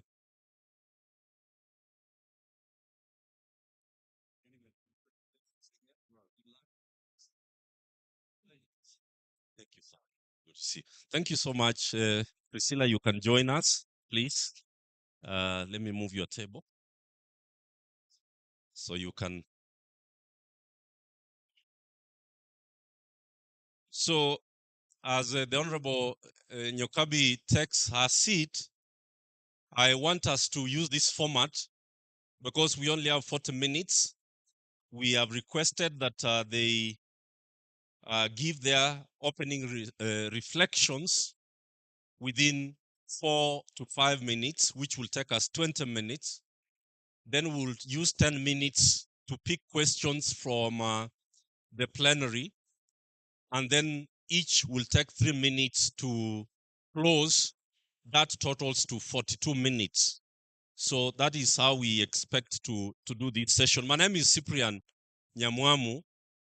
I stopped assuming that everybody knows me recently. Not everybody knows me. I am now comfortable with that reality because a lot of young, vibrant, excellent people have come into the space, and it is not their mistake that they were not here when we were more visible and more prominent. So I head the Future of Kenya Foundation, and I work with a lot of you in various spaces. So we have 3 questions for you, honorable panelists, which I want each of you to reflect on, more specifically from your sector. And we will start from Lily Mburu, and then we will get to the representative from the media council. No, not the media council, but all of us know Churchill Otieno, the executive director of East Africa Editors Society. And then Mule Mosau will come in. Mule is, of course, the national coordinator of ELOG. ELOG is the election observation group in Kenya, very established. We know him very well. Then we'll conclude with the Honorable Priscilla Nyokabi, my sister. She has, as Patrick Ochieng told us, she worked with us in the civil society, especially to establish, the BPO, the PBO Act. Then she went to Parliament, where she was very prominent, particularly getting us the Right to Information Act, among others. And she has been in the commissions and now is consulting and guiding political parties, but also in development and governance work across the county governments. Here are the 3 questions, ladies and gentlemen. Now, the first question is that it has been said that since the passage of the new constitution, that Kenya has been moving in the right direction as regards civic space and freedoms. Is it true that we are in the right direction or we are in the wrong direction? That's the first question. And I'm not a diplomat. I don't get paid to be diplomatic. So I had this morning, we were saying that, we are moving in the right direction. So Priscilla, I want you to confirm whether we are in the right direction or not. Churchill, that is what I want you to confirm. Are we moving in the right direction when it comes to the civic space and media freedom? How is civil society and the enjoyment of rights in this country with all this impunity and all? That's the first question. The second question that I request that you reflect on more specifically is civil society in Kenya living up to the expectation of the people of this country? And if it is not, what is the issue? And finally, is regarding the media, and we are asking this question: how should the media in the 21st century in Kenya, especially under the William Ruto administration, how should the media be operating so that we can secure the civic space? And how should the media then work with civil society in that mandate? Those are the 3 questions that I would love us to reflect on. I don't want to ask, I'll ask the political one later, but those should start us off. So we'll start from Lily. She'll take our 4 to 5 minutes, and then we'll go to Churchill, and then to Mule, and finally we go to Priscilla. Lily, start us off, please. Thank you so much. Okay, I hope you can hear me. Okay, perfect. Thank you, Cyprian, for the questions. I will begin with the first one around the new constitution and the gains. And my answer would be that it's a mixed bag. Of course, we've seen the expansion of democratic space that the constitution has provided. Both in terms of civic engagement, but also really the integration of the values of social justice, dignity into governance. So the whole architecture of governance really, we cannot underestimate the impact of the constitution as a terrain of struggle, and it continues to be a terrain of struggle. But at the same time, and then of course, with the emergence of independent oversight institutions, constitutional commissions, Priscilla mentioned earlier in the morning, and that's why I'm saying it's a mixed bag, because if you have independent commissions, and as she said, that are under-resourced, then it's a problem. When it comes to chapter 6 of the constitution and integrity, I think this is one of the areas that we've just really performed the worst. And in essence, this chapter has become almost like a suggestion, rather than a constitutional framework that is enforced, both, legally, institutionally, and even in terms of values. So it's a mixed bag. We've seen an erosion of various freedoms, media freedoms, the space for civil society has been shrinking, and this has been happening within the constitutional dispensation. So in that sense, really, it's a mixed bag. But the other thing that I would like to say is that we're seeing new phenomena with respect to closing civic space, and that relates to the neoliberalization of our economy. Yeah.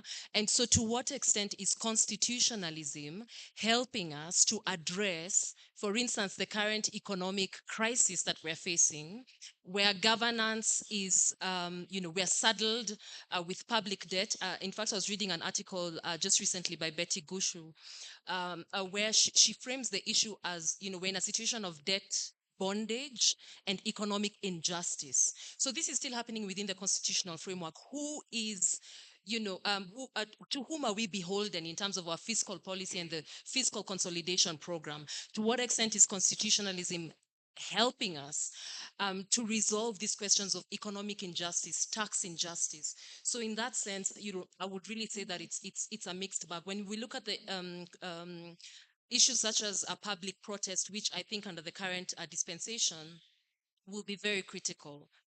One of the opportunities that we have as civil society and as media is that the public is, everyone is feeling the pinch of the economic, the crunch, the austerity. And so in a way, even particularly for CSOs that are working on governance, people understand we can really make very clearly the connections between the civil and political rights, governance and accountability, and the pinch that Kenyans are feeling, to the extent of the erosion of public services, basic things in terms of even the cost of acquiring an ID, the private, the wholesome privatization of services that is affecting access to education, health, social protection. People are feeling it, and so it gives us an opportunity as civil society to harness this moment. And I think for me, when it comes to the question of is civil society living up to the expectation of the people in Kenya? Again, I would say yes and no. Yes, I mean, it's good to recognize the work that is being done. And again, if I can relate this to the current economic crisis, groups such as Okoa Uchumi have been really doing a fantastic job in terms of really how they're monitoring public revenue, the debt crisis, campaigns, engaging citizens around these issues. And in fact, even recently, Okoa Uchumi declined to take part in one of the IMF review meetings on Kenya. Because they said that it has become a tick-boxing exercise, right? Or rather, ticking the box exercise. And so in that sense, it's really questioning the very premise, the very ideology behind the fiscal consolidation program that is saddling Kenyans with high taxes and with this burden. And that in this architecture, really, the debt is not even repayment of the debt. I mean, the taxes is to repay debt and not to improve services, right? So civil society is doing an important job in this area. I think what can be done better is, as was mentioned earlier in the day, coalescing around issues both within civil society but across different actors. And in this regard, one of the reflections that I've made since the last civil society summit that CSFF held last year is that the role of grassroots organizing and social movements is so important. And so we really have to build coalitions across mainstream civil society, social justice movements. When we talk about the cost of living crisis, the protests did not start with the political class mobilizing citizens. They started with the social justice centers in informal settlements, raising the alarm around the cost of living crisis, the debt situation. This was happening way before the elections. They're protesting around the privatization of water services because they're feeling the effects of this, the most. So I think what we can really do better is build these alliances, have a more ideological, a stronger ideological foundation to our organizing. And for me, the opportunity I see even from this conference in terms of collaboration between the civil society and the media is that what we absolutely have to do in this dispensation is that we need to be able to connect what is going on, because we are inundated with information, different crises from time to time.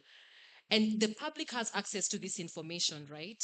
But what is the story behind the story? What is the connection? Why is this happening? Why are the Mao evictions happening at this particular time? Priscilla, you mentioned the climate agenda. It's not that we don't want to support the government on the climate agenda, but we want to debunk what exactly is going on. Thank you. Yes, so this green growth agenda, what is it about? What is the untold story? And that's the role of the media. We need, if the media is not providing this critical analysis, then they will be failing in our role. So in essence, is to connect the dots, is to be a catalyst for civic action, because one of the threats of this moment is that it can either lead to apathy. People can just become numb because of how grim the situation is, or they can be harnessed into action. So I think for me, that mobilizing capacity of civil society, shifting narratives, and really ensuring that we are unpacking what is happening and the public is able to sort of engage in the discourse is where I see we can do better. Thank you, Cyprian. Thank you very much. Please appreciate Lily for that excellent breaking it down for us. Churchill, take it over from there, please, within your 5 minutes. Thank you, Cyprian, and happy to be here. Question one is about direction. And in my view, if we choose to answer it quickly, then one can easily see that the answer is yes, because the structures are there. We have avenues for people to express themselves. Those who are unhappy know where to take their unhappiness and claim their rights, so to speak. That is if you were to take a very, very quick look at it.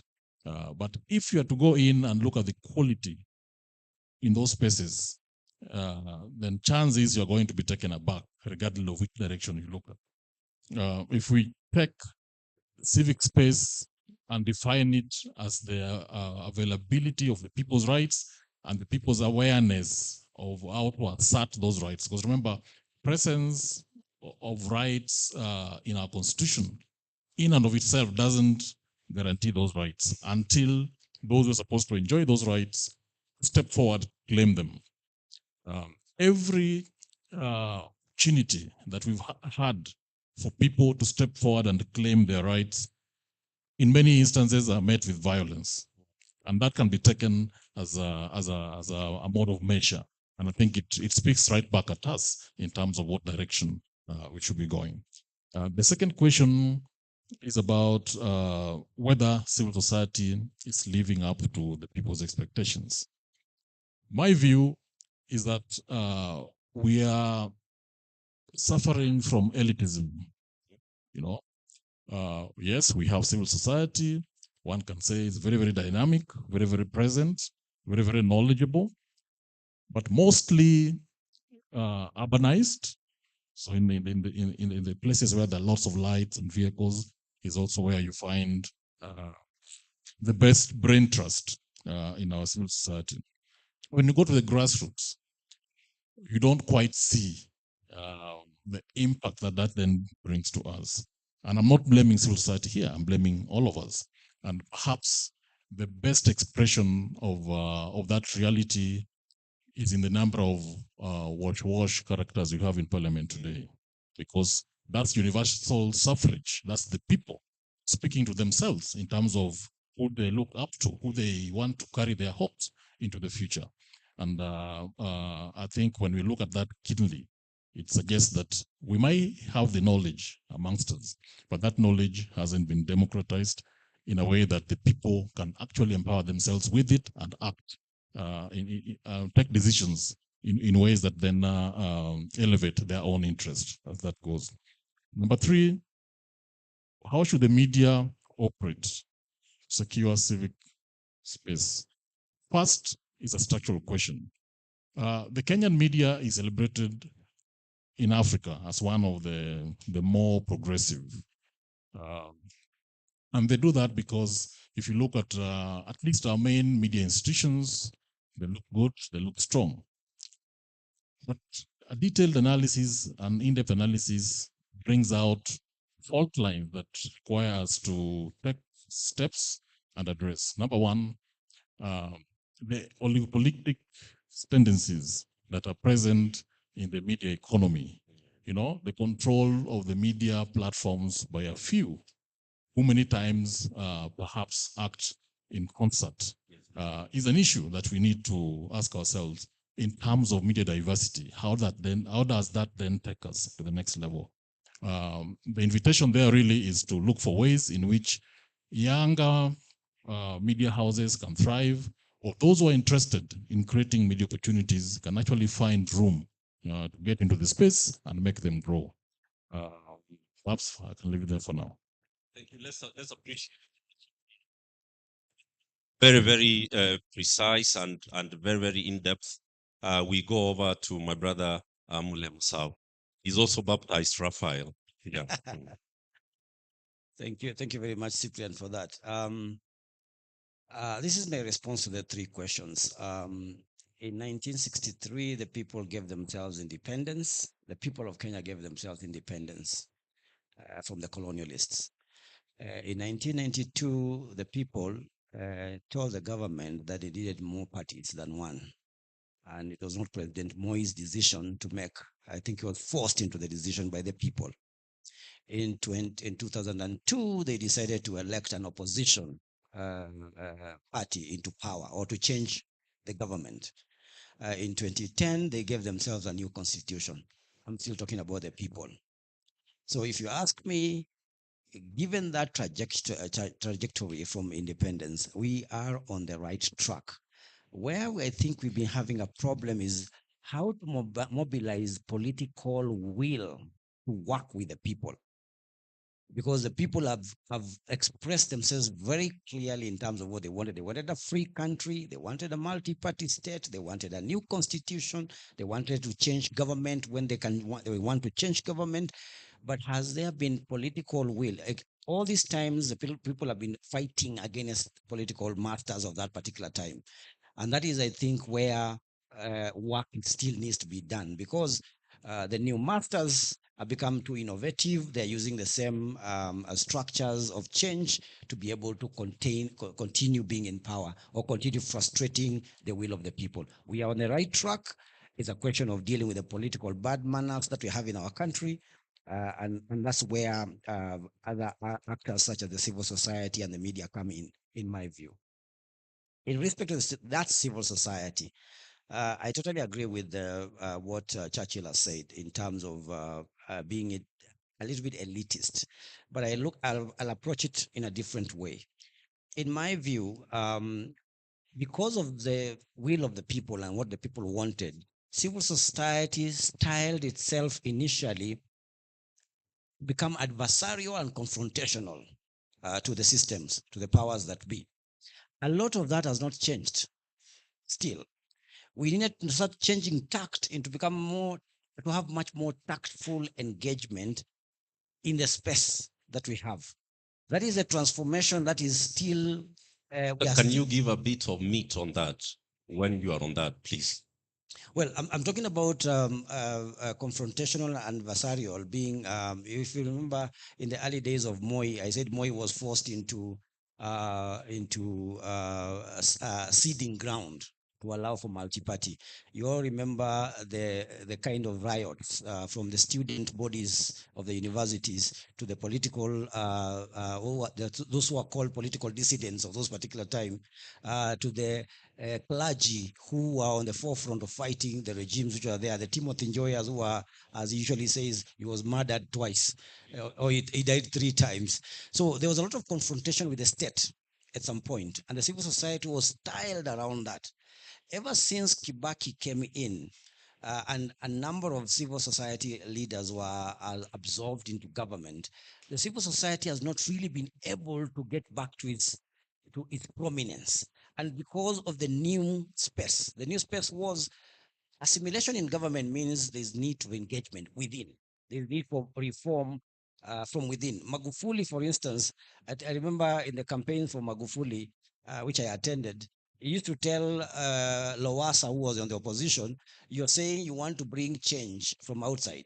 Sisi tutaka kufanya mabadilisho kutoka ndani. Watanzania ambao wako pale wanajua. Wanasema, we're going to do the revolution from within. Now, the civil society was not able to change itself into a force of within and without because it had the two spaces. It has spaces within the government, it also has spaces outside the government. And that for me is where that transformation needed to happen. It has not happened. And we are still dealing with a lot of the issues right now. I believe they need to be much more tactful, much more engaging, much more innovative in the way they engage the kind of problems that we're having at the time. And just one example on that, when Mwalimu Mati, remember, with the Mars group, was giving out and dishing out information after information, new data after new data. It made very many Kenyans become aware of the budgeting process, of money and government. And those are the kind of things that I'm saying the civil society needs to get into that space much more, so that it becomes much more effective and responsive to the issues which are being discussed out there. And lastly, on the media, it's nearly the same story. For me, we need a media in the 21st century, which is much more bold, which is much more analytical, which is much more innovative, given the kind of challenges we are going to be looking at. We have AI, we have disinformation. These are major problems in the world right now. If they're not going to be more analytical, more innovative in terms of having a cutting edge, bringing cutting edge aspects into the way they do their business, they are going to be run out of town, sorry. Thank you very much. Let's appreciate Mule Mosau of ELOG. Excellent content there. We now welcome my sister Priscilla Nyokabi. Thank you very much. So since the passage of 2010, are we in the right direction? I would also answer this question in the affirmative and say a big yes. As a society, we've come some distance, noting that we've had the third election under the new constitution. And while in the past, electoral violence was part of our electoral system and part of our electoral discourse, I think that we have seen much less violence. And so, as a country and as a society, I think we are moving in the right direction. In fact, we need to move to a position where violence is no longer an option of sorting out any dispute, that we have dispute resolution mechanisms that do not include violence. And so, on civic space and media freedom, I would say the same. But my own answer is around the different constitutional chapters. There are chapters to which we have done well, and there are chapters to which we have not done well. Article 3, is the article on defense of the Constitution, and that whole chapter 1 on the rights or citizenship. I think for that, so far, so good.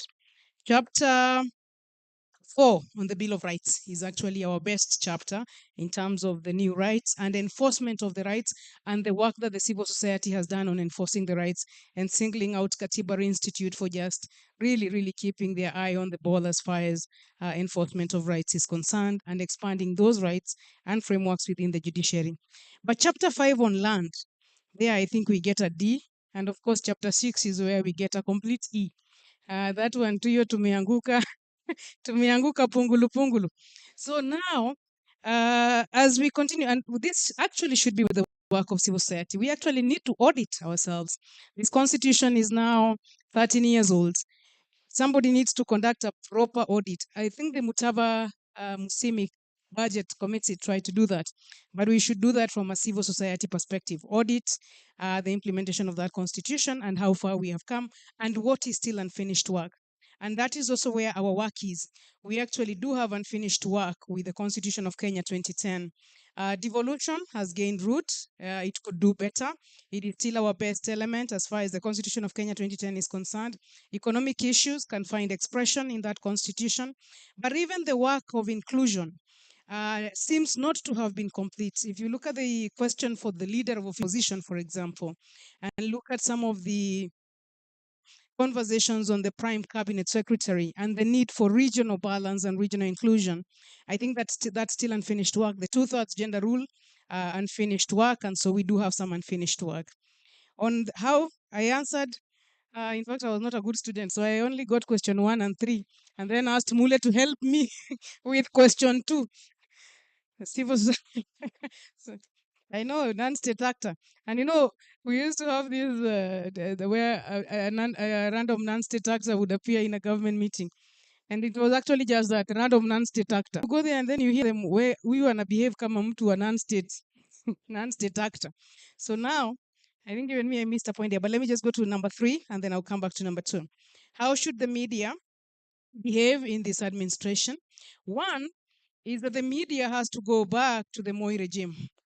The media that we had, the media of Wahome Mutahi, the media that was really, really harassed for the democratic reforms.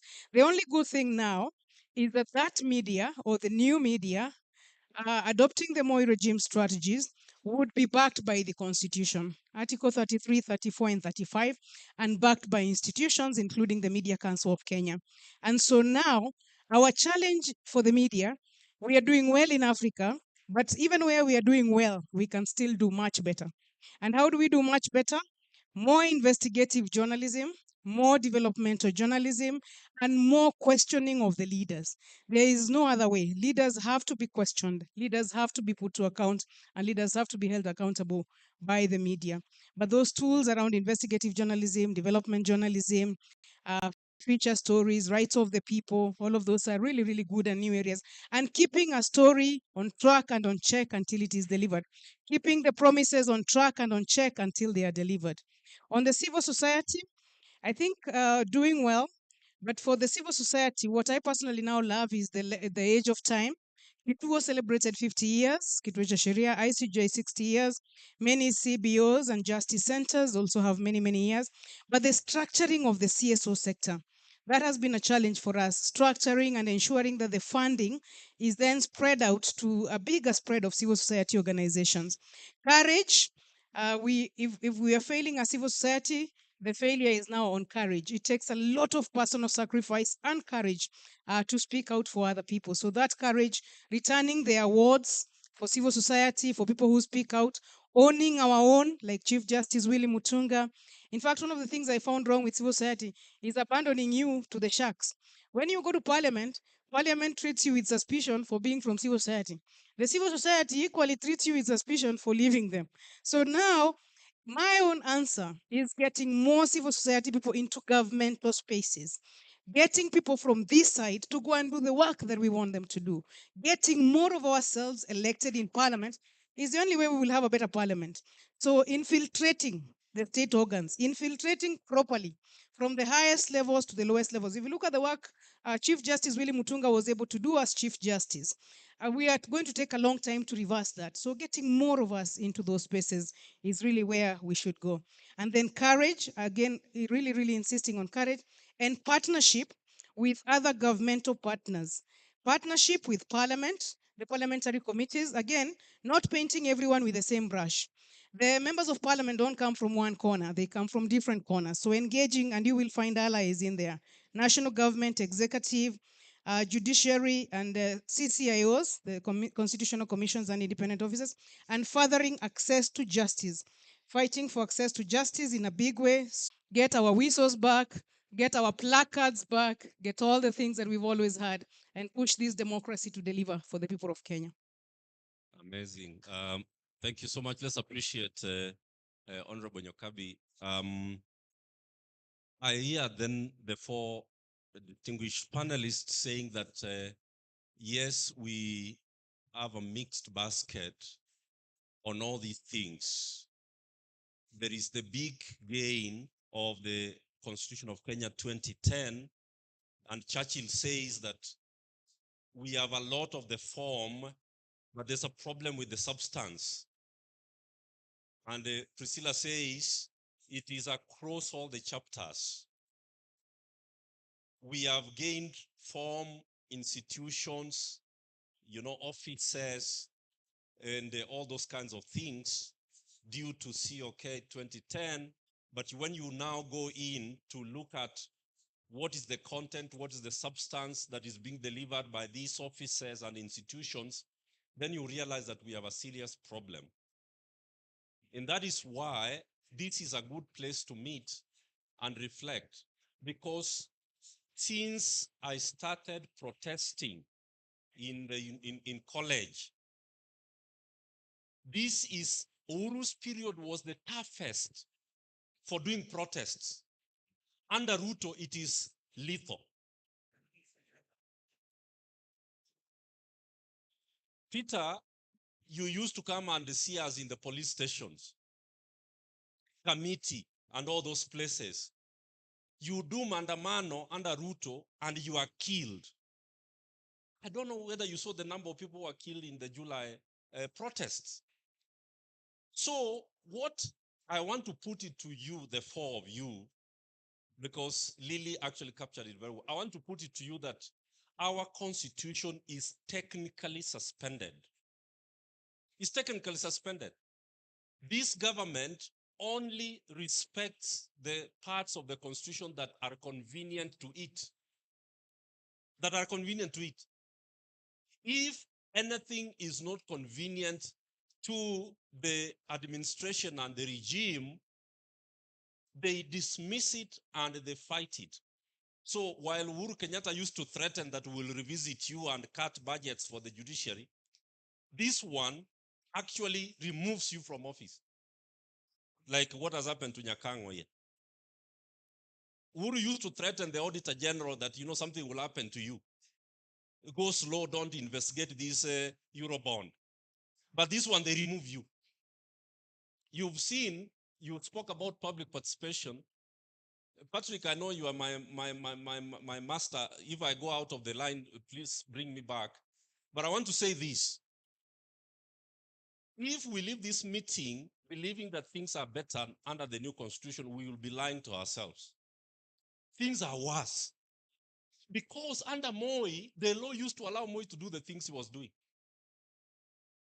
Section 25 of the constitution used to say that everybody serves at the pleasure of the president.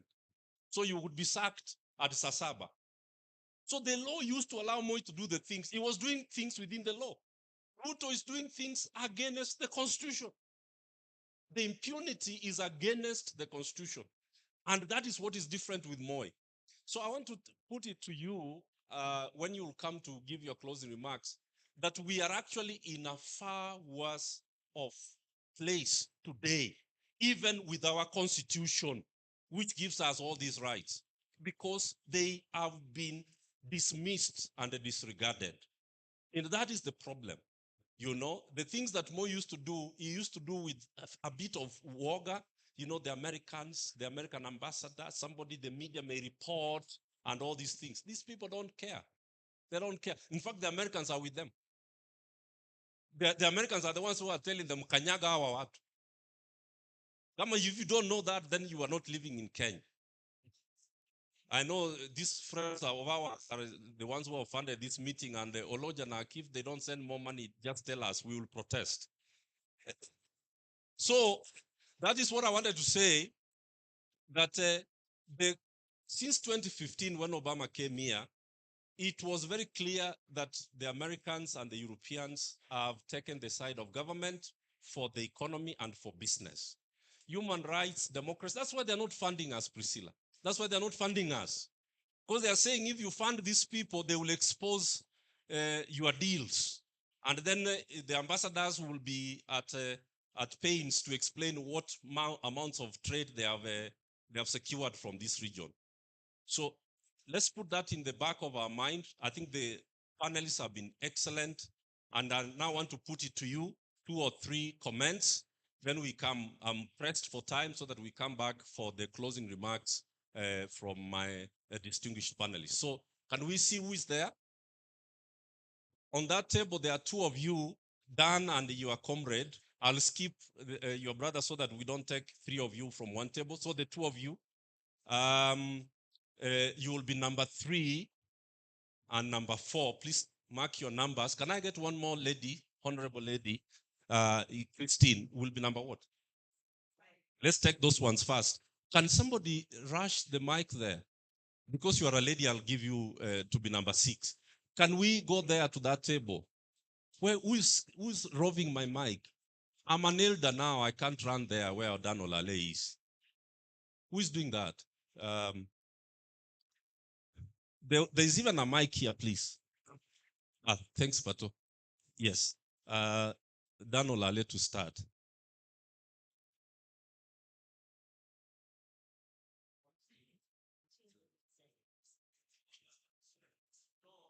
Not everybody knows you, Dan Olale. Please introduce yourselves as you speak, all of you. Yeah, I have many names. Where I come from, we're given many names. One is Daniel, Tyrus, but the ones I prefer is Odiambo Lale.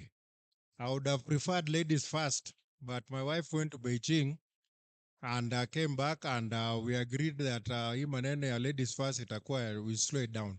My question is this: 40 years in the media, even I'm writing a book which I'll launch next week.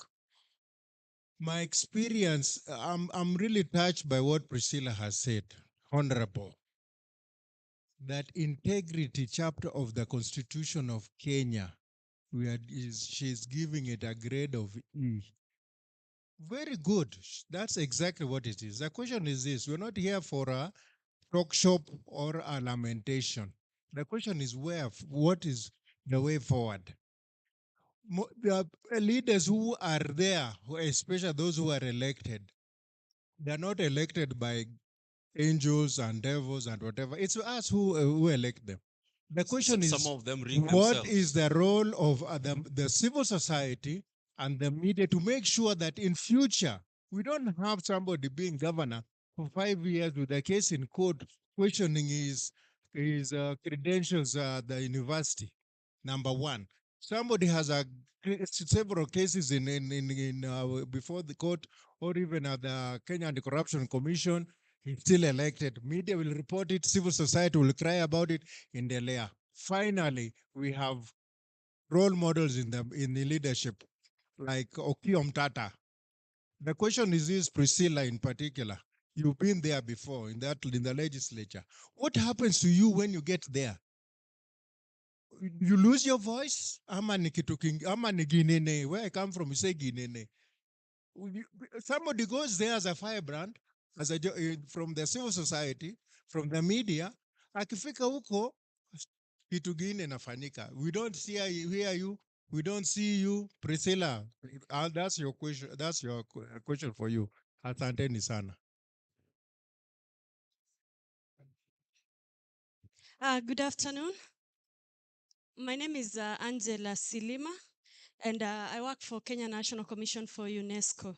I wanted to speak to this topic because one of the things I think brings some sort of convergence between media and civil society is the fact that civil space has now moved to the media. Civil liberties, human rights are being enjoyed online on the media. Civil rights abuses are being done on the media. And for me, one of the biggest missing links on what media and civil society needs to do is they need to promote what we call media and information literacy. If Kenyans, for example, are expected to enjoy their rights, receive services online from government, from all other institutions, how many of these Kenyans can access these online services, for example? when Kenyans are expected to join court sessions online, how many of them are able to log in? My father, I'm not so sure, is able to log in and follow a court proceeding online. So as much as we are advocating or for civil liberties, we need to understand that the space has changed and moved to the media space. And this is a point where we can collaborate and begin to teach media and information literacy. If, for as long as Kenyans are not media literate, they will continue to have their rights abused. So what can we do to ensure that Kenyans are media literate, they are digital literate, they are able to enjoy these human rights, their rights, while on media? That's right. Thank you so much. Let's appreciate Sirima. Let's appreciate her properly. It's afternoon. Yeah. Good afternoon. I'm Gordon Onyango, representing the Digital Broadcasters Association. We are supposed to have been the alternative media. We have the new 200 and so television stations that got on air around 2014 after the digital platform was opened up. And I just have a question because I think out of practical business application, most of us that started 10 years ago had to fall down. Fold up after the government introduced something called the Government Advertising Agency. This was a tool that was created in 2018 with one intention of killing the media. Because before 2018, a lot of us used to survive very well and meet our bills and pay everything. But when this institution called the Government Advertising Agency, because if you are aware that government is the biggest spender in the media. So if you cut off like 60% of the revenue that is due to the media houses or use it as a way of control, you effectively kill the spirit of enterprise. So majority of the TV stations in our association that started off as independent media houses with the intention of bringing news, health matters, and education matters basically folded up. And now we have a new brand of TV stations that depend on Anisa, mosques, or betting. So like the majority of our members that are still on air are funded by Sadaka and not the normal business, because business is not working. So I just have a question, because what Priscilla talked about was that without economic right, without money, you cannot talk of freedom. So I was wondering why institutions like Katiba Institute, Transparency International, always rush to court dealing with these things. But the most crucial thing is, why can't there be some legal action or some movement to stop this control of government of the advertising space? So maybe that was food for thought. Yeah, I think Lily, please, and Churchill as well. Battle with that one, and Priscilla, she was with the information. You look at how to answer that one. Okay. Hi, I'm Kashanda Leslie. I'm a student in journalism at USIU Africa. And my question is for Madam Priscilla. You mentioned that it will be a good thing to have members of the civil society representing the society as members of the government. And my question is, wouldn't that kind of defy the whole idea of the civil society? And once those people are part of the government, what ensures us that they will keep in their mind the interest of the civil society, and who will be keeping them in check to make sure that they do not do what the rest of the government is doing? Thank you. I would like Mule actually to battle with that one, Mule, more than Priscilla. Priscilla already has a question for Molale, which is very direct. It's related, but I want Mule to reflect on how people can double between civil society and government. Thank you. My name is Christine Ngoku. In another life, I am a journalist as well. So when I ask these questions, it's not necessarily the Media Council of Kenya asking, albeit the panel has spoken very well. and I kept on whispering to Robbie, who is sitting next to me, some few basic questions that we've had. We have a history of 40 years and 50 years of civil society, yes. I am asking, in the current situation, in the current generation, do we care that civil society has become what it is? And if we do care, is there anything we can do to do something I have written down? I don't know what it means, but I have written it down. Re-engineering civil society for the current situation that we have. Even for the current generation. I was writing down millennials and then I wrote Gen Zs. Where are those people in civil society? Do they have enough backbone to stand up to what we don't like? That's one. The second thing I have is, has the template changed? The civil society template, are they using the 40-year ago template? If the template they're using is not working for the current issues, don't we need to change that template? The third thing, which is what I want to finish with. So what is the agenda of civil society today? If it's the same one that I had when I was a young journalist back in 1991, hello, anybody there?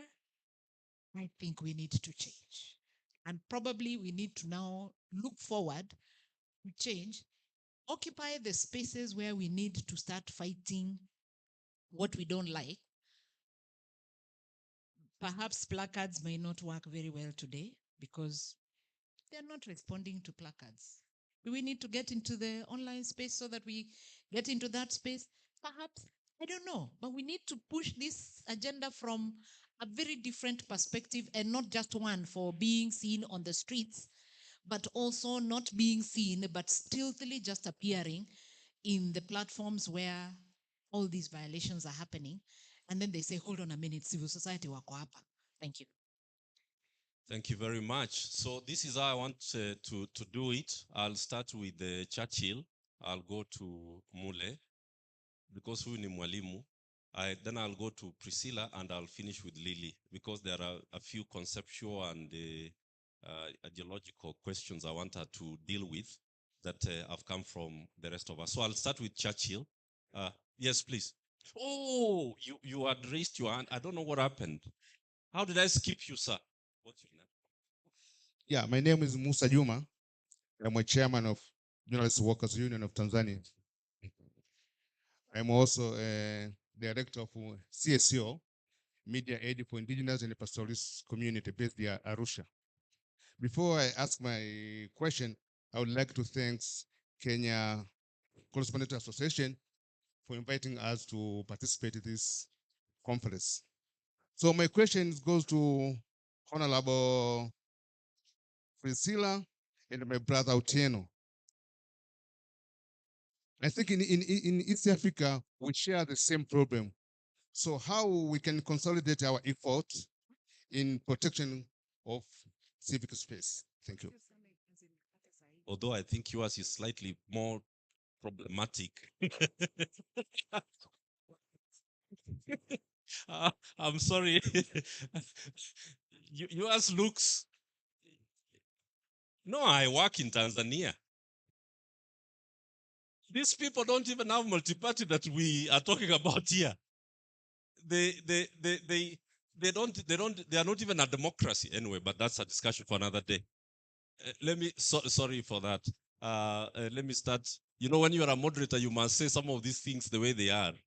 Yeah, if the leader of official opposition can be killed in his government house, where was he brought for treatment?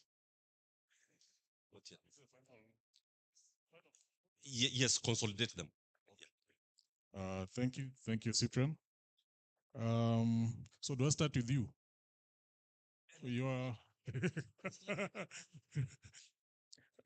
Perhaps I'll finish with you. So I'll go backwards, starting with my brother Musa Juma. Karibu sana. How do we consolidate? Cyprian's views are his opinion, and opinion is free, and he must be allowed to share them. Just the same way you must be allowed to share yours. I'm reminded, when you mentioned that, I'm reminded of the genesis of the organization I work for now, the Eastern Africa Asia Society. Because during the regime of John Magufuli, journalists in Tanzania really found themselves in very constrained situations. And it's out of that that they reached out to their brothers in Kenya and their brothers in Uganda. And the brothers in Kenya and Uganda ended up speaking for them. And when the space began to open up a little bit, it was out of collaboration with them that we were then able to go in and help them secure the little gains they were making. That work continues. So I endorse your statement that there is benefit in working across borders. I think the next question relevant to me is to Gordon. And as I answer Gordon, I'll answer Cyprian. Gordon is asking, why hasn't someone gone to court to stop GAA? Because in his view, GAA was designed to kill the media. I'd like to send this question back to Gordon because the person who best understands how bad GAA is Gordon. It would be interesting to know why Gordon hasn't gone to court to secure his rights. And it's not a blame I'm throwing back at him, but it's an invitation to all of us as I also answer Cyprian that the constitution has been suspended. I disagree. I think if there's one thing the Constitution of Kenya 2010 gave us, it handed power to the people. So if you have a view and you feel your representative or somebody in a position of authority is not doing the right thing, there are avenues. And it's upon us then to assert ourselves. Rights are asserted. And I believe those structures are in place. It's a question of how do we use them to make sure that the space we operate in is good for everyone. The fact that sometimes I criticize my brother here, Mule, does not mean I hate him. Sometimes it means that I love him. So we should move away from this African thing that I can't tell you the truth to your face because I fear that then I look bad. Sometimes when I tell you the truth, you get to grow and you get to grow together. I hope Gordon have answered you. Then to Angela, I agree with Angela entirely. And when Angela spoke, I was reminded of a hashtag that has been with us for, I think, 10 years now, or slightly more, Githeri Media. Yeah. And it's a hashtag that has since grown legs and is being used in our streets. And sometimes it's the victim shouting Githeri Media. The person who suffers the most out of the reality that we have is the one who is celebrating that self-suffering. And that's mostly because of lack of awareness, if you ask me. Our curriculum in our schools no longer carries any content that puts primacy to the quality of information that comes to us. And somebody seems to have told a number of Kenyans that social media is a replacement for the mainstream media. I'd like to tell us that person is one who is inviting us to push our people to Kwachako, because if you only feed off social media, hey, that diet is not balanced. Social media has its place, but the mainstream media also has its place. But I do know that currently there's work going on to try and reimagine how the media ecosystem can work and how it can then ensure that the public interest remains supreme. Thank you.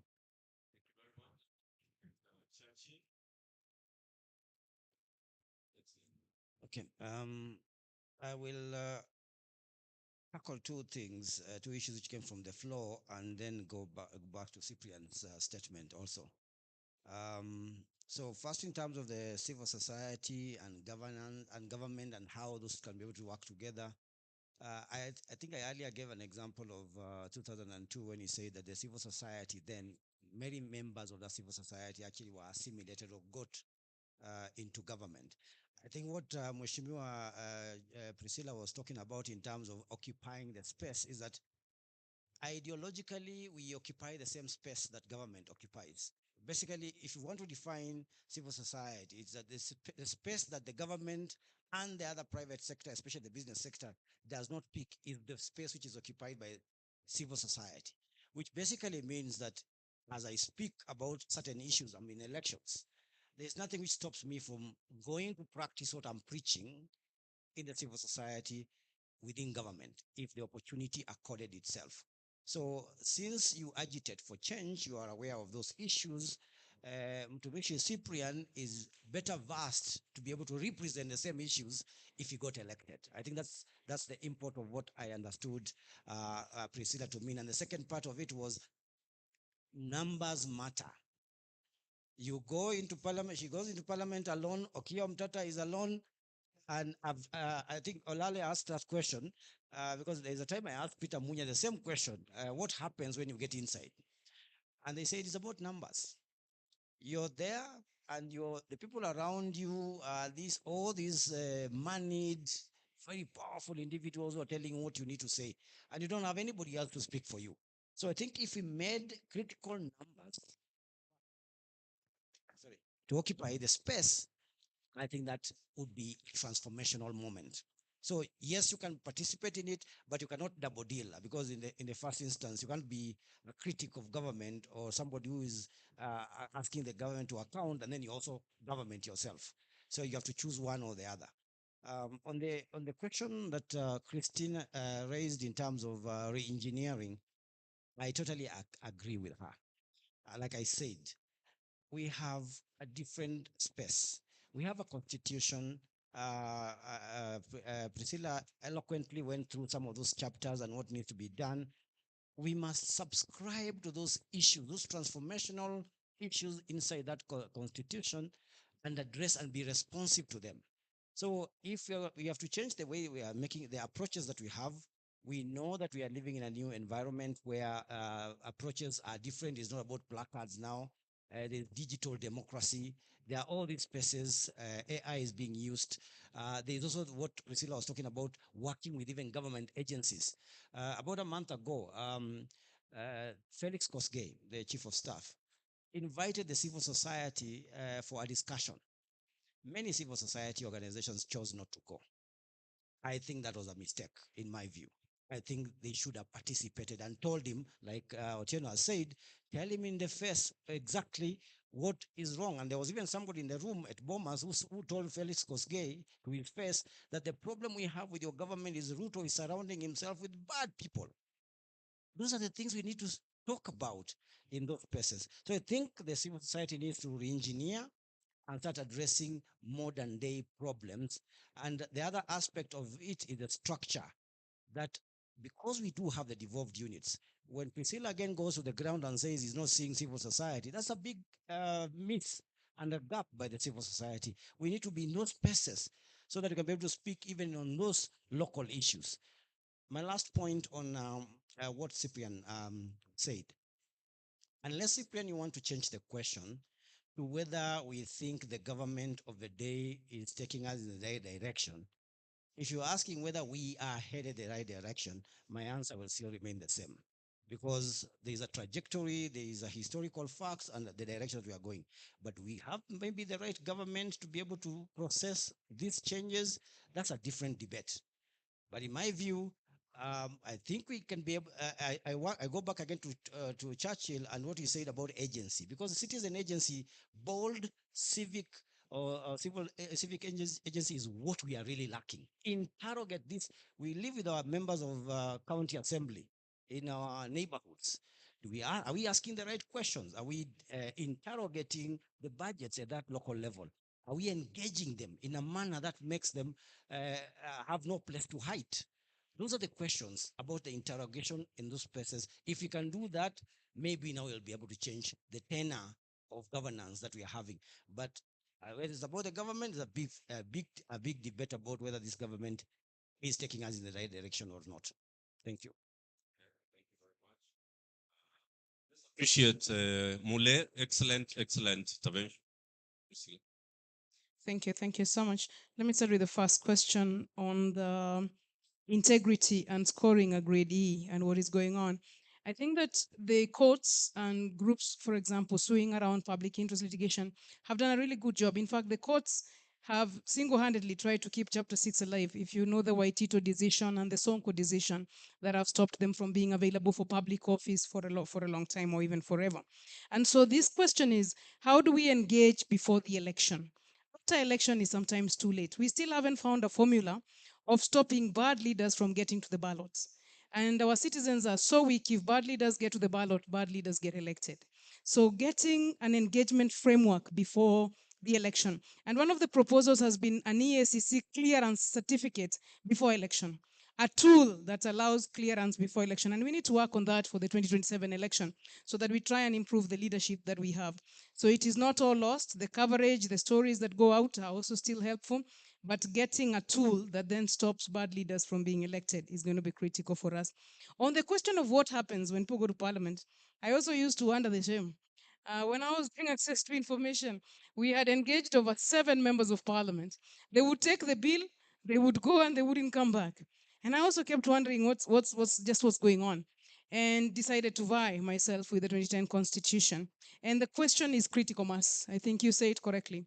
The level of intimidation, the level of harassment, the level of name calling for the civil society activists is so heavy.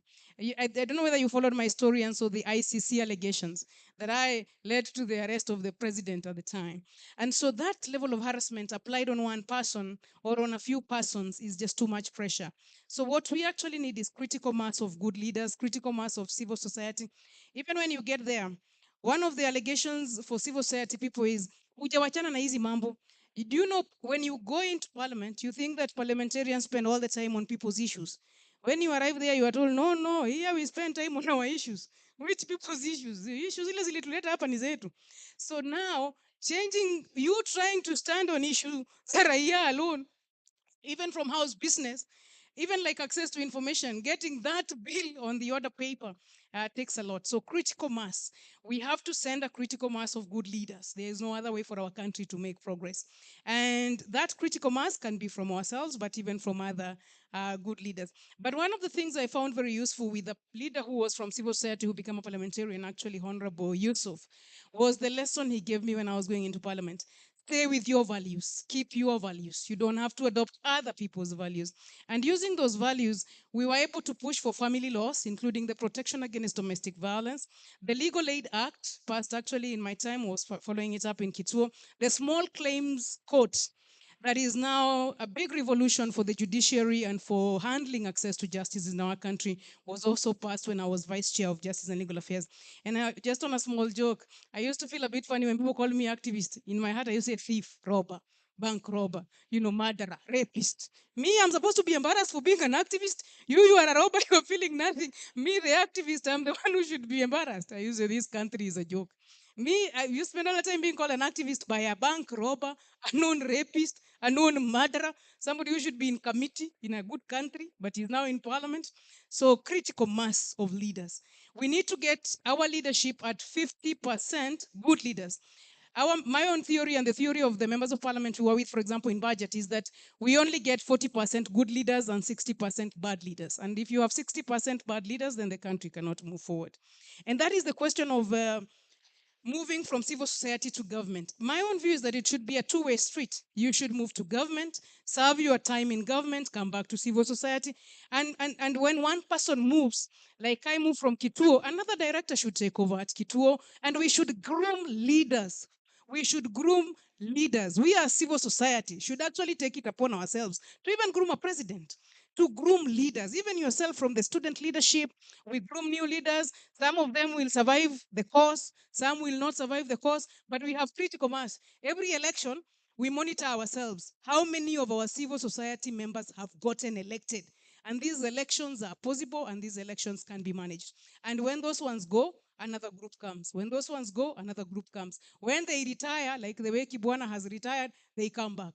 When they retire, like Willie has retired, they come back with new tools, new agenda, new visions, and we continue that way. But we really need to be a source of leadership for our country. There can be no other way. These things we are talking about here, These values will never get into our governance systems until we ourselves get into that governance system. It is that serious. We'll be here talking about right to health. We'll be here talking about right to education, right to water. They will not get in there. On the media, multiplicity and diversity of voices. I am working now with the women governors. We have a caucus setting up for women governors under the COG called the G7. Where are the voices for the women governors? If you look at our newspapers, it is the same voices. Since young tax, they will never be old tax. They are still young tax, over and over. So media, give us a multiplicity of voices, a multiplicity of ideas, a multiplicity of leadership levels, including by women, leadership by women, and also the public interest type of coverage. On I've answered most of the critical mass is still a major point for us. Don't change the template, Christine Nguku.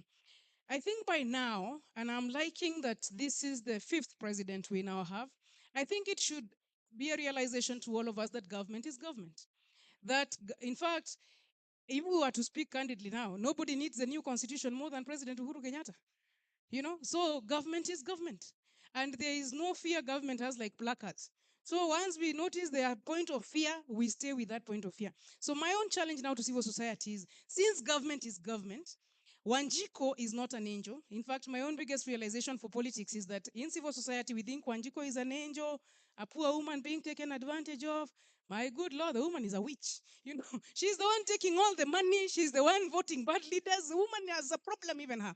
So now, as civil society, how are we making Wanjiko elect good leaders? Because if Wanjiko eats 200, anakula mia moja, even they tell you, ati wachana na sera, nipatie mia. And this mia, they don't know is the mia for their water.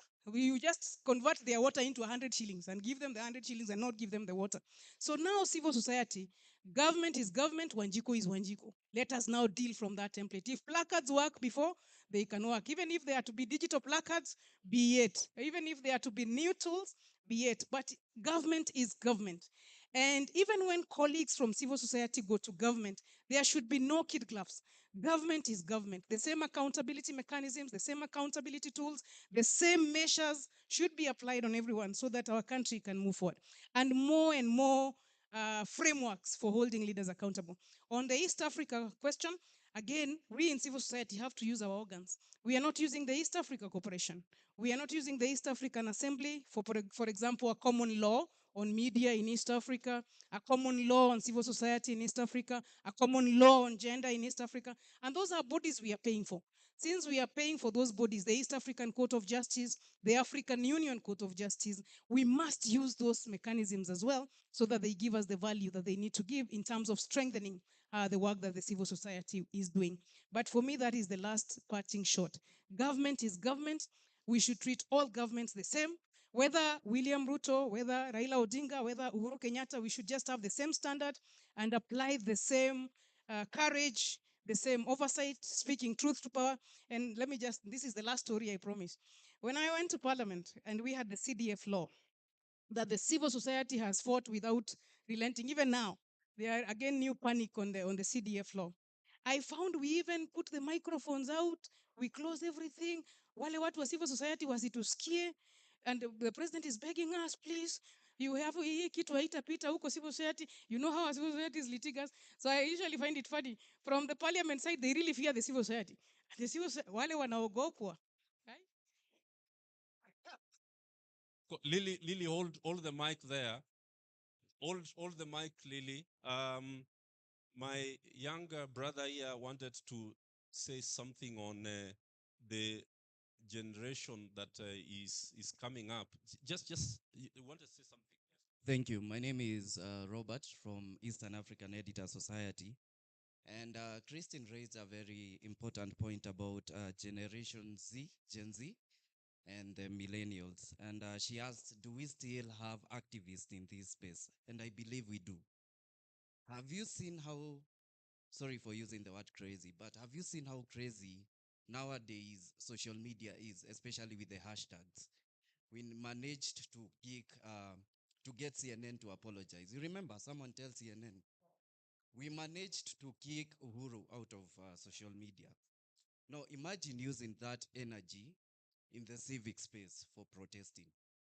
Today, we will have gone with a hashtag. I'm observing so many people are on social media, but no one is talking about everything that we are talking about today. The only person trying to tweet here, if we had a hashtag today, this is part of Civic. This is, and then we need to find ways to absorb young people by the use of influencers. I believe we have activists, Boniface Mwangi, Esther Kazungu, they are coming up. We can be able to use them and attract more youth into this civic society. So I believe these are some of the things we should do and be deliberate about them and also put some funding into it. Thank you. I thought that was useful to capture. He passed a note to me, and I thought that that was going to be very, very useful to capture. I think the panelists you chose, where is Janak? You chose very good panelists, real people, real people who know what they're talking about. Yes, that's why I'm enjoying this panel. Let's now go to Lily so that we close it from there. They also want to have their rights to lunch, you see, food and other things. I will not stay in your way of that right to food. And I think because most of the questions have been answered, I'll just wrap it up. Earlier in the morning, I think there's a statement that was said about that public good needs to be a force for our convergence, right? And so again, I would emphasize that's a key area in terms of our actions that we need to coalesce around. The structural adjustment policies of the 80s and the 90s, the generational impact of that, we are still feeling it today, yet we are reliving the same history. Why? So we need to examine our condition, our political and economic condition, and not look at it in isolation. You know, it is a situation across many countries, right? Because we are embedded in a global economic system that is extractive, a capitalist system that is oppressive. There are interlocking systems of oppression that are creating this condition. And so in terms of our civic organizing, I think it's very important to locate what is happening within this sort of, global economic system and to frame our actions around that. We need to sort of have a sense of the impact that was there in the 80s and the 90s, the narrative around that. How do we sort of ensure that the public voice is constantly being centered, is being heard, what we normally call the subaltern voice, the voice of the marginalized when it comes to, and maybe also it would be good to also highlight with respect to shrinking civic space globally, there are drivers, and one of the drivers, for instance, is the use of national security laws to justify clamping down on protests, the chilling effect on protests, as you're saying, police brutality and all of that. The climate action as well. That whole framework, the marketization of the climate agenda, the impact on environmental justice issues. We've looked at the privatization also of parastatals in Kenya and social media. Again, young people are talking about this. What is going to be the impact of privatization of the Kenya Seed Company on our food security, right? Why are we paying so many taxes and, people are not able to afford electricity, water? So for me, I think what's really critical is that our actions have to be grounded in that analysis. Public good is a strong force for our organizing. In relation to Christine's question, we absolutely have to change how we're doing things because it's a different animal. It needs different strategies, but the issues are very similar. There are many continuities between the Moi regime, the Uhuru regime and the Ruto regime. So those continuities have to be part of how we are framing issues, how we're thinking about issues. What was the other thing I wanted to reflect on? I think it's also important that we don't individualize problems, even when it comes to like our state of democracy and Wanjiko electing leaders who are not of integrity. So again, our approach really has to be a system approach to what are the limitations of liberal democracy? The person who wins is the person that has the most financial muscle. Money is what speaks the language of winning votes, right? So in a sense, I think for me, and what I said earlier is that we need to be able to connect these issues, mobilize, organize, agonize, instead of agonizing, organizing, but it needs to be strategic. Even media CSO collaboration, we can't leave it to chance, right? It needs to be it needs to be collaborative. With respect to chapter 6 and what the civil society has been doing, and in this respect, I'll also mention about legal strategies. Civil society actually was engaged in a red card campaign before 2022, highlighting leaders who did not meet the integrity threshold. There was public litigation around this, right? So again, there has to be a multiplicity of strategies, really. We can't rely on courts alone. I mean, the judiciary, as has been said, has been an important bulwark. But what happens when there's political impunity and these rulings are not being respected, right? The PBO dilemma that has persisted all these years. So in that sense, it has to be different strategies. It has to be public interest litigation. It has to be civic action, protest. I believe there's still a place, for that expression of disaffection in public protest. But as you're saying, Cyprian, police brutality, is creating a chilling effect. The question of class solidarity when it comes to the cost of living crisis. So we really have to examine these issues and see and examine our material condition and our strategies and really match this in as far as how we're approaching these issues. But really, I would just emphasize on the question of public goods, mobilizing around this issue, because it's an issue that touches virtually no one is unscathed by the current economic crisis. So really coalescing our actions around that. Thank you. Thank you very much. Let's appreciate Lily. Before we give them their worth of, honor and appreciation, you forgot something. Yes, just Please. one thing, which I think is critical: political education. Yes. We have been doing civic education since the 90s, right? We need political education. So as part of our civil society strategy, it needs to change. It has to be political education. It has to be raising political consciousness. And this is not a 1 year, it's not, an electoral cycle, programmatic, activity. But so I just wanted to emphasize on that. There needs to be political education that again examines our political and material economic condition. Pardon? Yes, issues such as CBC, absolutely. I mean, yeah. So I just wanted to emphasize on political education. Thank you. Thank you so much. Takeaways for me from this excellent panel and the distinguished panelists. Number one, Priscilla tells us that government is government and the Wanjiko is Wanjiko. We should not personalize. We should know what drives government and know how to engage. Number two is that this whole conversation around chapter 6 and the kind of leadership that we have is something that civil society and the media should take up and use the various strategies to ensure that we have the right leadership. Manakia used to say, you can't have human rights until you have the right humans. That still stands today, like it did in 2004 when he said it. How many years are those? We are going to 20 years. You can never have human rights if you do not have the right humans in government and outside government, the Wanjiko that Priscilla is talking about. If you have the wrong humans there, human rights are not going to be enjoyed, and in government as well. Number three, civic agency. How do we build civic agency in this country, including people going to court, not waiting for, Omtata and, Katiba?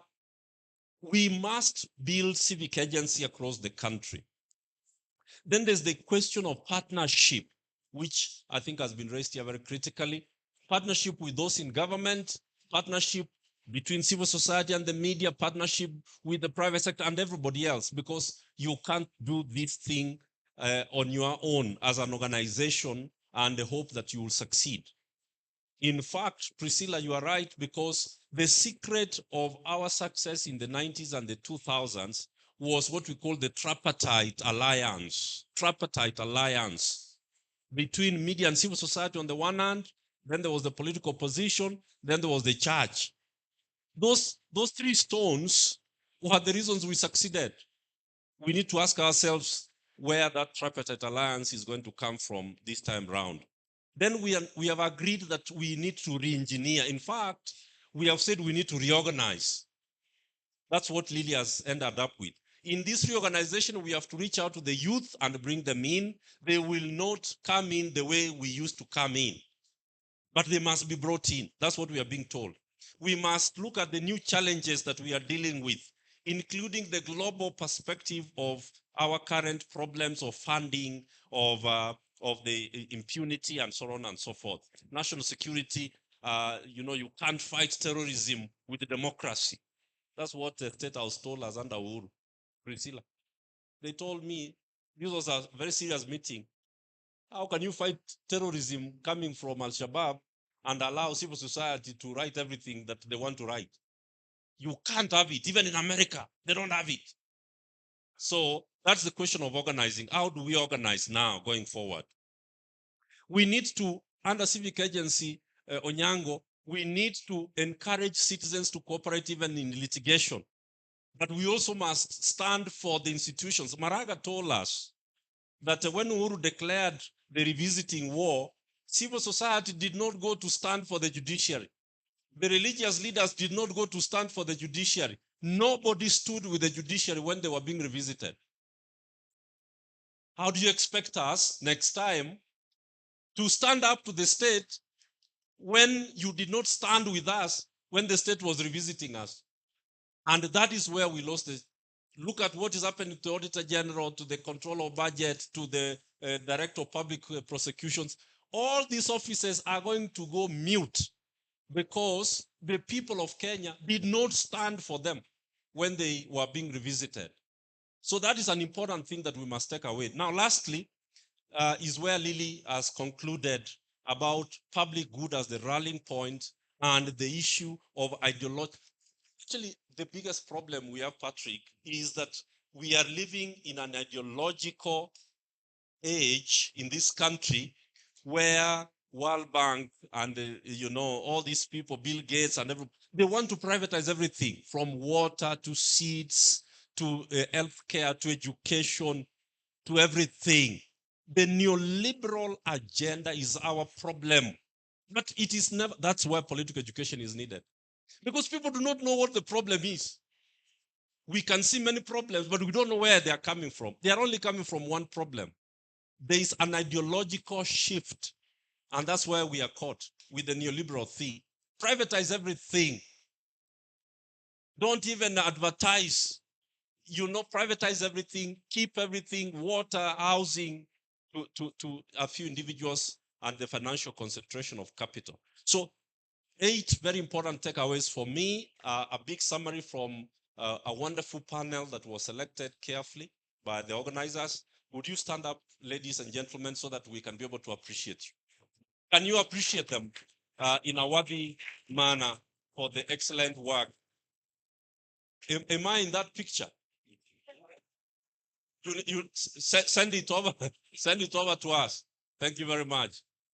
That is my friend from Inform Action. These are some of the best civil society media users to do political education and political engagement. Thank you so much. You may now take your seats so that I hand over the mic back to Patrick Chieng. Where are you? Thank you so much and God bless you.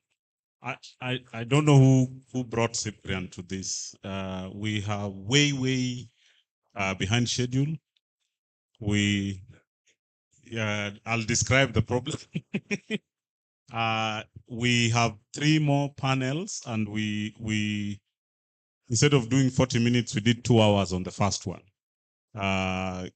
Cyprian has already transited into the political class, so he simply started doing what they do in the political sector.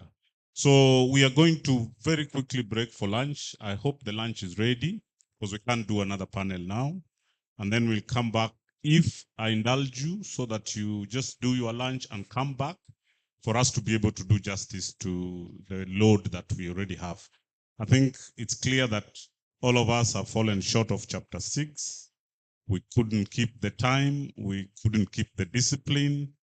And so even as you think of people who are flouting chapter 6, think very critically about yourselves and how badly we are doing with regard to chapter 6, that we can't manage the little time that we have as a resource. So when we come back, we'll try and pull it off with the final 3 panels. The panelists are here and the moderators are also here. And thanks to the first panel for the intense debate, interesting issues. I don't want to ad-lib on the issues. Some of the things are accurate, others we have issues with, but we're going to have a discussion because this is an ongoing dialogue. So karibuni, and I recognize the presence of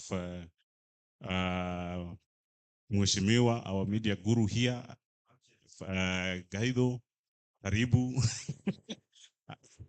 and anybody else who walked in as we were proceeding. So where is the lunch? Does anybody know where the lunch is? Does anybody know where the lunch is? The organizers? Anybody? Can anybody direct us where the lunch might be? Does anybody on that table know where the lunch is? Or we don't have lunch, we can continue. Yeah, so it appears that I don't have anyone who can tell me where the lunch is. I'm pleading with you to smell the lunch. If you can find the aroma.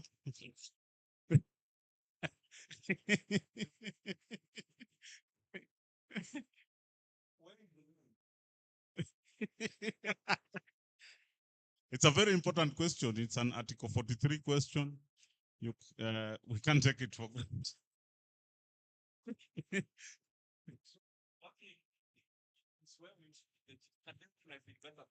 Okay, so I hope it will be organized better. If it isn't, let's organize ourselves. We are civil society.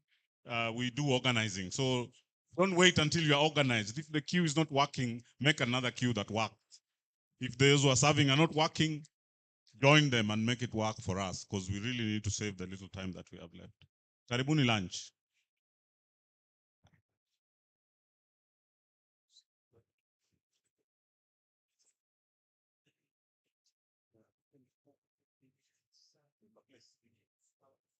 I'm told that those who are sitting in front here, you walk out this way, your lunch is served somewhere here.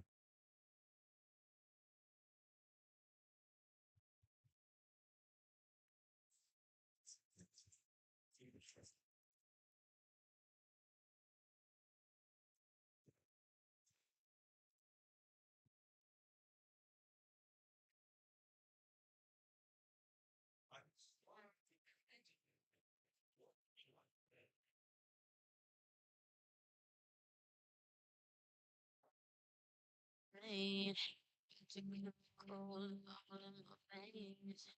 Feeling eyes filled with pain. Let go of the wheels, pull it leave. I'm staying back.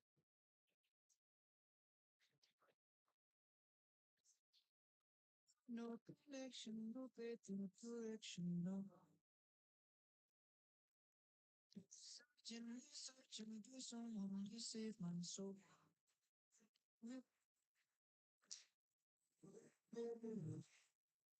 Swept up in a way. And I heard his name. I was lost till you love me. Now I'm found, now I'm found, now I'm found. And you took me to a place, it was safe, it was sound. Lost, I was lost, now I'm found. I was lost till you love me. Now I'm found. Safe, it was sound. I was a broken man, was an empty space. I was a door to the moment I saw your face. Saw your face, saw your face. Swept up, swept up, and I heard this name. I was lost till you love me. Now I'm found, now I'm found, now I'm found. Yeah, you took me to a place, it was safe, it was sound. Lost, I was lost, now I'm found. I was lost till you love me. Now I'm found. I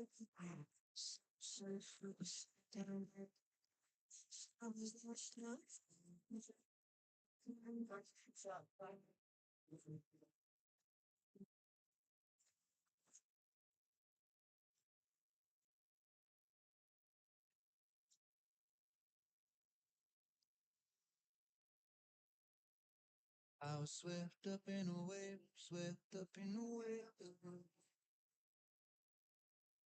I was feeling when you came. As long as you love me.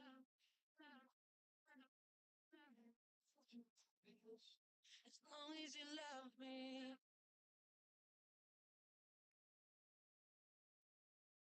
As long as you love me. We're under pressure. 7 billion people in the world, so treated. Keep it together. Smile on your face, even though your heart is frowning. But hey now, you know good. We both know what to do. But I will take my chances. Please stop me. We could be starving. We could be homeless. We could be broke. As long as you love me, I'll be platinum, I'll be silver, I'll be gold. As long as you love me, love me, love me, love me, love me. I'll be your soldier. In every second of the day, for friendship, you'll be your home. Could be my destiny's child on a singer. So don't stress, don't cry. Oh, we don't need no one to try. Just do it. You can't we could be starving, we could be homeless, we could be broke. As long as you love me, be platinum, be silver, I be gold.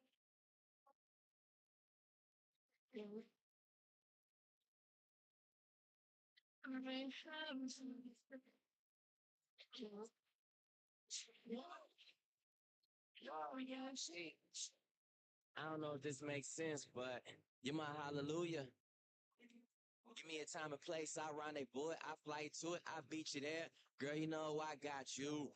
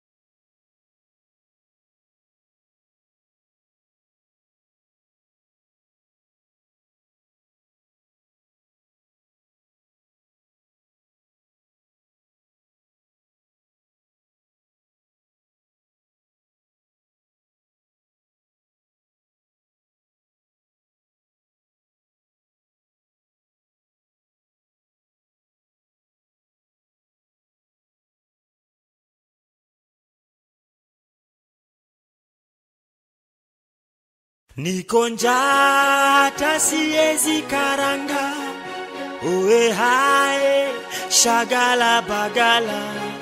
Niko tayari kulipa gharama, sitasimama maovu ya kitawala, sitasimama maovu ya kitawala. Ufisadi, ubinafsi, ukabila, kuuza sura wataki kuuza sera. Undugu ni kufaana, sitasimama maovu ya kitawala, sitasimama maovu ya kitawala. To get wadhifa, una deserve bila kasha makashfa. Hii society Kenya wanaeza share ni nyungu ya busa ama ketol ya shisha. Mfuko zinasikia eko, unajua thamani ya mali na size ya kifuli. Eyo, ujaibiwa jua unakaa kitu worth, risking jail time, police bullet for. Unaweza argue crime doesn't pay, lakini huwezi dismiss justice in a bay. Mwizi ana 40 days, 365 days later anaendelea kugrow fatter.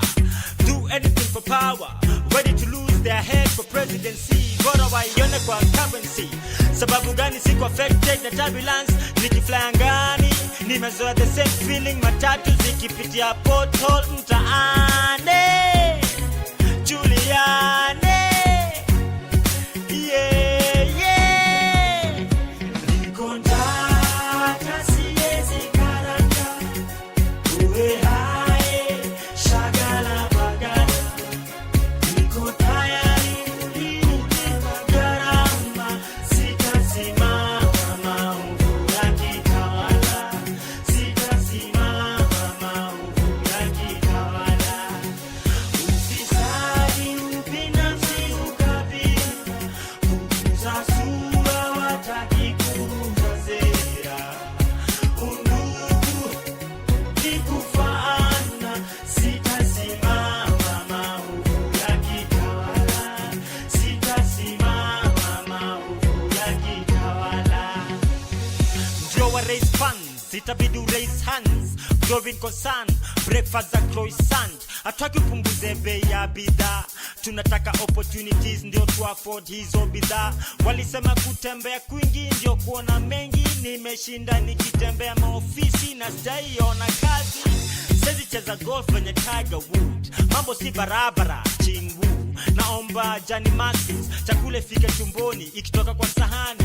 Policeman anapiga rungu, mwalimu daktari anamurushia tear gas, na mtoto wake anarudishwa nyumbani, hana school fees analipo peanuts. Hata siezi karanga, uwe hae shagala bagala. Niko tayari kulipa gharama, sitasimama maovu ya kitawala, sitasimama maovu ya kitawala. Ufisadi, ubinafsi, ukabila, kuuza sura wataki kuuza sera. Undugu ni kufaana, sitasimama maovu ya kitawala, sitasimama maovu ya kitawala. Si was a state house, na Latrines a ghetto. Ziupatana Nairobi River, no more nita live by hand to mouth. Ushesikia maskini na ugua gout, nikiwa na nguvu ya kung'oa reli. Definitely kuinua kura si nzito, ukiingiza kwa ballot box chagua kiongozi wa kweli. Moha Jona la Namu, jicho pevu, wakianika mkono refu, ina pickpocket wanyonge. Navaa maska za goalkeeper wa hockey, wezi ni kerubo. Kenya ni kama boxing, hakuna sub, work with what we have. Niko njaa hata siezi karanga, uwe hae shagala bagala. Niko tayari kulipa gharama, sitasimama maovu ya kitawala, sitasimama maovu ya kitawala. Ufisadi, ubinafsi, ukabila, kuuza sura wataki kuuza sera. Undugu ni sitasimama maovu yakitawala, sitasimama maovu yakitawala. Niko njaa hata siwezi karanga, uwe hae shagala bagala, niko tayari kulipa gharama, sitasimama maovu yakitawala, sitasimama maovu yakitawala. Ufisadi, ubinafsi, ukabila, kuuza sura, wataki kuuza sera, undugu ni kufaana, sitasimama maovu yakitawala, sitasimama maovu yakitawala. Hard to get wadhifa, una deserve bila kasha makashfa. Hii society Kenya wanaeza share ni nyungu ya busa ama ketol ya shisha, mfuko zinasikia eko, unajua thamani ya mali na size ya kifuli. Eyo ujaibiwa juu hauna kakitu worth, risking jail time, police bullet for. Unaweza argue crime doesn't pay, lakini huwezi dismiss justice in a bay. Mwizi ana 40 days, 365 days later anaendelea kugrow fatter. Do anything for power, ready to lose their head for presidency. Bora waione kwa currency. Sababu gani siko affected na turbulence? Nikifly angani nimezoea the same feeling, matatu zikipitia pothole mtaani. Juliane, yeah, yeah. Niko njaa hata siwezi karanga, uwe hae shagala bagala, niko tayari kulipa gharama, sitasimama maovu yakitawala, sitasimama maovu yakitawala. Ufisadi, ubinafsi, ukabila, kuuza sura, wataki kuuza sera, undugu ni kufaana, sitasimama maovu yakitawala, sitasimama maovu yakitawala. Ndio wa raise funds, itabidi raise hands, growing concern, breakfast za croissant. Hataki upunguze bei ya bidhaa, tunataka opportunities ndio tu afford hizo bidhaa. Walisema kutembea kwingi ndio kuona mengi, nimeshinda nikitembea maofisi na sijaiona kazi. Sezi cheza golf kwenye Tiger Wood, mambo si barabara chingu. Naomba Johnny Masses, chakule fike tumboni ikitoka kwa sahani. Policeman anapiga rungu, mwalimu daktari anamurushia tear gas, na mtoto wake anarudishwa nyumbani, hana school fees, analipo peanuts. Hata siwezi karanga, uwe hae shagala bagala, niko tayari kulipa gharama, sitasimama maovu yakitawala, sitasimama maovu yakitawala. Ufisadi, ubinafsi, ukabila, kuuza sura, wataki kuuza sera, undugu ni kufaana, sitasimama maovu yakitawala, sitasimama maovu yakitawala. See was a state house, na latrines a ghetto, ziupatana Nairobi River, no more nita live by hand to mouth. Ushasikia maskini na ugua gout, nikiwa na nguvu ya kung'oa reli, definitely kuinua kura si nzito. Ukiingiza kwa ballot box, chagua kiongozi wa kweli.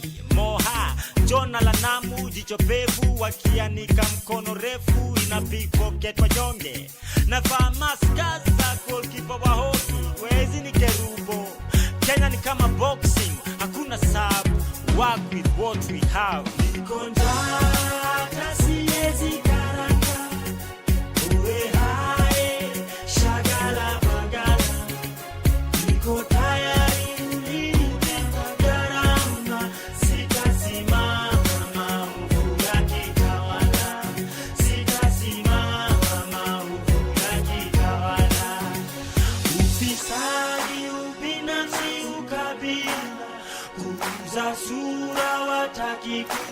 takikuza sera. Undugu ni kufaana, sitasimama maovu ya kitawala, sitasimama maovu ya kitawala. Niko njaa hata siezi karanga, uwe hae shagala bagala. Niko tayari kulipa gharama, sitasimama maovu ya kitawala, sitasimama maovu ya kitawala. Ufisadi, ubinafsi, ukabila, kuuza sura, wataki kuuza sera. Undugu ni kufaana, sitasimama maovu ya kitawala, sitasimama maovu ya kitawala. Get wadhifa, una deserve bila kasha makashfa. Hii society Kenya wanaeza share ni nyungu ya busa ama kecho ya shisha. Mfuko zinasikia eko, unajua thamani ya mali na size ya kifuli. Eyo, ujaibiwa jua unakaa kitu worth, risking jail time, police bullet for. Unaweza argue crime doesn't pay, lakini wezi dismiss justice in a bay. Mwizi ana 40 days, 365 days later anaendelea kugrow fatter. Do anything for power, ready to lose their head for presidency. Bora waione kwa currency. Sababu gani siko affected na turbulence? Nikifly angani, nimezoea the same feeling. Matatu zikipitia pothole mtaani. Juliane, yeah, yeah. Niko njaa hata siezi karanga, uwe hae shagala bagala. Niko tayari kulipa gharama, sitasimama maovu ya kitawala, sitasimama maovu ya kitawala. Ufisadi, ubinafsi, ukabila, kuuza sura, wataki kuuza sera. Undugu ni kufaana, sitasimama maovu ya kitawala, sitasimama maovu ya kitawala. Ndio wa raise funds, itabidi raise hands. Growing concern, breakfast za croissant. Hataki upunguze bei ya bidhaa, tunataka opportunities ndio tu afford hizo bidhaa. Walisema kutembea kwingi ndio kuona mengi, nimeshinda nikitembea maofisi na sijaiona kazi. Sezi cheza golf venye Tiger Wood, mambo si barabara chingu. Naomba Johnny Masses, chakule fike tumboni ikitoka kwa sahani. Policeman anapiga rungu, mwalimu daktari anamurushia tear gas, na mtoto wake anarudishwa nyumbani hana school fees, analipo peanuts. Hata siezi karanga, uwe hae shagala bagala. Niko tayari kulipa gharama, sitasimama maovu ya kitawala, sitasimama maovu ya kitawala.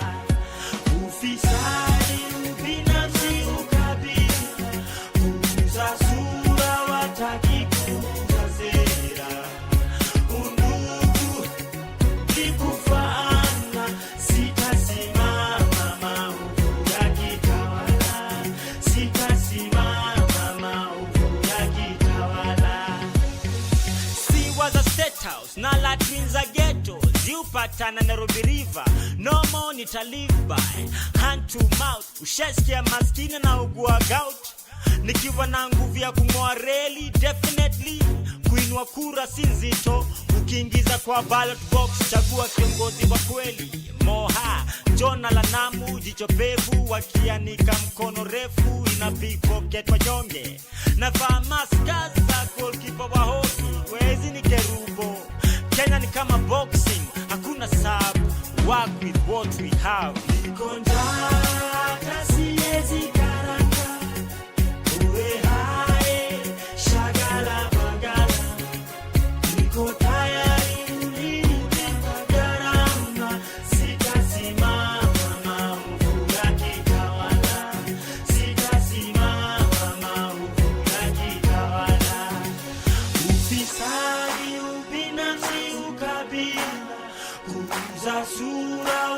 wataki kuuza sera. Undugu ni kufaana, sitasimama maovu ya kitawala, sitasimama maovu ya kitawala. Niko njaa hata siwezi karanga, uwe hae shagala bagala. Niko tayari kulipa gharama, sitasimama maovu ya kitawala, sitasimama maovu ya kitawala. Ufisadi, ubinafsi, ukabila, kuuza sura wataki kuuza sera. Undugu ni kufaana, sitasimama maovu ya kitawala, sitasimama maovu ya kitawala. Hard to get wadhifa, una deserve, bila kasha makashfa.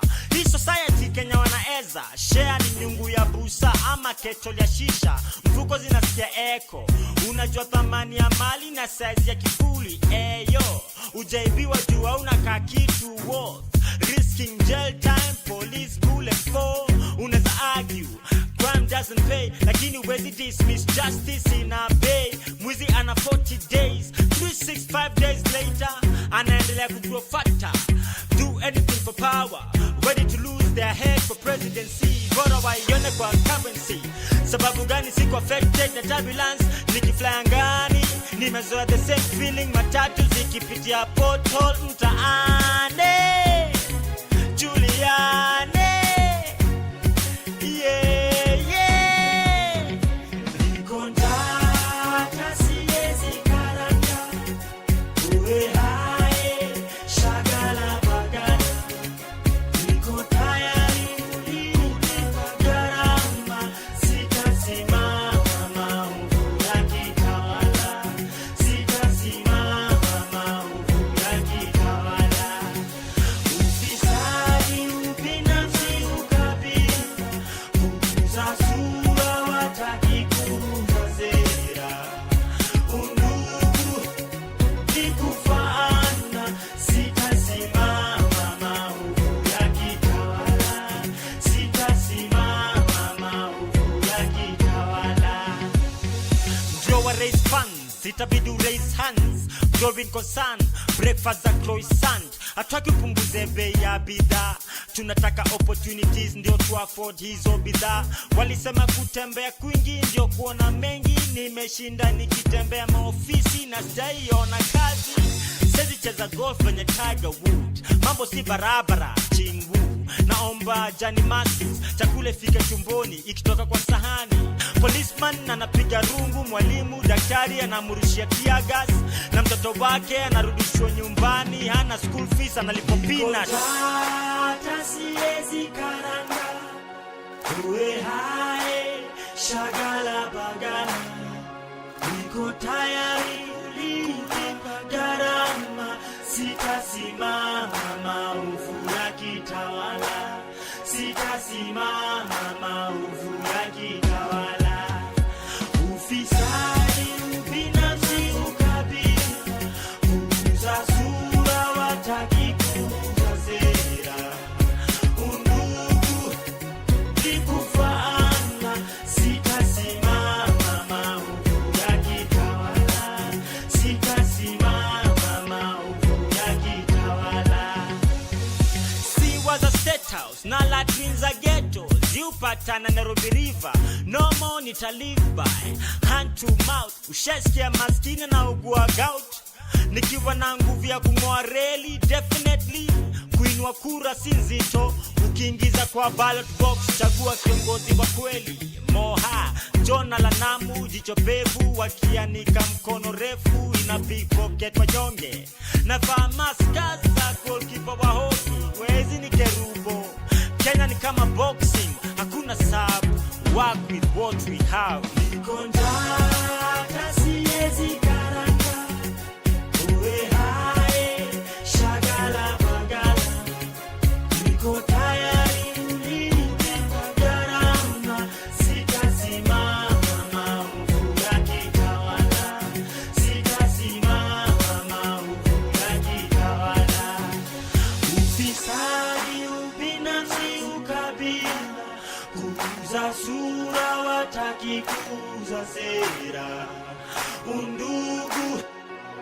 nikufaana, sitasimama maovu yakitawala, sitasimama maovu yakitawala.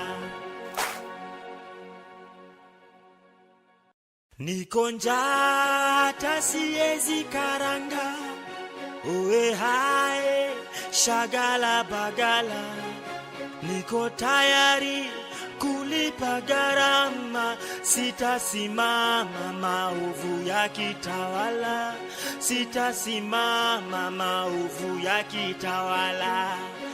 Ufisadi, ubinafsi, ukabila, kuuza sura, wataki kuuza sera, undugu ni kufaana, sitasimama maovu yakitawala, sitasimama maovu yakitawala. Hard to get wadhifa, una deserve bila kasha makashfa. Hii society Kenya wanaeza share ni nyungu ya busa ama ketol ya shisha, mfuko zinasikia eko. Unajua thamani ya mali na size ya kifuli, eyo ujaibiwa juu hauna kakitu worth, risking jail time, police bullet fall. Unaweza argue crime doesn't pay, lakini huwezi dismiss justice in a bay. Mwizi ana 40 days, 365 days later anaendelea kugrow fatter. Do anything for power, ready to lose their head for presidency. Bora waione kwa currency. Sababu gani siko affected na turbulence? Nikifly angani, nimezoea the same feeling. Matatu zikipitia pothole mtaani, Juliane, yeah, yeah. Niko njaa hata siwezi karanga, uwe hae shagala bagala, niko tayari kulipa gharama, sitasimama maovu yakitawala, sitasimama maovu yakitawala. Ufisadi, ubinafsi, ukabila, kuuza sura, wataki kuuza sera, undugu ni kufaana, sitasimama maovu yakitawala, sitasimama maovu yakitawala. Ndio wa raise funds, itabidi raise hands, growing concern, breakfast za croissant. Hataki upunguze bei ya bidhaa, tunataka opportunities ndio tu afford hizo bidhaa. Walisema kutembea kwingi ndio kuona mengi, nimeshinda nikitembea maofisi na sijaiona kazi. Sezi cheza golf kwenye Tiger Wood, mambo si barabara chingu. Naomba Johnny Masses, chakule fike tumboni ikitoka kwa sahani. Policeman anapiga rungu, mwalimu daktari anamurushia tear gas, na mtoto wake anarudishwa nyumbani, hana school fees, analipo peanuts. Hata siwezi karanga, uwe hae shagala bagala, niko tayari kulipa gharama, sitasimama maovu yakitawala, sitasimama maovu yakitawala. Ufisadi, ubinafsi, ukabila, kuuza sura, wataki kuuza sera, undugu ni kufaana, sitasimama maovu yakitawala, sitasimama maovu yakitawala. See was a state house, na latrines a ghetto. Ziupatana Nairobi River, no more nita live by hand to mouth. Ushasikia maskini na ugua gout, nikiwa na nguvu ya kung'oa reli, definitely kuinua kura si nzito. Ukiingiza kwa ballot box, chagua kiongozi wa kweli. Moha, Jona la Namu, jicho pevu, wakianika mkono refu, ina big pocket wanyonge. Navaa maska za goalkeeper wa hoki, wezi ni kerubo. Kenya ni kama boxing, hakuna sub, work with what we have. Niko njaa hata siwezi karanga, uwe hae shagala bagala, niko tayari kulipa gharama, sitasimama maovu yakitawala, sitasimama maovu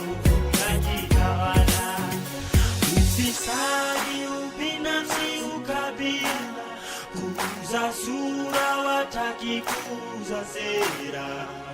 Undugu ni kufaana, sitasimama maovu ya kitawala, sitasimama maovu ya kitawala. Niko njaa hata siezi karanga, uwe hae shagala bagala. Niko tayari kulipa gharama, sitasimama maovu ya kitawala, sitasimama maovu ya kitawala. Ufisadi, ubinafsi, ukabila, kuuza sura, wataki kuuza sera. Undugu ni kufaana, sitasimama maovu ya kitawala, sitasimama maovu ya kitawala. Get wadhifa, una deserve bila kasha makashfa. Hii society Kenya wanaeza share ni nyungu ya busa ama kecho ya shisha. Mfuko zinasikia eko, unajua thamani ya mali na size ya kifuli. Eyo, ujaibiwa jua unakaa kitu worth, risking jail time, police bullet for. Unaweza argue crime doesn't pay, lakini wezi dismiss justice in a bay. Mwizi ana 40 days, 365 days later anaendelea kugrow fatter. Do anything for power, ready to lose their head for presidency. Bora waione kwa currency. Sababu gani siko affected na turbulence? Nikifly angani, nimezoea the same feeling. Matatu zikipitia pothole mtaani. Juliane, yeah.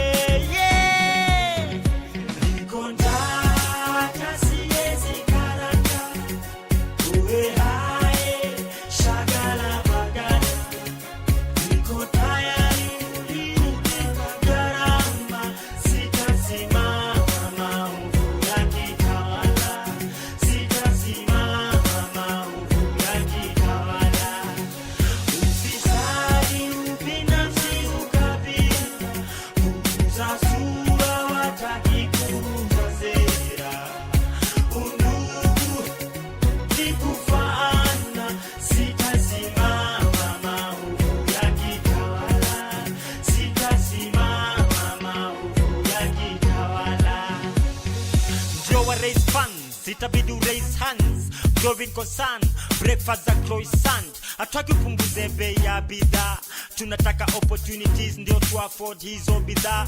Walisema kutembea kwingi ndio kuona mengi, nimeshinda nikitembea maofisi na sijaiona kazi. Sezi cheza golf venye Tiger Wood, mambo si barabara chingu. Naomba Johnny Maskins, chakule fike tumboni ikitoka kwa sahani. Policeman anapiga rungu, mwalimu daktari anamurushia tear gas, na mtoto wake anarudishwa nyumbani hana school fees, analipo peanuts. Hata siezi karanga, uwe hae shagala bagala. Niko tayari kulipa gharama, sitasimama maovu ya kitawala, sitasimama maovu ya kitawala. Ufisadi, ubinafsi, ukabila, kuuza sura, wataki kuuza sera. Undugu ni kufaana, sitasimama maovu ya kitawala, sitasimama maovu ya kitawala. See was a state house, na la twins a ghetto. Ziupatana Nairobi River, no more nita live by hand to mouth. Ushesikia maskini na ugua gout, nikiwa na nguvu ya kung'oa reli. Definitely kuinua kura si nzito, ukiingiza kwa ballot box chagua kiongozi wa kweli. Moha Jona la Namu, jicho pevu, wakianika mkono refu, ina big pocket wanyonge. Navaa maska za goalkeeper wa hockey, wezi ni kerubo. Kenya ni kama boxing, hakuna sub, work with what we have. Niko njaa hata siezi karanga, uwe hae shagala bagala. Niko tayari kulipa gharama, sitasimama maovu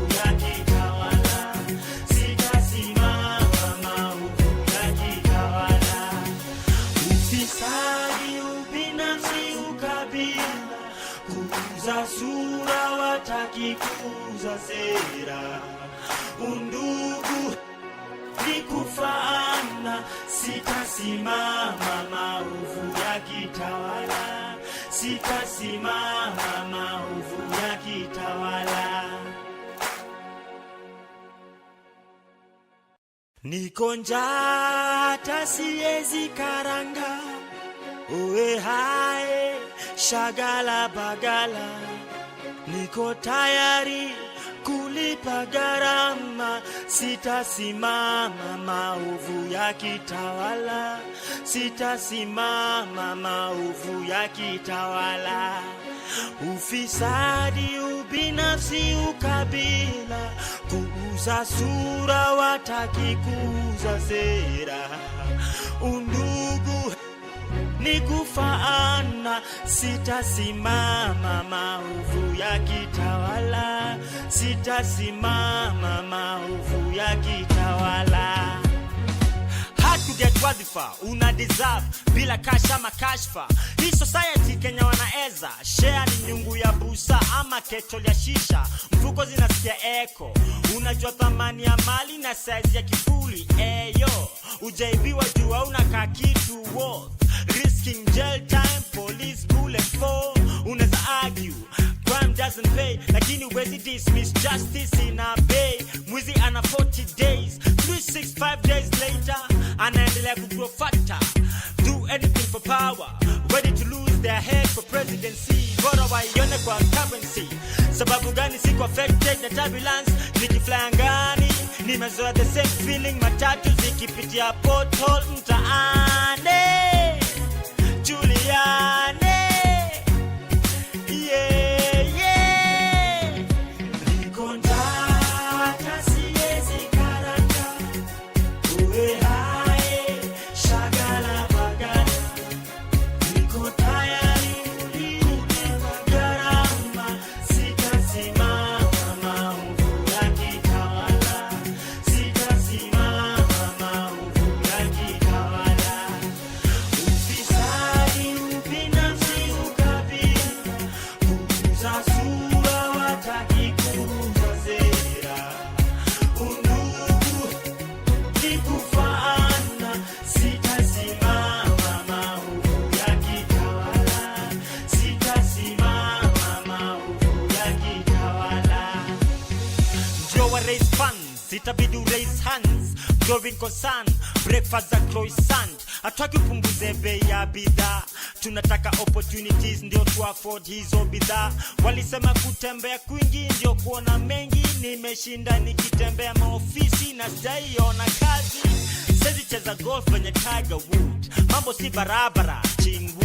Naomba Johnny Maskins, chakule fike chumboni ikitoka kwa sahani. Policeman anapiga rungu, mwalimu daktari anamurushia tear gas, na mtoto wake anarudishwa nyumbani hana school fees analipo peanuts. Hata siwezi karanga, uwe hae shagala bagala.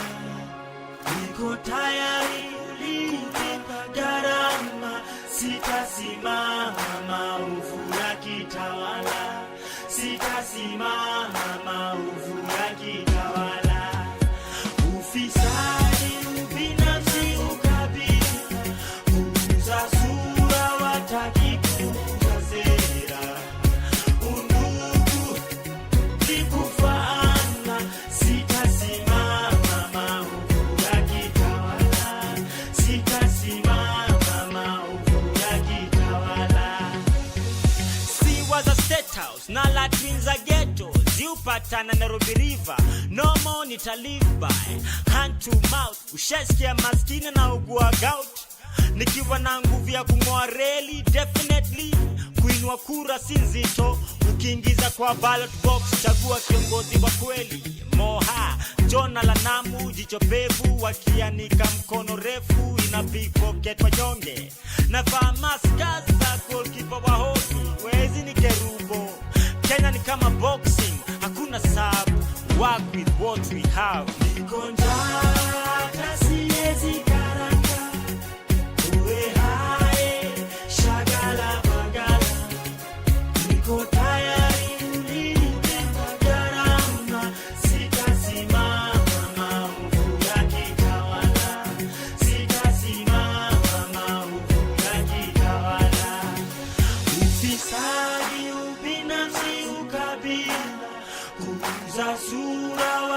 wataki kuuza sera.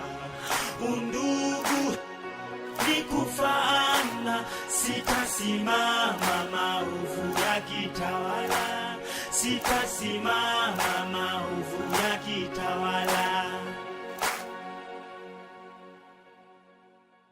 Niko njaa hata siezi karanga, uwe hae shagala bagala. Niko tayari kulipa gharama, sitasimama maovu ya kitawala, sitasimama maovu ya kitawala. Ufisadi, ubinafsi, ukabila, kuuza sura wataki kuuza sera. Undugu ni kufaana, sitasimama maovu ya kitawala, sitasimama maovu ya kitawala. To get wadhifa, una deserve bila kasha makashfa. Hii society Kenya wanaeza share ni nyungu ya busa ama ketol ya shisha. Mfuko zinasikia eko, unajua thamani ya mali na size ya kifuli. Eyo, ujaibiwa juu hauna kakitu worth, risking jail time, police bullet for. Unaweza argue crime doesn't pay, lakini huwezi dismiss justice in a bay. Mwizi ana 40 days, 365 days later anaendelea kugrow fatter. Do anything for power, ready to lose their head for presidency. Bora waione kwa currency. Sababu gani siko affected na turbulence? Nikifly angani, nimezoea the same feeling. Matatu zikipitia pothole mtaani. Juliane, yeah, yeah. Niko njaa hata siezi karanga, uwe hae shagala bagala. Niko tayari kulipa gharama, sitasimama maovu ya kitawala, sitasimama maovu ya kitawala.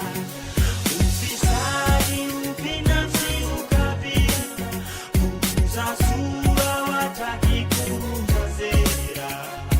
Undugu ni kufaana, sitasimama maovu ya kitawala, sitasimama maovu ya kitawala. Ndio wa raise funds, itabidi raise hands. Growing concern, breakfast za croissant. Hataki upunguze bei ya bidhaa, tunataka opportunities ndio tu afford hizo bidhaa. Walisema kutembea kwingi ndio kuona mengi, nimeshinda nikitembea maofisi na sijaiona kazi. Sezi cheza golf venye Tiger Woods, mambo si barabara chingu. Naomba Johnny Maskins, chakule fike tumboni ikitoka kwa sahani. Policeman anapiga rungu, mwalimu daktari anamurushia tear gas, na mtoto wake anarudishwa nyumbani, hana school fees analipo peanuts. Hata siezi karanga, uwe hae shagala bagala. Niko tayari kulipa gharama, sitasimama maovu ya kitawala, sitasimama maovu ya kitawala. Ufisadi, ubinafsi, ukabila, kuuza sura wataki kuuza sera. Undugu ni kufaana, sitasimama maovu ya kitawala, sitasimama maovu ya kitawala. Si was a state house, na latrines a ghetto. Ziupatana Nairobi River, no more nita live by hand to mouth. Ushasikia maskini na ugua gout, nikiwa na nguvu ya kung'oa reli. Definitely kuinua kura si nzito, ukiingiza kwa ballot box chagua kiongozi wa kweli. Moha Jona la Namu, jicho pevu, wakianika mkono refu, ina big pocket wanyonge. Navaa maska za goalkeeper wa hoki, wezi ni kerubo. Kenya ni kama boxing, hakuna sub, work with what we have. Niko njaa hata siezi karanga, uwe hae shagala bagala. Niko tayari kulipa gharama, sitasimama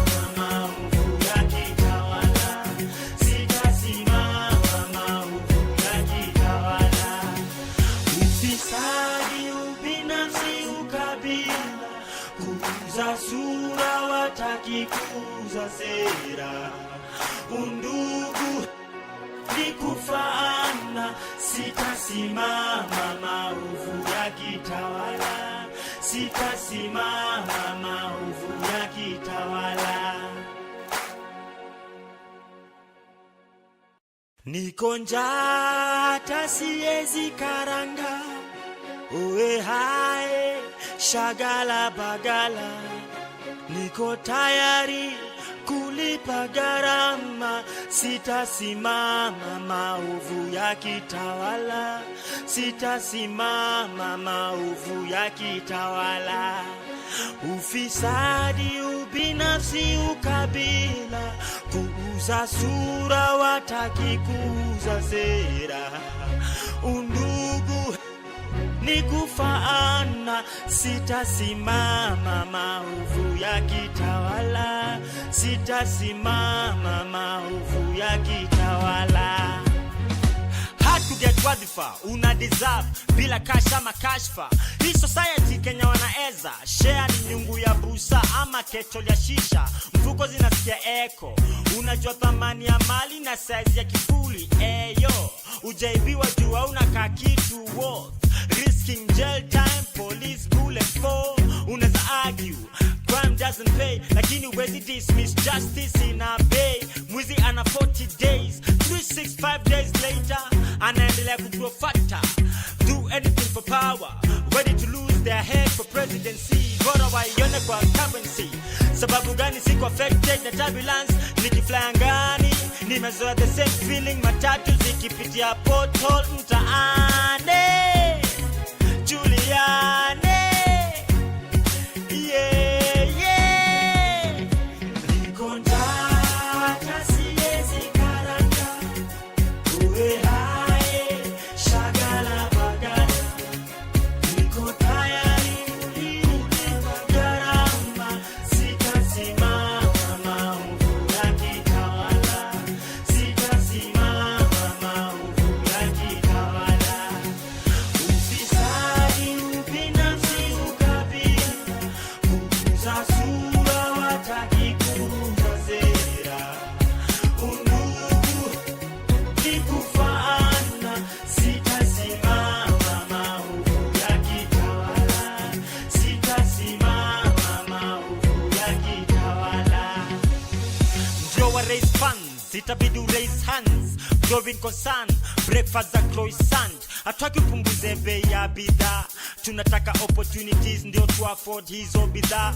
Walisema kutembea kwingi ndio kuona mengi, nimeshinda nikitembea maofisi na sijaiona kazi. Sezi cheza golf kwenye Tiger Wood, mambo si barabara chingu. Naomba Johnny Masters, chakule fike tumboni ikitoka kwa sahani. Policeman anapiga rungu, mwalimu daktari anamurushia tear gas, na mtoto wake anarudishwa nyumbani hana school fees analipo peanuts. Hata siwezi karanga, uwe hae shagala bagala. Niko tayari kulipa gharama, sitasimama maovu ya kitawala, sitasimama maovu ya kitawala. Ufisadi, ubinafsi, ukabila, kuuza sura wataki kuuza sera. Undugu ni kufaana, sitasimama maovu ya kitawala, sitasimama maovu ya kitawala. Si was a state house, na Latrins a ghetto. Ziupatana Nairobi River, no more nita live by hand to mouth. Ushasikia maskini na ugua gout, nikiwa na nguvu ya kung'oa reli. Definitely kuinua kura si nzito, ukiingiza kwa ballot box chagua kiongozi wa kweli. Moha Jona la Namu, jicho pevu wakianika mkono refu, ina pickpocket wanyonge. Navaa maska za goalkeeper wa hoki, wezi ni kerubo. Kenya ni kama boxing, hakuna sabu, work with what we have. Niko njaa hata siwezi karanga, uwe hae shagala bagala. Niko tayari kulipa gharama, sitasimama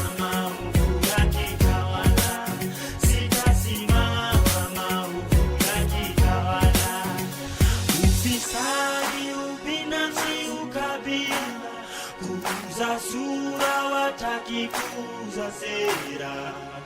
Undugu ni kufaana, sitasimama maovu ya kitawala, sitasimama maovu ya kitawala. Niko njaa hata siezi karanga, uwe hae shagala bagala, niko tayari kulipa gharama, sitasimama maovu ya kitawala, sitasimama maovu ya kitawala. Ufisadi, ubinafsi, ukabila, kuuza sura, watakikuza sera. Undugu ni kufaana, sitasimama maovu ya kitawala, sitasimama maovu ya kitawala. Hatuget wadhifa, una deserve, bila kasha makashfa. Hii society Kenya wanaeza, share ni nyungu ya busa ama ketol ya shisha. Mfuko zinasikia eko, unajua thamani ya mali na size ya kifuli. Eyo, ujaibiwa juu hauna kakitu worth, risking jail time, police bullet for. Unaweza argue crime doesn't pay, lakini huwezi dismiss justice in a bay. Mwizi ana 40 days, 365 days later anaendelea kugrow fatter.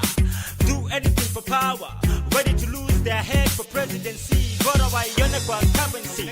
Sababu gani siko affected na turbulence? Nikifly angani, nimezoea the same feeling. Matatu zikipitia pothole mtaani. Juliane, yeah, yeah. Niko njaa hata siezi karanga, uwe hai. Niko njaa hata siezi karanga, uwe hai shagala bagala, niko tayari kulipa gharama, sitasimama maovu ya kitawala, sitasimama maovu ya kitawala.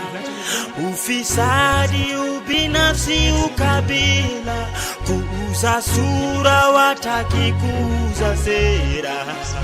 Undugu ni kufaana, sitasimama maovu ya kitawala, sitasimama maovu ya kitawala. Hatuget wadhifa, una deserve, bila kasha makashfa. Hii society Kenya wanaeza, share ni nyungu ya busa ama ketol ya shisha. Mfuko zinasikia eko, unajua thamani ya mali na size ya kifuli. Eyo, ujaibiwa juu hauna kakitu worth, risking jail time, police bullet for. Unaweza argue crime doesn't pay, lakini huwezi dismiss justice in a bay. Mwizi ana 40 days, 365 days later anaendelea kugrow fatter. Do anything for power, ready to lose their head for presidency. Bora waione kwa currency. Good afternoon. Good afternoon. Yeah, post-lunch sessions are very difficult, so allow me to speak very fast. My name is Gerald Muka, Senior Communication Officer at the Council of Governors, and I'm happy to be here today, though a bit frightened, because most of the people here are media and civil society, and then there is me, who is on the other side. Nonetheless, thank you, moderator, for your question. And personally, from where I sit, I believe this one is twofold, because there are situations where really media, as well as the civil society, as well as the government, we need to work together.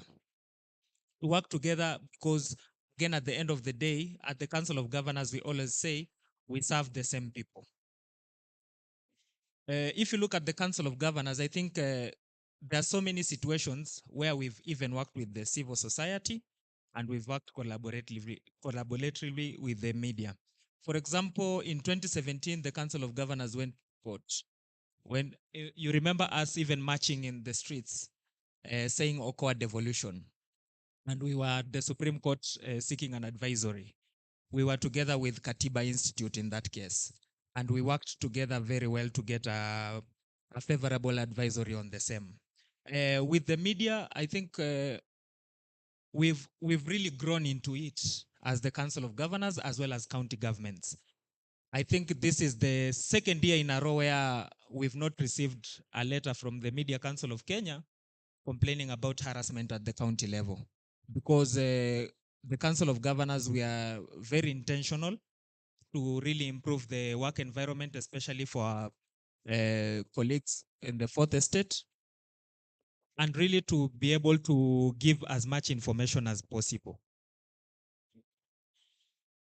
You'll find that we've always made sure that there's a lot of information that is received by the media or accessed by the media, and together with even we signed an MOU earlier this year with Media Council of Kenya, where we are looking into developing a curriculum for members of the press as well as county communication and media officers, so that we are able to train them to capacity build in documentation, knowledge management, and for media to also be able to train them on devolution reporting.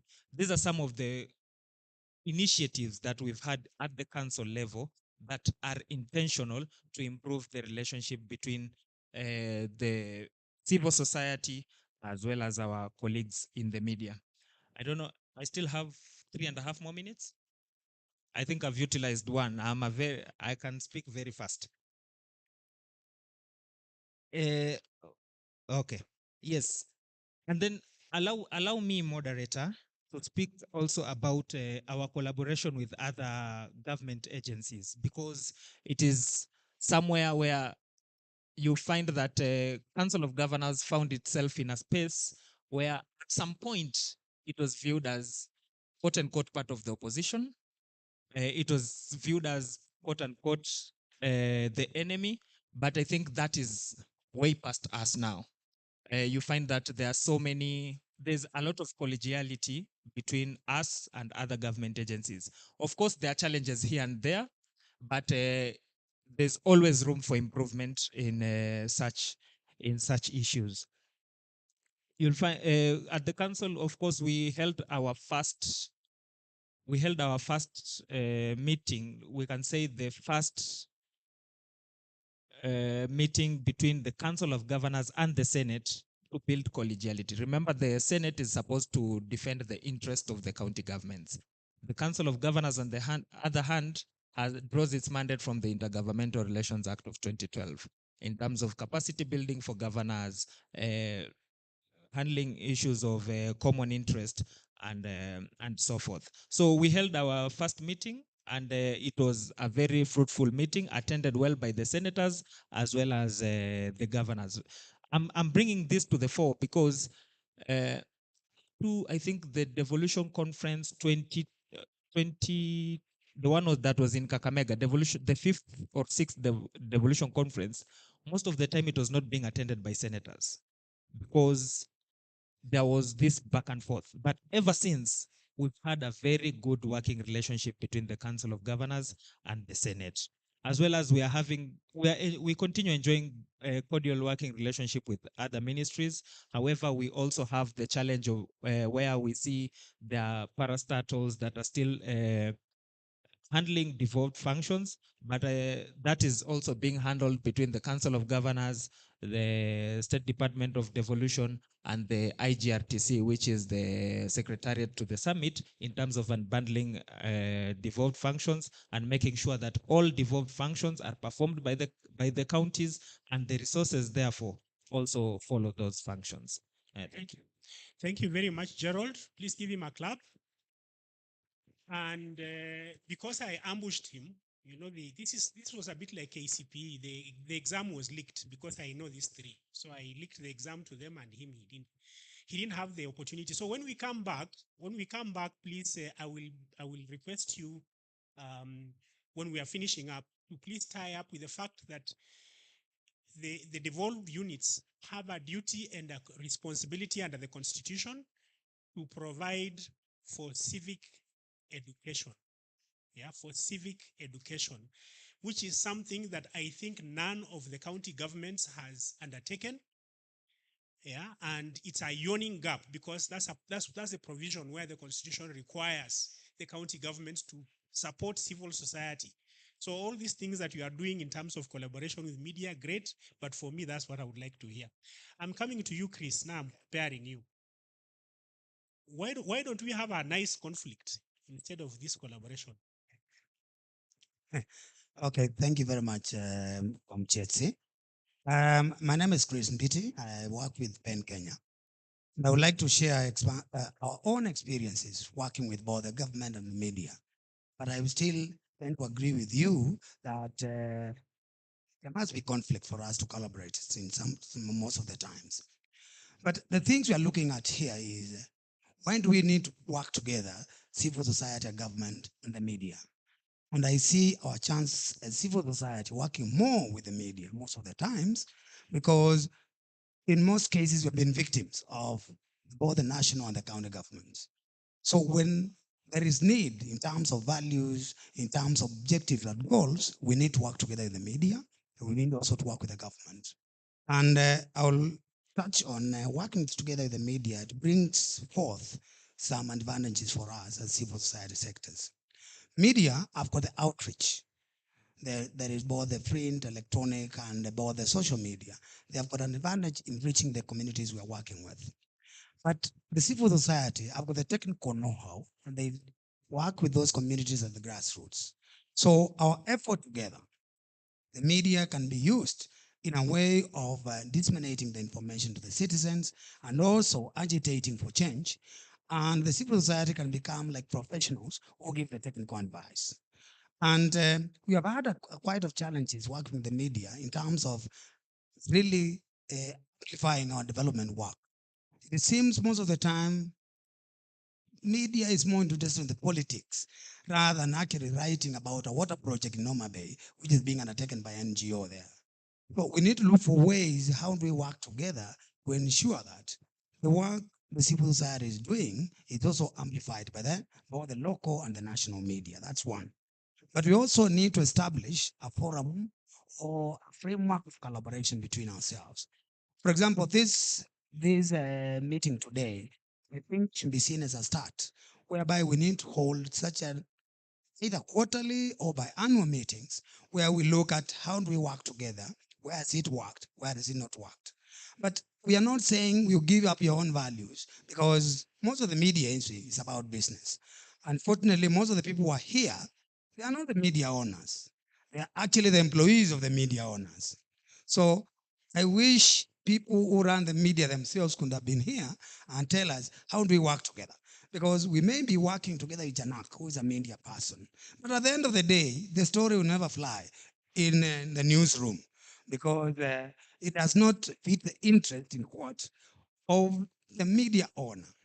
I remember I had a story one day. We wrote a very good story about some work we're doing in the Machakos. And I remember the journalist telling me, you see, my friend, for this story to use the word walk in the editor's rooms, you need to give me something to go and do that. So you see, so those are some of the things we face. But I agree with that is your values, but you have got different values. So we need to look at where are these common areas can you work together, and where are these areas where we go on your own way. You push your own interest, you also push your own interest. But when we work together, there is a kind of better amplification of what we are agitating for. I'll give an example where we have been working with the Department of Social Development, whereby we are now pushing the Grassroots Organization Act. And it has been working well, but it is because we have been providing technical support to the Department of Social Development. I wonder if it is the other way around. But to conclude, all of us need to remain vigilant. The civil society needs to be all more able to analyze the information and use the media to disseminate that information. I think that would be the best way for us to collaborate forward. But we need to have these forums more and more. Yeah. Yeah, na kuharakisha. That's the point. Yeah, brevity. Brevity is the salt of life. Chris, you've done well, but when we come back, and for everybody, even those I leaked the exam to, there's always a repeat question, which is that you are describing a user relationship, which is that you want media to be user friendly for you in civil society. and you are not describing how user-friendly you are to them. You are not, yeah, you're also not describing how user-friendly you are for government. So everybody is in this sort of user relationship, rather than I'm not hearing an emergence of a common agenda. Yeah. So if I sound a bit harsh, that's where it's coming from. Opondo, you are next. Then we can conclude with the government guy. Yeah. Owino Opondo is a senior journalist. He's worked in parliament. He's also trained journalist. So he's very settled in this business. Thank you. Good afternoon, colleagues. I don't know why I like speaking when I stand. It lends me some intellectual oomph. It gives him some bit of strength to talk. And then I ooze well when I'm standing. And then colleagues at the back would also see who the hell is talking in front of them. I stand guided. Thank you, my friend Kwamchesi. We've done many things with you. And Kwamchesi has done it well by preparing me for this. I want us, first of all, to reflect on the discussions by the panel one that came before us, so that we avoid the mistake of going back and repeating what they discussed. Under very able guidance from Cyprian, they handle a lot of things in terms of expected relations. Kwamchesi threw a philosophical question at us. Let me attempt to respond. Is conflict necessarily bad? My answer is no. The world, by its very nature, is about conflicts, right? What is a conflict? Maybe by basic definitions, having a contrarian view, a contrary view to what I have. So conflict between all these three legs of a stool are not necessarily bad. However, there's a rider. If the public good is the common denominator, then our conflicts must be controlled so that they add value to public expectations. I want to touch on basics that the media should or can do or may do, what the civil society may do, and what the government may do. I hope that my approach will be about practical and implementable suggestions. One, from my experience as an editor then, I realized that this blood of suspicion between the civil society, the media, and the government, it's actually a tripartite suspicion. Every person in their block thinks they're the best or they know it better. Civil society think without them, the media cannot get a story. The media guys think they know it better. The government thinks they know. Fortunately, I've been a civil servant, so I talk with experience. I've been an air holder, I was a DO. The Congo about too powerful, used to carry small pistols on us. So I think the first step to begin is by demystifying some sheets of self-conceited belief that any party knows it better than the other. So we start from there. So the civil society is not brighter than the media is not brighter than that. We are sharing here. Two, and this warning should be done. I'm raising it from somebody who's been in the civil service. Never trust the government. Never trust the government because there are lots of vested interests there. So that even as you deal with the government as a civil society, know that you are dealing with somebody who has held a sword behind their back and they're talking with you. All right? We are okay. We'll make the economy fine, but you are importing oil here. Or we are okay. So treat the government and the media with a touch of suspicion. We did not do very well in basic definitions. We didn't define the media, even as we started. By the way, we didn't even define civic duty. What is this civic space we are talking about here since morning? I think we need to start by basic definitions so that we know what we want to deal with. So many times, and I'm glad Honorable Nyukav is back, the civil society should first of all do media mapping. Mkirudi kwa ofisi kuanzia leo. Do your media mapping saying, what is it that we do? And what media do you want to deal with on this and that? It's media identification, comma, isolation, comma, and engagement. Put a full stop. You must know what media do you want to deal with. There's nothing homogeneous called media. All of us have vested interests here. The media have their vested interests. You in the civil society have your vested interests. The government also has vested interests. So before you engage, clear your front. Know why you want to engage with the media. Why do you want to engage with the government? Because every party here has got vested interest. Number two, another thing is that please form thematic tents. Form thematic tents very fast. Tents of themes. So I'll explain because I'm a teacher. Many times, media, as civil society organizations, work as if everything goes. We want to latch onto this and we want to go to do it. You know, we are very occasional in our approach to things. The media on the other side is suffering from a disease called one happy accident. It breaks and we are running with it. And then after that, we are doing another story. Isn't it? The civil society must know the weaknesses in the media. The media houses you have now are suffering serious capacity problems. The good journalists left. All right? And I'm not saying those who remain are not doing a good job, but that institutional memory went. When I was talking with my friend from USIU, the young man I gave a prize the other day was in university. When you want to engage them about Saba Saba, I think you are lost. Yeah? You are suffering from a disease called phantasmagoria. You are telling them about things that used to excite people but don't excite people now. Are civil society occasional? Are you true to the occasion? Let me leave it here. We'll do something coming. Thank you. This man was in parliament. Please give him a clap. And also Chris, whom we forgot to clap for. we are coming to the government, the other government person. And you know, I give you something to think about Opondo as we come back, which is that in our environment and where we borrow from the libertarian tradition, media is most successful when it's commercial. So media generally is in the business of making money. So this thing about being hogtied with civil society, for me, I think is intellectually disingenuous. I would even call it dishonest. Yeah, because you're in a different stream. You make money. Civil society does good for its own sake. But let's listen to Simon for 4.5 minutes first. Thank you. Thank you for the opportunity.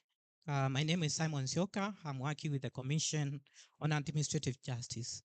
At the Commission, we have been able to collaborate with the media and also with the civil society in terms of execution of our mandates, especially the mandate on access to information. And I want to kind of borrow a leaf from that experience, maybe to bring to this discussion by saying that the collaboration between government and civil society is very important because one, it allows different ideas to be brought to the table for a discussion to be undertaken, and more often you find that there's robust discussion. And when different parties come to the table and they have that kind of discussion, I think at the end of the day, you have a good product and a product that is the best for Kenyans. And in the morning we talked about the uniting factor. Of course, we know those players they have different roles in their different spaces, but the uniting factor and the common denominator in this is the public good. And I think if we are able to kind of first of all focus about the public good and think about how we will be able to achieve that in our different spaces, I think we will be able to collaborate effectively, even as we work in our different spaces. So I think that is very key. Again, I think the aspect of collaboration, again, allows us to deal with the challenges of, for instance, resources, which we talked in the morning, which, are kind of bringing a lot of challenges to implementation of the various laws and even the actions that are required to ensure excellence because I think for Mwananchi it's about excellence.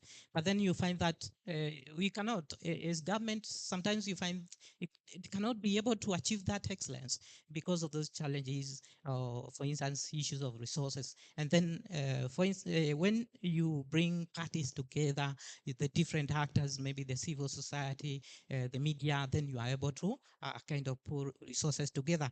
But then again, I think it's also important that we also appreciate the different dynamics. For instance, when we are talking about the reach to the citizens and the different stakeholders. Of course, you know, for instance, the civil society, the government, and the media may not have the same kind of privilege in terms of having that kind of reach maybe to the citizens. You know, for instance, the civil society can be able to reach even to the grassroots, the government. Of course, I know we are talking about devolution of services. Sometimes you find that again, you know, reaching to the grassroots is a bit of a challenge. So, you know, that collaboration will allow, you know, that framework that speaks and that connects to the people. And again, it's also about looking at the different needs of the stakeholders, the citizens. For instance, when you talk about maybe facilitating information, you know, when you have this collaboration, for instance, the civil society, they are doing a project and then the media is covering that, but then how do you ensure that you know, you are making that a bit interesting to the media, but more importantly, speaking to what is happening at the grassroots. So for me, I think it's good to have that collaboration. Thank you. You know, please give all the panelists a clap. They've really behaved themselves. We've managed this in under 18 minutes. So what we are going to do is, instead of me summarizing everything that you have just heard, like you are not here, I am going to give 3 slots to the plenary to raise questions as they consider all those questions that I was raising for them. Of course, for Chris, the final one is this thing about power. There's an assumption that government has power, but you know, if you own Citizen, which reaches 2.4 million viewers every evening, they probably are more powerful than you. So it's a contestation about power. And the question is, how are these various sectors performing the power that they have? Or in the alternate, when they don't have power, how are they performing their powerlessness? 3 questions. I will allow 3 questions if they are there. If they are not there, you don't have to ask any questions. The USIU student, excellent. Masharia Gaido is the second one. I would like a lady, please. Thank you. I thought you wanted to ask a question. I'm looking for a third hand. I'm looking for a third hand. Let's start with, and you know, if since the panelists took less than 5 minutes, I expect that the question will be 1 minute or shorter. We just take those 2, then we come here. Yes, start. Good afternoon, everyone. My name is Walter Ngano, a USIU journalism student, and my question is centered around public good, where we've all heard that the common denominator is public good in this whole concept of building alliances. But as Mr. Opondo mentioned, all the 3 bodies have their own vested interests, and this can influence the outcome of the public good that. Okay, sawa. Yeah. So my question is, how do you ensure that the public good that we are talking about is unanimous across the board? Yes.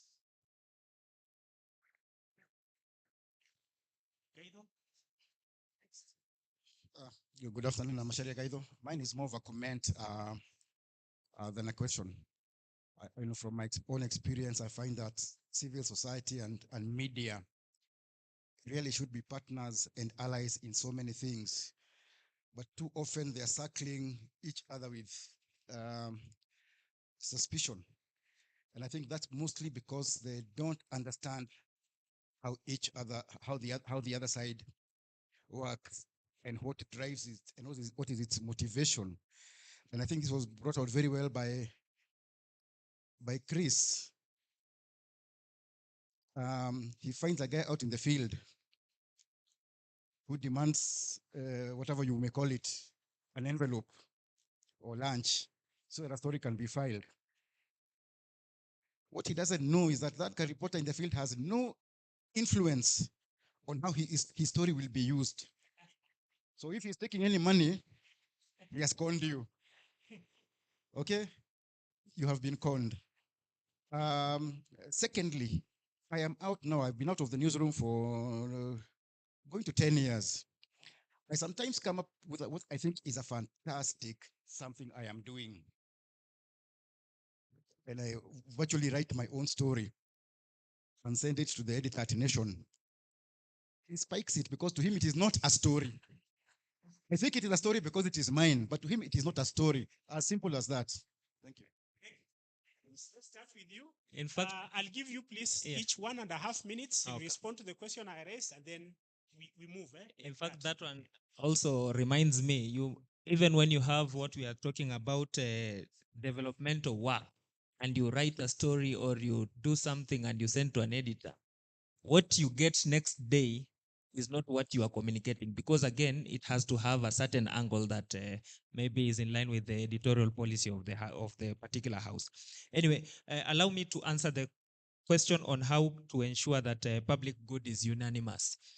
Again, I insist on collaboration from the beginning, because I see at the county level we have this big concept, or as a nation we have this big concept called public participation.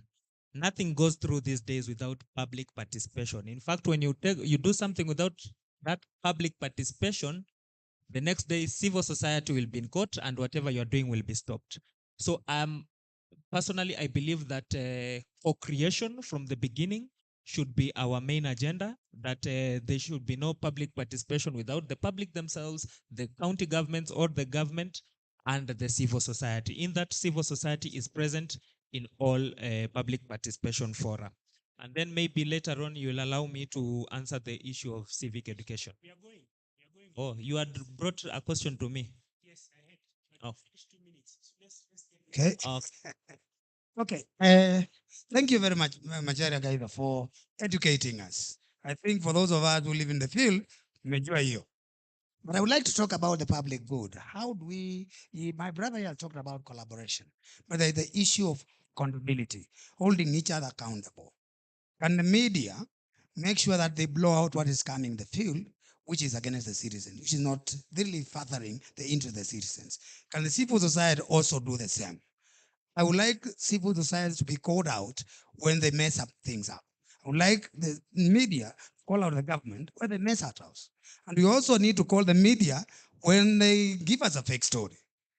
That way, we'll protect the interests of the citizens by holding each other accountable. We are watching what the government is doing, we are watching what the media is doing, and what the civil society is doing. And then the media has got more advantage than us in bringing out the story. 2.4 million people, citizens can blow out the story. I think that's what you can do about that. Yeah.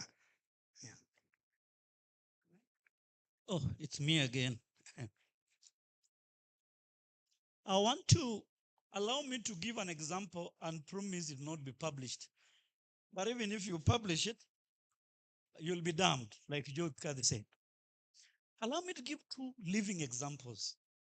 From an editor standpoint, one Macharia, anybody who worked with me and took a bribe, I fired. You can check. You know, Janak. I fired you. And I fired so many people in life. 2, you of the civil, before I approach the media, what is the story you want? Do you know your own story? Because the fact that you are amusing yourself in your office, thinking this is a good story, it may not sell to the media. So maybe get sounding boards in newsrooms. Hey, this is what we have. What do you think the story here, isn't it? Because you must have practical solutions. This week, no, last week, a big story happened in Kenyan courts that no journalist carried. And I don't know why. And I discussed with my friend of Kisumu. A senior person other than the judge who made the ruling, the decision, called me. Say, what's wrong with your media? For the first time, a CEO of a company fired his junior, who was a finance officer, who refused to implement his directions that were illegal. He told the finance, ongezea huyu mshahara, haya pia umuongezee. The matter was in court here in Nairobi. No media has carried the story. Are you seeing? Is that not a public good? That's a president making thing that actually a junior can disobey illegal instructions from the senior. The court gave him 36 million, ordered him back. And that came from none other than the judge. I called media houses saying, this is a big story. So I had to make some notes explaining them why this story is important. I'm glad Nation carried it 2 days ago, was it? Powerful story there. So when you're talking about public good, I'm just answering my friend's question. It takes so many people here to understand. If you're in the media as a civil society sphere, what do you think is that public good? But when you are sharing this story in the media, you explain to them. Why is this story important? So those guys are on the go. They're worshiping the clock on the wall called deadlines. What is this story? Isn't it?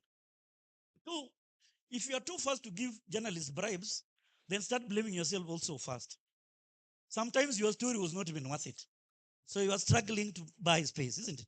It does not work. So don't try it from today. Make sure your story is so good, it's so sellable. That's another thing. Let me leave it there. I know Contest will take this one. Yes, please. Thank you. Let me respond to the question on the public good.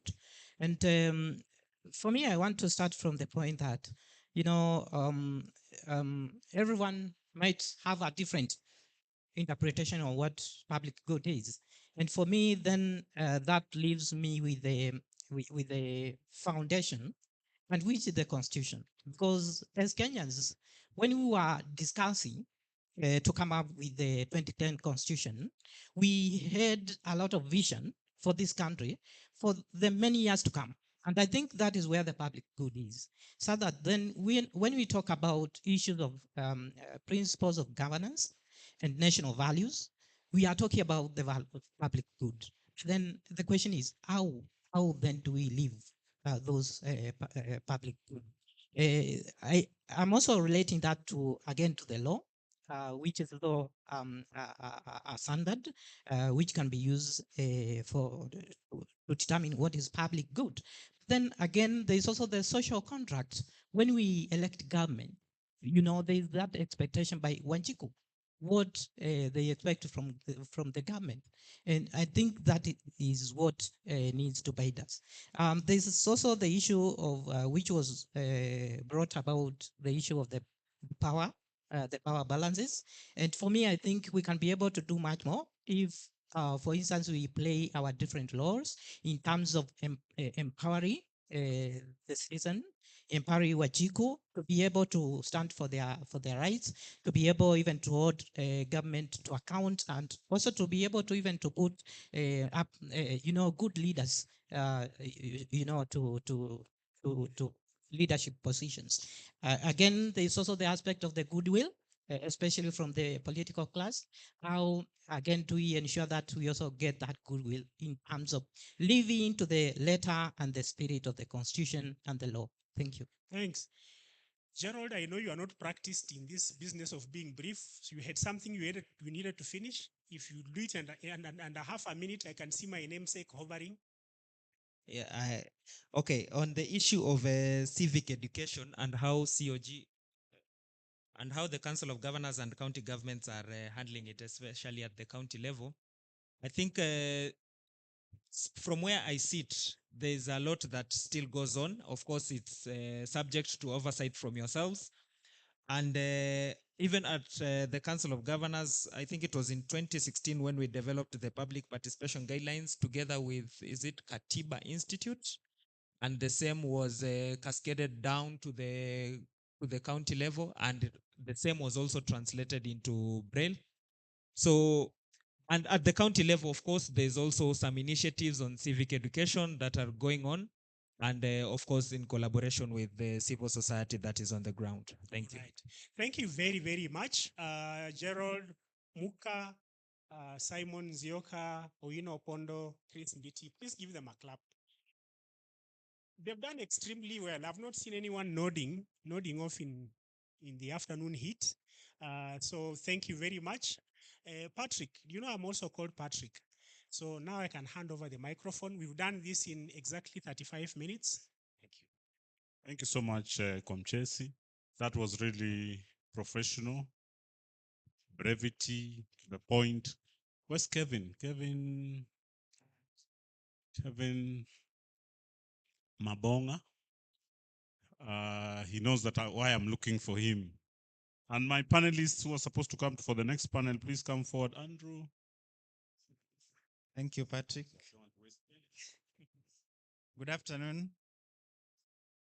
Good afternoon, all. Allow me to welcome the next panel. I think we are just two. Robbie and Mr. Andrew Limo.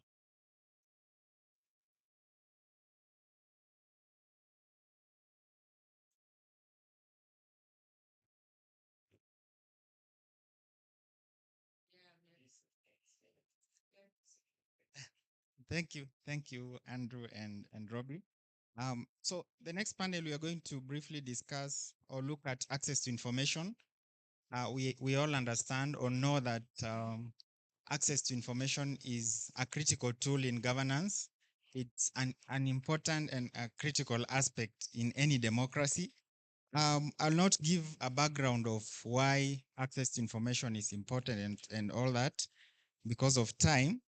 I would just like to maybe highlight that we are going to look at access to information in terms of holistically its importance in protecting civic space. Then at some level, we are also looking at how technology, artificial intelligence, and other technologies have enhanced or interfered with access to information in one way or another. So I'll just go to you direct, Robbie, to looking at access to information as a right, as an important tool in terms of accountability, transparency, and governance. How important is it? And if that right is interfered with, what are the implications in terms of the democratic space in a country? Okay, good afternoon, everyone. My name is Robbie Kokio Cheng. I'm a lecturer at USIU Africa and the chair of the Center of Media Viability and Development, which is a new player in the field. I would like to look at access to information and issues related to that in terms of what does it do to a democracy if you cannot access information required or what you need. And in my opinion, I think that if we find ourselves in a position that we cannot access information that is important to us, then the most likely implications of that one is that if you don't know something, you get confused. So in terms of democracy, if we are not very clear about, for example, all the issues we've talked about, what is happening, who is doing what is the civil society doing, what is the government doing, then it leads to what we are calling in this era dummification of the citizen. I heard the panel before talking about the agency of the citizen, but the agency of the citizen is informed through education, access of proper media, access to information. So in this case, if we look at access of information just from a legal point of view and not see how that access leads to proper democracy, then we are at loss as to what we are doing. We've just seen in the panel before asking the question like, what is the common denominator between civil society and the media? And clearly I could hear the key issue is really public good. But what is public good to the public? In the former panel, I had there is the government and there is Wanjiko. And then there is Wanjiko who is just not aware of what the implications of taking 100 bob is. So for me, access to information is wonderful in terms of the legal perspective of it. But when it comes to the ground, are people aware that if you don't know, it leads to confusion? A simple thing like going for an election and not even knowing who you are electing is an indicator that really you don't use information to drive democratic ideals. It also erodes trust because you don't know what is happening in the society. You don't know what your rights are and how to access them. And therefore, you just don't trust the government of the day. You don't trust civil society. You even don't trust the media, which is mainly one of your sources of information. I was in another forum where the media was basically saying today they are not sure they can tell a story even in a high school because of their physical, being afraid of physical violence. So such things contribute to the fact that no one is paying attention to give the right information to the public so that they make informed decisions. I also feel that if people don't know the quality of discourse, the quality of discourse is reduced in terms of importance and utility.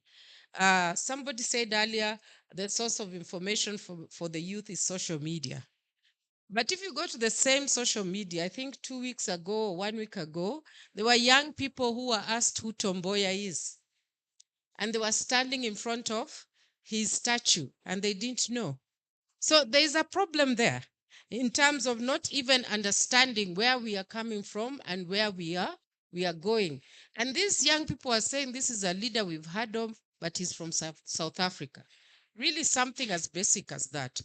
You don't even know what your history is. So it's important that even as we talk about it from a legal perspective, we need to look at it in terms of what is the basic level of knowledge someone needs to know to stand up as a citizen to fight for their rights. And lastly, just to conclude this session, because people don't know, then they are really prone to what we call information disorders.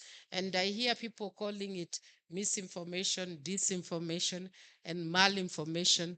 But literature just takes it back to propaganda. So you become prey to propaganda because first, you don't even know how to look for information. Secondly, the information you're being fed with is not substantial for you to make a decision.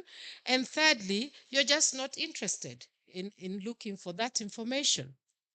Which brings me back to the question that we were talking about, where is the youth in this particular space? The same question you're asking is, where is the youth in the media space? They prefer to be in entertainment, yet the issues that affect them, affect us or us per se, will affect them in the next 5 years. I always tell my students, I don't owe this. How much do we owe the government? 100,000. By the time I'm paying it, you will be owning the government 200,000 per person for free. So when the taxes come in, you don't need to complain. The government feels entitled that you owe them that amount. So for me, it's a bigger question. Yes, the legal aspect is there. What about the social dimension? What about even the thinking capacity that should be around access of information? Thank you. Thank you so much, Robbie, and that's a good background to look at the effect. The people should access information, but are they getting the right information? Are they using that information? Now, in the current world, things have changed quite a lot. Technology has disrupted the way we send and receive information. And I'd like Mr. Limo to just look at how technology has disrupted the way we use information. And even as we talk about access to information, is it just the issue of receiving information, or what kind of information, or does the format even matter? Mr. Limo. Yeah, thank you so much. I'm Andrew Limo. I like to see myself as a digital anthropologist because I tend to think that much of anthropology that has been done before has been on the offline man or woman. when we go online, I think we become different entities. So yeah, I'm so grateful. There's been a lot to learn. My colleague has just talked about different aspects of access to information from a social point of view, legal point of view. I would like to talk about from a technological perspective, because when Article 35 talks about access to information, I tend to get this feeling that most of us see someone who is who is withholding information, who is refusing to give information, and we want to get that information. In fact, earlier on, when Janak this morning said the media is under attack, then I was asking myself, from who? Yes, from the government, from you can have many other sources of people who are attacking the media. But sometimes I say the media is also under attack from the media itself. And I will explain this. When we talk about access to information, there could be also the cost of access to information. If you don't have bundles and the government is giving services online, and you cannot afford a computer, you cannot access, you don't have the cost of doing it, because there's a cost element, then you don't have access at the end of the day. When we talk about access to information, your knowledge can also limit you. You can have issues with the know-how. You don't know how to use the technology, so you end up not accessing the information anyway. And then there's what I call the self-dereliction, where I think humans are beginning to outsource everything to computers and technology. Did you notice in the morning when we were singing the national anthem, we were following some tune that has been recorded? It is not us who are singing it really. We have delegated these things to technology, because we come from a background where we were told very in the early days that technology makes work easier for us, for human beings. So we ended up entertaining until now. We have given everything. We are training computers in machine learning to take over some of our values. And it gets scaring when computers start taking aspects that we thought were human, emotions. They start, they interpret emotions. They start doing creativity. They start thinking about critical thinking, planning. So they're beginning to take what we used to think as the domain for human beings. So where does that leave us really when we do this? So I'm thinking in terms of when we look at the civic space having gone virtual, then what happens to us to be able to participate in the civil space? We must also go virtual. We must be active in the virtual world. Let me give you an example. IEBC, when they talk about voter education, you realize that they only train about voter registration and the polling day procedures and everything like that. But they never come to teach you about result transmission and having the results. How do the results come in? And that's why it becomes a problem. I remember one time in Bomas, the days of councillors, there was a lady councillor who came and said, who complained and said, why have the results psyched all of a sudden? What was happening is that from polling stations, when they transmit results, it would hit the computer, it would come to the computer. You can have even up to 70 polling stations sending simultaneously. For the computer to aggregate that information is fine. It's not a difficult thing. But for human eye to see all the polling stations falling on the computer, 70 simultaneously, is a challenge. And so we must address these challenges that come in and be able to train people. But the biggest problem is when we start delegating all our functions to computers and think that they will resolve everything. I think we need to come back also that we may be the ones limiting ourselves from information. When IBC or any other organization give you big data and they say, here are the results, it's not aggregated, it's not, whatever. It's as good as you have not accessed. Because if you can make sense of the information, then you are as good as not having accessed the information. Because if you get data that it disaggregate, I remember one time at a function, some lady said, when we tell you in government that we do not have information, we actually mean it. We are sincere. They are in files, in very dusty files somewhere. They are not been digitized. So when they tell you we cannot give you information, it's not that we are refusing to give you information. It's because we also cannot access that information. We can't give you actually. So we must redefine the word access and see it beyond the limit of someone denying. Yes, it's not only denial. Thank you. Thank you, Andrew, and you've brought it quite well. That maybe leads us to the next phase. Now, Robbie, maybe I'll ask you to. You pointed out something about lack of access to information, which leads to issues of disinformation and misinformation. I'll give you 1 minute to comment on that. Then, as we finalize, we look at as you have looked at access to information in those two perspectives. How can then what is our role as media?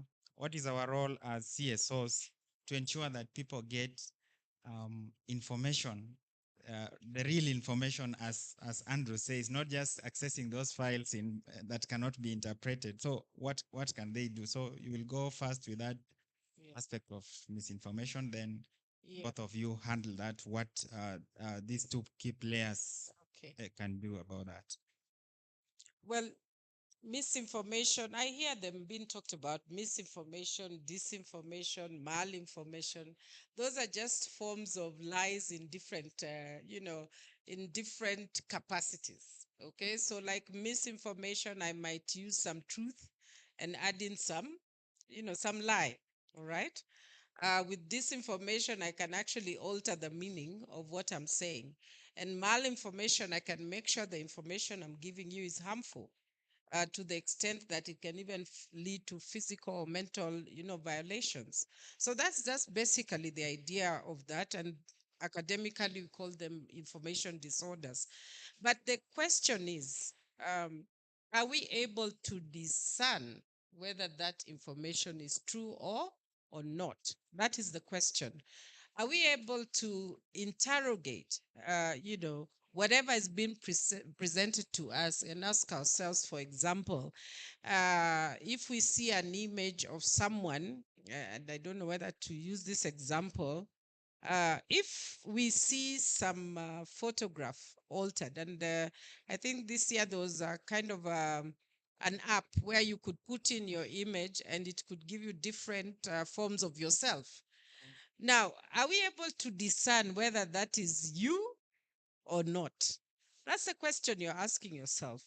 Yes, you will have access to information. Even if you're talking about those files from government, they normally have a very good record system. But if I give you files, like I think the ones during the Supreme petition, I bring files in lorries. How is that going to turn into meaningful information? So the question is, when exposed to even access of that information, data, let's just call it data, how do we then turn it quickly into information that will be meaningful? For example, if we are talking about the numbers, like he was saying, they will come into the screen and then they'll just be generated as numbers, and you'll be given a whole file. How quick can we transform that information into meaningful data? And that's where now artificial intelligence would come in to help us to be able to churn out maybe data visualizations, maps, charts that can be made meaning of. The question is, even when you're given these charts and all those what we call data visualization, are you able to get meaning out of that? So that brings me to interventions that I think are important, and I would like to agree with some of my colleagues earlier. For example, I remember sitting in a forum at Kenya Institute of Curriculum Development discussing the inclusion of media information literacy. And we sat, it was a nice afternoon, nice workshop. And next thing, when the curriculum came out, it was missing. But the thing is, when you're talking about meal, you're talking about how do I receive information? How do I disseminate information? How do I share information? And how do I create out of that information? So I think we also have to embrace these ideas of increasing critical thinking through projects like MIL, because that gives you insights as to how you will turn that 3 lorries, were they 7 lorries of info of data into something that's meaningful. Thank you so much. We as we finish, Andrew, the same. So, what can media do? What can the CSO do? Because maybe our role is to ensure that government provides information, but at our level, what can we do in 1 minute as we finish? Yeah, what comes to my mind is like because of the use of artificial intelligence that is going to come, the issues of AI ethics, for example, will have to be very key. Just as my colleague has mentioned, we will increasingly not know what is true, what is not true. I mean, in that environment, I mean, technology is coming in such a way that it can be very difficult. I see even in the coming political arena, some of the biggest challenges is that politicians will now have a field day in influencing the population. You can have malicious influence on demand. You just pay and people will be influenced negatively. It's not that it is anything new. What technology has just done is to make it faster, the influence to make it to influence wider and faster. But it doesn't mean that it has brought in any new values. You know, people used to cheat even before technology came. You know, liars were liars, robbers were robbers. It doesn't mean that the people were stealing from the only thing now is that you can steal from so many people from this place in Kericho, what do you call it? Mulot, yes. You can be in Mulot and you steal everywhere. You know, initially you have to go physically to steal, but you can be in a corner somewhere and now steal everywhere. Because I remember even one time, Moi, there was a lady in Baringo who stood up against one of the MPs who was Moi's friend. And actually Moi went around and say, the next center, he said, hiyo mtoto nimeongea na yeye na amekubali kujiuzulu. Just a day before the polls. And of course, that has had a lot of impact. And Moi had not, hakuwa umeongea na yeye hivyo. You know, so it is disinformation. Yes. So it doesn't mean it was not there. Let's not look at it as something new. Someone say technology is an extension of man. It just extends what you have, those values you have, your character, it just extends. So I see AI ethics to be some of the things. Digital surveillance is going to be a big issue because of technology. We need to address the areas of digital surveillance and then empowerment and inclusion so that everybody is brought on board. Thank you. Thank you so much. I think we should be finished. The last thing, civil society can um, fight for the rights of MIL, that is media information literacy. You can also fight for education around fact checking, because it's important that people know what it takes to know whether this thing is an issue or not. And also you can have public awareness campaigns that talk about, things that people take for granted, because you only need to sensitize people on what it means to verify information. Thank you. Thank you so much. We'll not go to the panel because of time. Please, if you have any questions, maybe we'll direct them after the last panel. Thank you so much once again.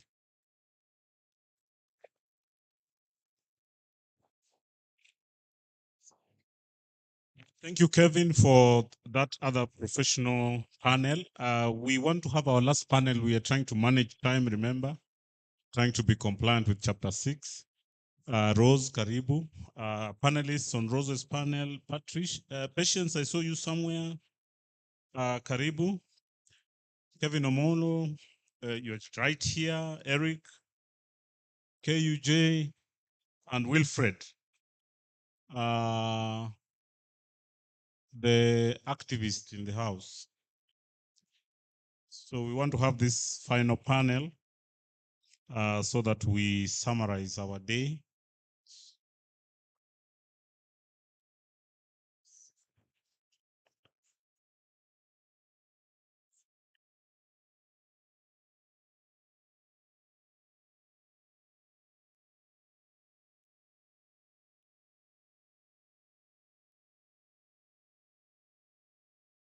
My patience. Okay, we're all set. And good afternoon to you all. So, what do we want to look at now? We want to look at security, well being, and protection of journalists, whistleblowers, and human rights defenders. This is a very multifaceted topic. We could talk about salaries, we could talk about retirement benefits, but I think this is more tuned to the personal welfare, and I think our panel today is very well able to engage with that. We're talking about 10 years later. We don't know what happened to Bogonko Bosire. He disappeared. Nothing has been heard of him since. After John Kitui was murdered in 2015, a lady who used to work for Nation went into hiding. She's now living in the US because people suspected that she was facilitating his reporting, and yet she had nothing to do with it. I've just been advised today there's a woman in Nyeri who is now in transit in another African country with her children. She's an activist from Nyeri, and there have been some killings there, but she personally has been targeted by people she suspects are in government right now. So when we talk about welfare, we're not joking. It's not a joke. It's not a light subject. Pius Nyamora, many of you don't know him. This is when we're talking about institutional memory, has lived in the United States since the 90s after running away from the Moi era abuses.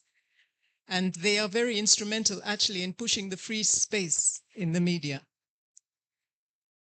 Purity Mwambia, more recently, also forced into hiding because she did an expose about rogue policemen.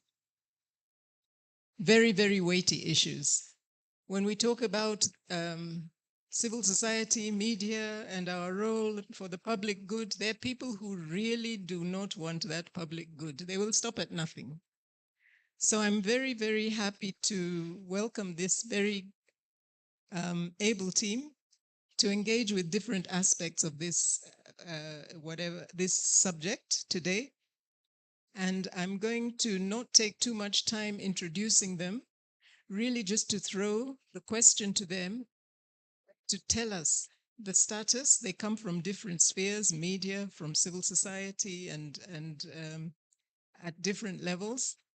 And just to tell us the state of protection, of security, of the people that they work with.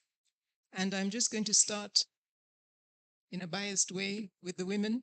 I'll start with Patience from the Association of Media Women and ask her just to tell us a little bit about security in the context of women in media and civil society. AMWIC, that you represent, is also a civil society organization. Thank you so much, Rose Lucalo. Good afternoon, everybody. My name is Patience Nyange. I serve as the Executive Director, Association of Media Women in Kenya. We are a membership organization with about 500 women spread across the country, representing women working in media, which is TV, radio, content creators, print, digital content creators, and everybody working within that space, including PR and public relations. So, well, I think because we don't have much time, I will not do a lot of introduction concerning AMWIC. I see our members are represented here, Marceline at the back, Rosalie Kyler, Dr. Roby, and many more in this room. Let me just go straight into the security, well-being, and protection of women journalists in Kenya, which is a key concern for us, especially as a membership organization. It's not just a local concern, but also a global concern, that many parts of the world are grappling with this idea on how can we protect women, especially women working within the media spaces. Critical concerns or critical issues include the following when it comes to physical safety and harassment. We have witnessed in Kenya where women journalists have gone through physical harassment and challenges when they are in the line of duty. Rose Lucalo has already given sample or already given examples or sampled some of those journalists that we know, whom we've seen on TV before, we've probably listened to them on radio before, but now they're not there. Why? Simply because they have gone through physical safety and harassment challenges during their work. Women journalists may face physical harassment, intimidation, especially when covering sensitive issues, including covering corruption in Kenya. Most of the time, people are told, most of the time, people are profiled, and this becomes a concern. And a number of them easily feel that this is no longer a safe space for me. I want to leave this space altogether. When we profile, and maybe Dr. Robbie will tell us that, when you're in school, many of the young people really, and young women, are interested in joining this profession. But as they go along the years, some of them feel like this is not the place they need to be. There are many things that are concerns for them. And trolling becomes one of those. Profiling becomes one of those. And one by one, we exit the space. When you talk about sexual harassment, for example, in newsrooms, there have been cases of sexual assault and harassment in the workplace, and sometimes even while on assignment. When your sources become perpetrators, a number of them really don't know who to turn to. In the newsrooms, when women are sexual harassed, and this is a very male-dominated field, as you can see even in this room here, Janak. I know we've had panel that had no women here, and of course I'm sitting there and cringing and asking where are women. You know, I would always say this thing, right? Yeah, but yes, it's really a complete male-dominated field, and so we have many male bosses. It's about power plays. A lot of the time, women fall victims in this. So when they do that, the beginning of the year, when AFRA, which is women organization working with us in Kenya as well, released the report that 1 in every 2 women in Kenya has gone through sexual harassment. It is a continuous concern for those of us who are representing women within the newsroom. Well, for the first time, we've had these conversations with my Sharia guy, though, that men are coming out to say they too have been sexual harassed. So it's stunning. For a long time, we've looked at it, and the researches have been done only targeting women. But even men have fallen prey of sexual harassment. So it's a double concern. It's double-edged. When you think about online threats and cyberbullying, we already discussed about this in the earlier panel. Women journalists are always targets of online threats, and specifically cyberbullying and trolling. And we say the more public you are, or the more visible you are, the more targeted you become. Everybody feels like they know Betty Kialo, you feel like you know Lulu Hassan, and they feel like you have a say when they do something that does not probably agree to what you expect them to be, to be as newscasters, as news anchors. So most of the time they become subjects of trolling. Sometimes it feels like it's a very easy thing to just throw an insult online, but it affects people. Over and over, many women are coming out to say they have really gone through lots of pressures online. We are documenting that and bringing them to light, and we're having conversations around this and just trying to create civility and digital hygiene around our digital spaces. Gender bias. You imagine in 2023 is not a concern. Well, it is a big concern. Yeah, discrimination based on gender may exist in newsroom, affecting career growth, assignment, and opportunities for women journalists. Not long ago, we've seen people who go to interview the president, and sometimes it's only the man, and you ask, why aren't women in this space? Why are they not there? Because most of the time, still, we are looking at women as not, capable of doing some specific assignments, and therefore we're in the easy assignments, fashion, lifestyle. That's where women belong. But when we are discussing politics, we are trying to defy that, because now you can see many of our women sitting down during interviews and really having candid conversations before our TV sets. It's really an idea for us to inspire new hope that women too can. But it has been a challenge. We are still at a place where gender discrimination within the newsroom is a big thing. When you think about the leadership within the newsrooms as well, in Kenya, notably, we have just a few names that we can mention that have gone, up the ladder, the likes of Pamela Stoney, Jamila Mohammed, but we don't have as many names as we can when it comes to our male counterparts. So what we're saying is we are still not there. Gender discrimination is one of those challenges that, of course, if they're not discussed, then the people who are sitting there are not considerably thinking about some of the security concerns that women have in those newsrooms. Thank you. I have a bell that tells me time up. So I'm deferring also to the technology to tell me. So let's take a civil society view, and I want to invite Wilfred Olal, whom I've spoken to on the phone, but I'm meeting for the first time, and I think this is the most popular face of resistance at the moment. You know, it's the most common one that we see in the news. In the news is the faces of the social justice movement. Welcome, Wilfred. Viva, comrades, viva. Yeah, I thought this was a parastatal meeting. People are. Viva, comrades, viva. Happy Olal is my name. Convener Social Justice Centers Working Group that convenes all these centers that advocate for human rights and social justice at various communities, mostly in slums and informal settlements. First, I want to remind you guys that if you're a journalist, you're a human rights defender. And you must live like a human rights defender. And you must do what human rights defenders do. Because some of the cases or some of the stories that you handle are very sensitive.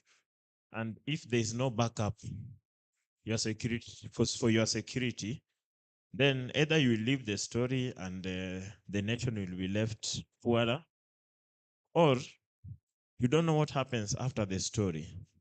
So I'm here to remind you that you and me, we are in the same boat.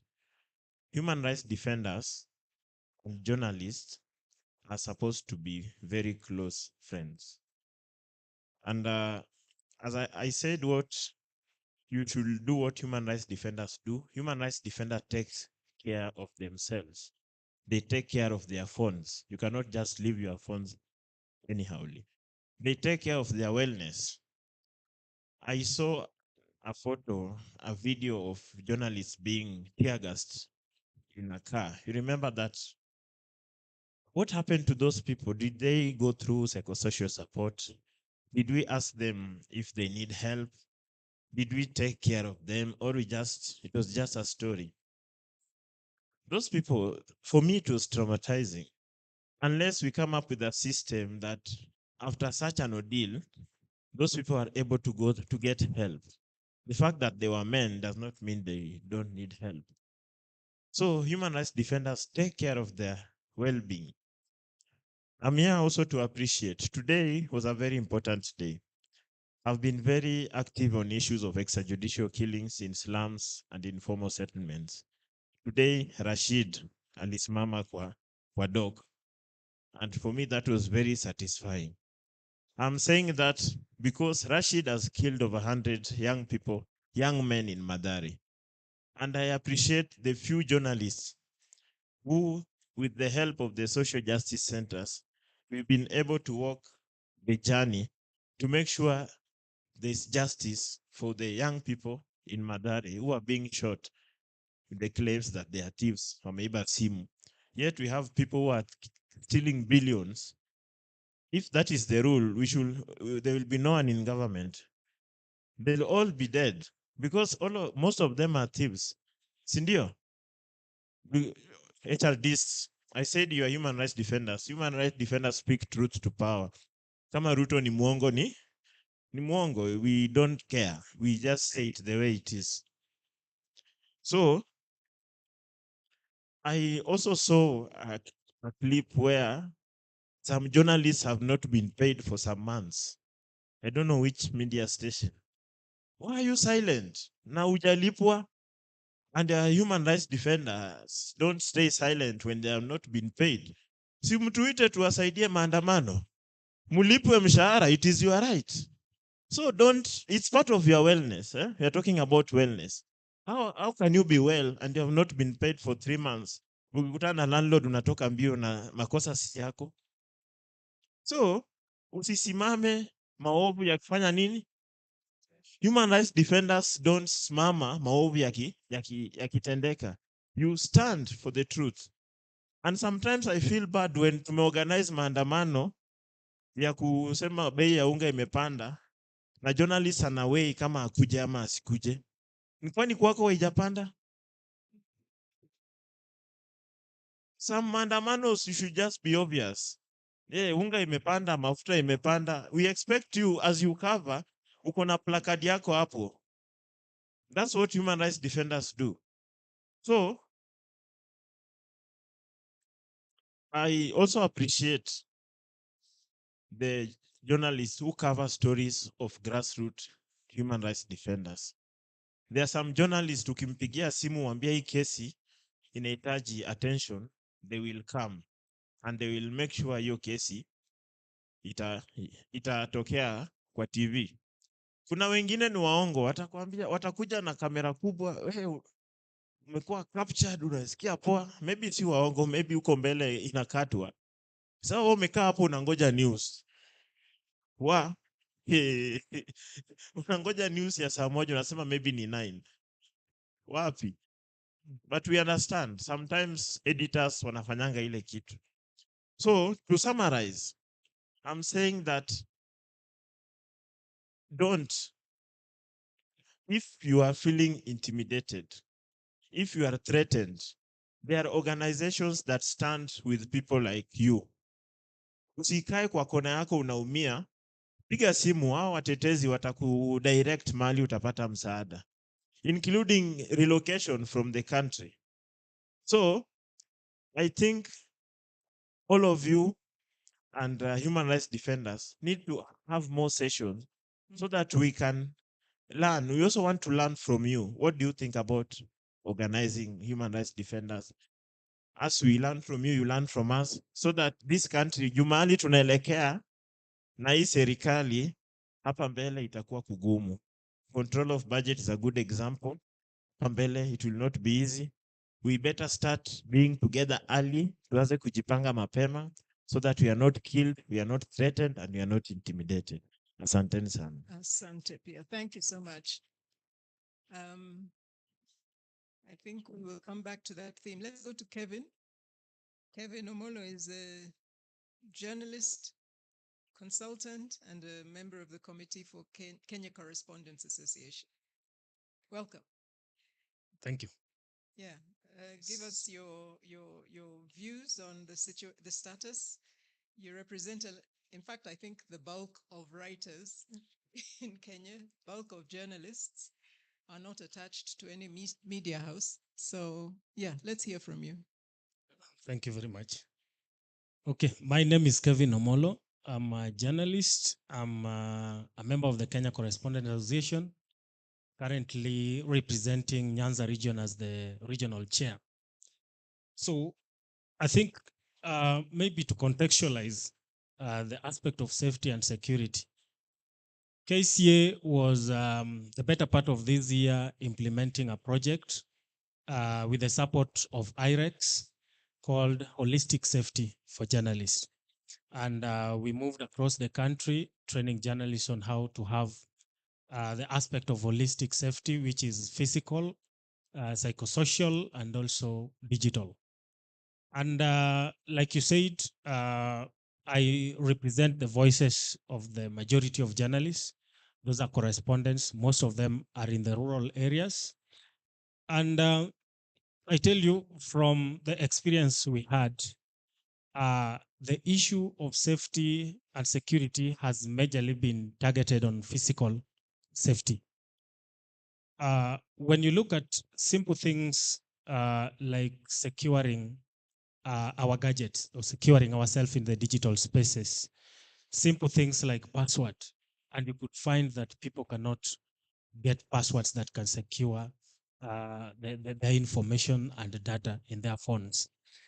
When you talk about psychosocial support, a lot of reports are talking about physical attacks. I remember during the recent report by the Media Council of Kenya, was talking about from January to I think it's November, at least 100 journalists had been attacked, and most of them had been attacked during political events and demonstrations.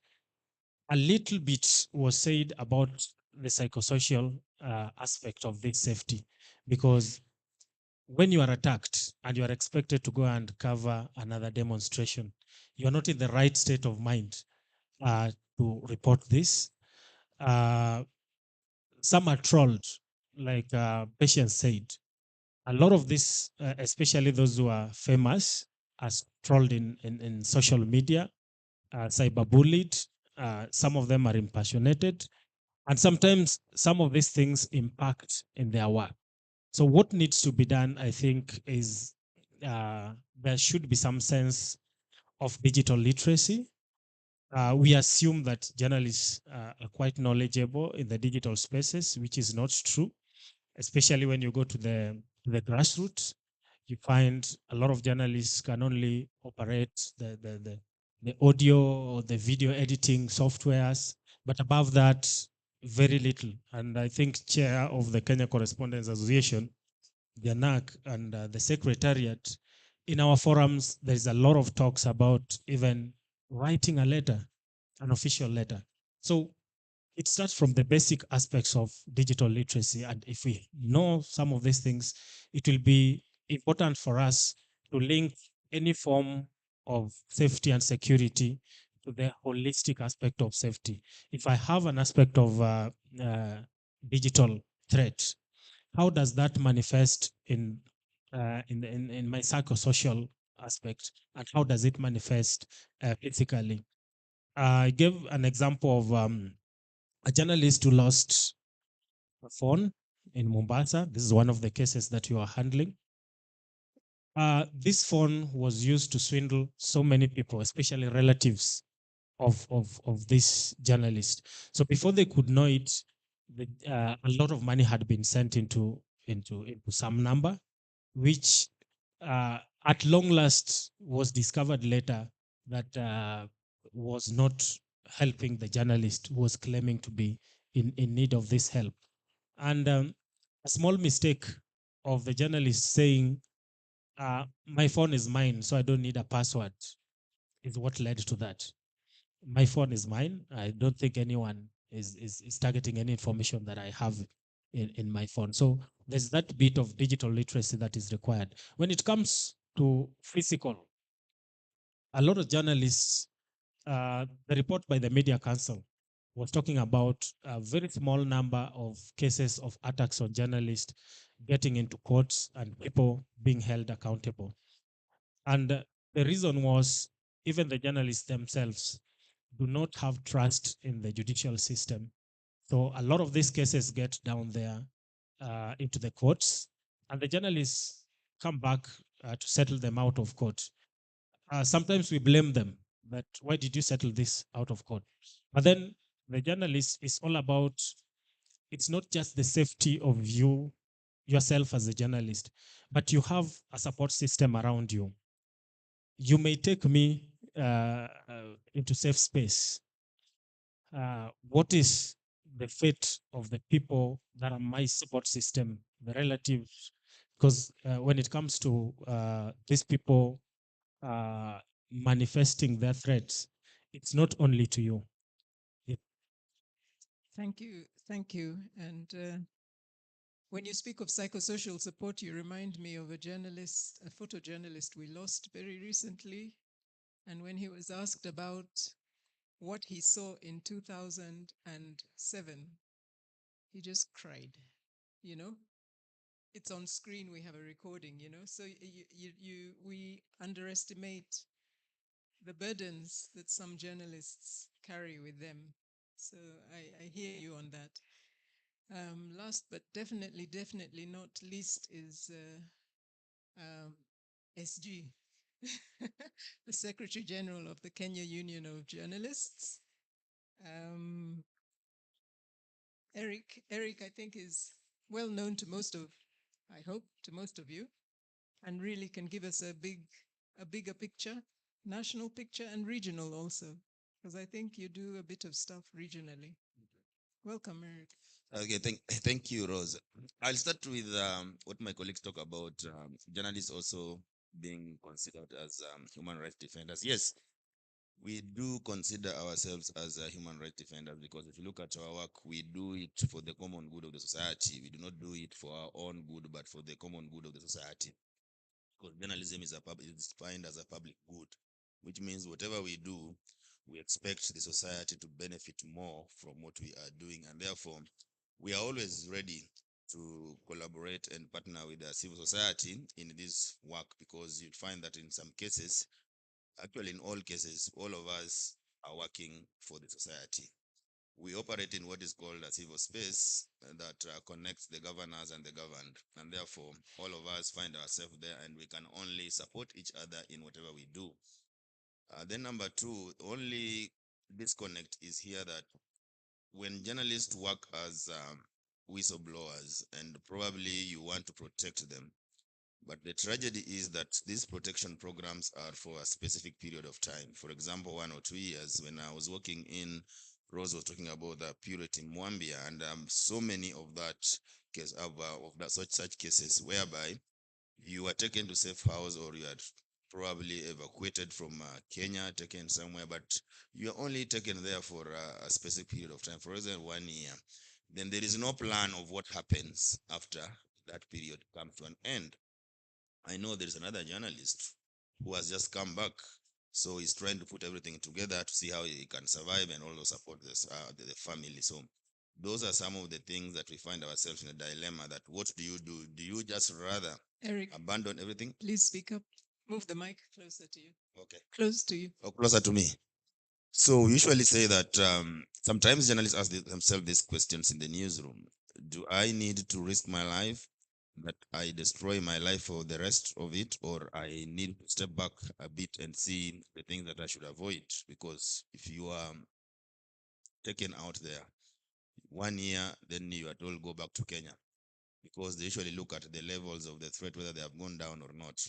Maybe yes, the levels of the threats could have gone down, but where do you start from? Most of these media houses will never absorb you.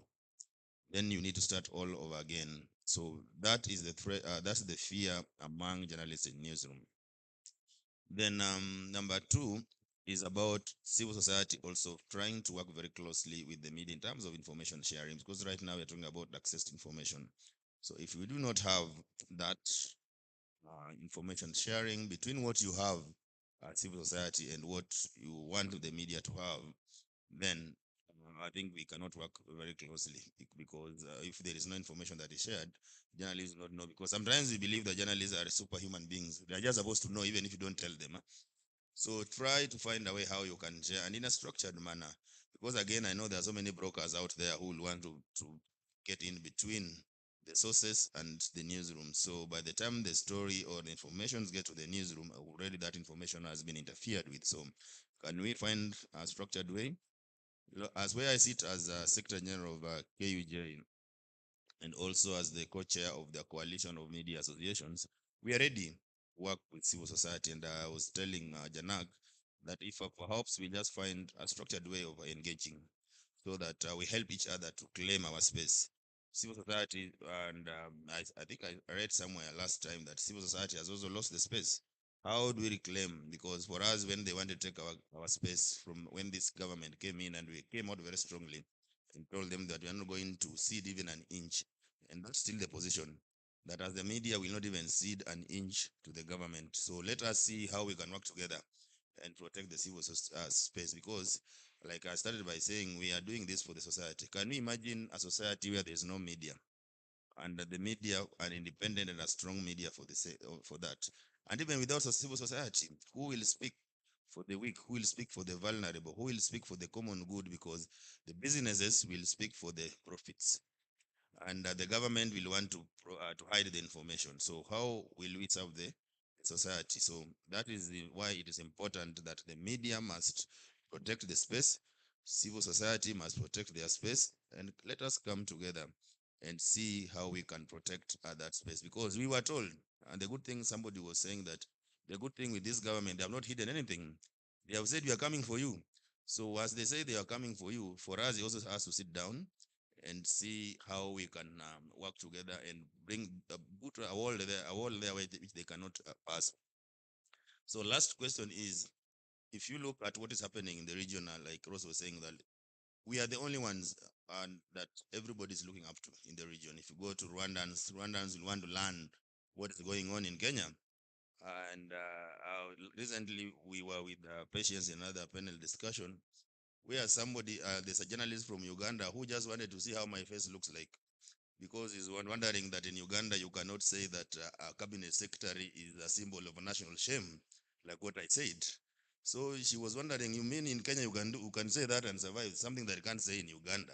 So it means that if we lower the guard here in Kenya, other countries in the region are also looking up to us. So as a media, we must also remain steadfast and protect that space and help others in the region. Our brothers from Tanzania, they're also willing to learn from us. Our brothers from, especially now, our situation in Burundi.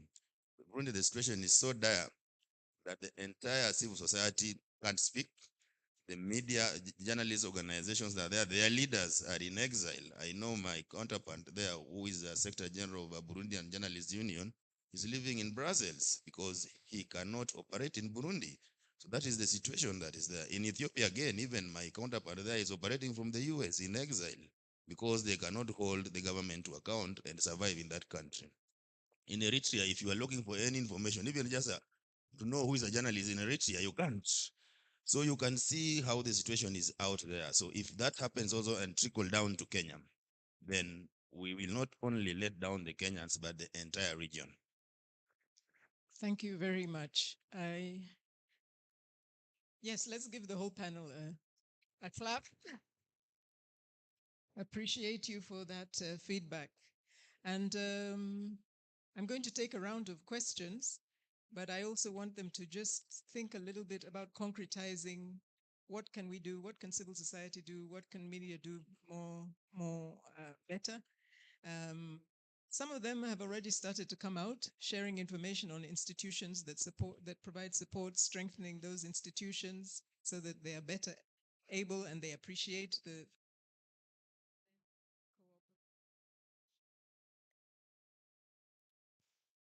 and cooperation. So, a round of questions while you think about that, and we'll come back.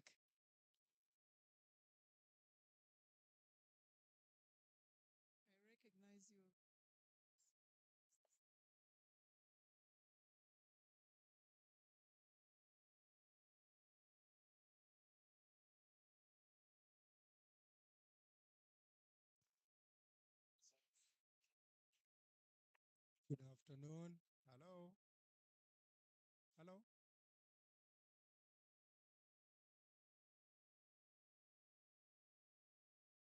Hello.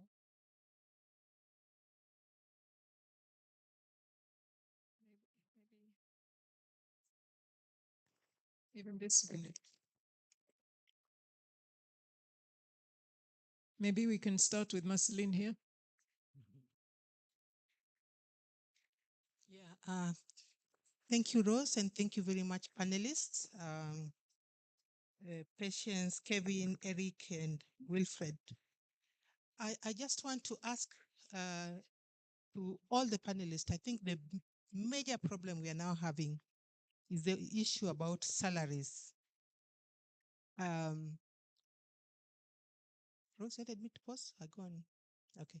How do we, Eric, when we have a company that has several companies, and in the other companies, salaries are being paid, but it is only in the media that people are not being paid.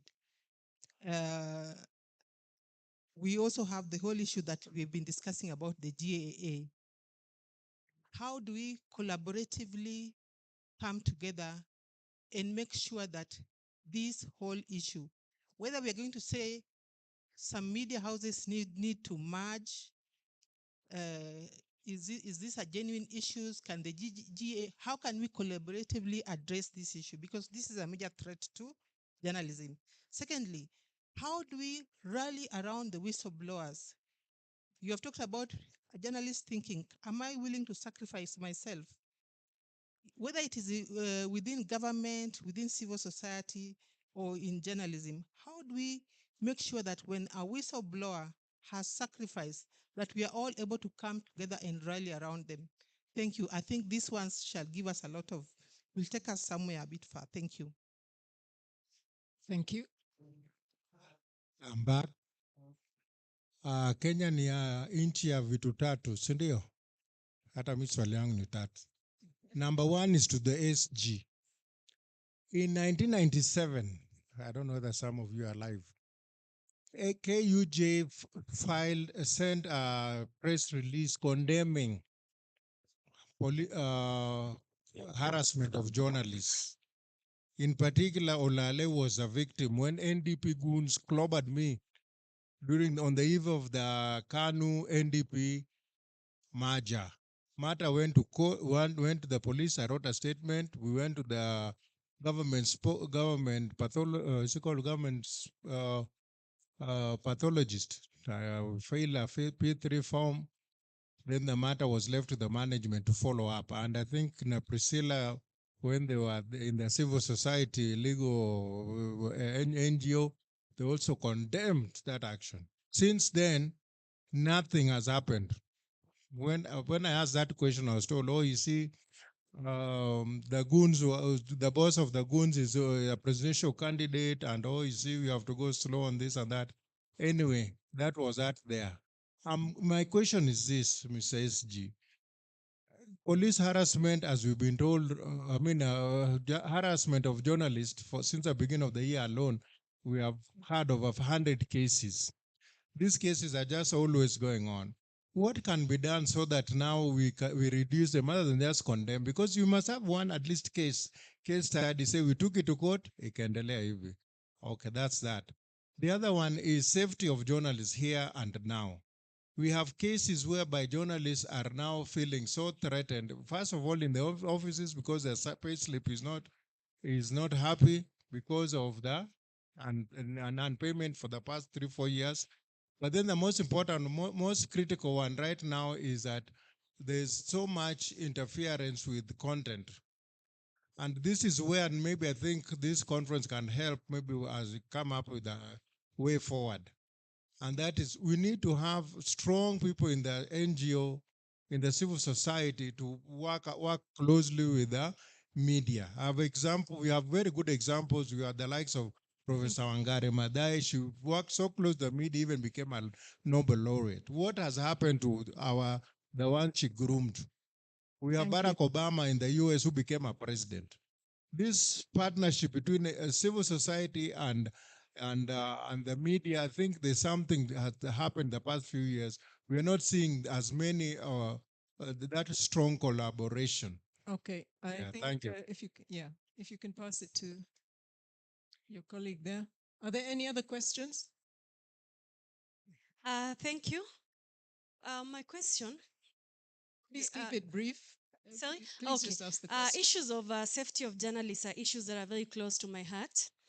And from a personal observation, I think journalists are harassed more within their institutions, even more than outside their institutions. And this is something I think we need to look at and pay more attention to. And probably it will be a challenge, especially to SG and patients, looking within the media houses and asking ourselves, what do we need to do so that we begin cleaning our house from the inside? We are out here sweeping the dirt on safety of journalists, but there's so much dirt within our own houses. Can we begin from there? And what can be done to ensure that our houses within are clean? Sexual harassment, physical harassment, workload, underpayment, vulnerability of journalists. I think these are issues we can begin to address from within. Thank you. Please, our colleague from Tanzania, please bring the mic here. Please, can we have the mic here?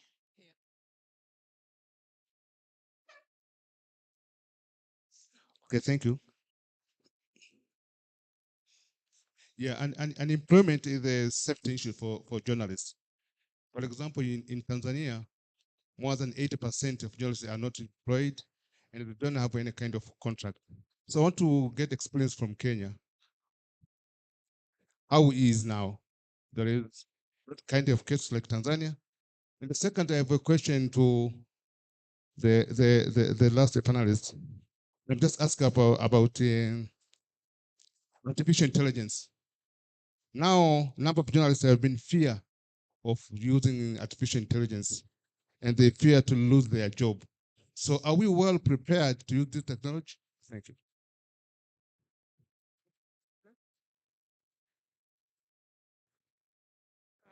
Thank you so much. On the safety of journalists and also the level of international protection available. So how well are our different organizations availing themselves the international instruments, the declarations that our African heads of states and governments have signed on to, and how are we putting our own government into accountability on those? But I have a more fundamental question for journalists, because the legal profession has the same concerns around protection and taking care of each other, and has a lot of tools, including a remuneration order, the law society, even this Brian case. When we get one masquerader, the profession almost comes down. I think he's going to get like 10 years. There won't be another masquerader in 10 years. So where are the tools that the journalists in Kenya have for their protection? Is it under the Media Council? And what is the Media Council doing? Because we are going into a period, the feared period of further repression. So how are the journalists preparing, and how do they mirror with other professions, insurance, welfare for the families, welfare for the children? Where are all those tools? Because some other professions have them. Why can't the media also have those tools? Thank you. Thank you. I think we come back to the panel, and I think I'm just going to ask you to briefly respond across. Many of the issues have to do with in-house harassment, and impacts of editorial structures on the safety of journalists, issues of sustainability as a threat, as a safety issue, and protection of journalists, which you just heard now. So shall we start from the other end this time? Let's start with SG.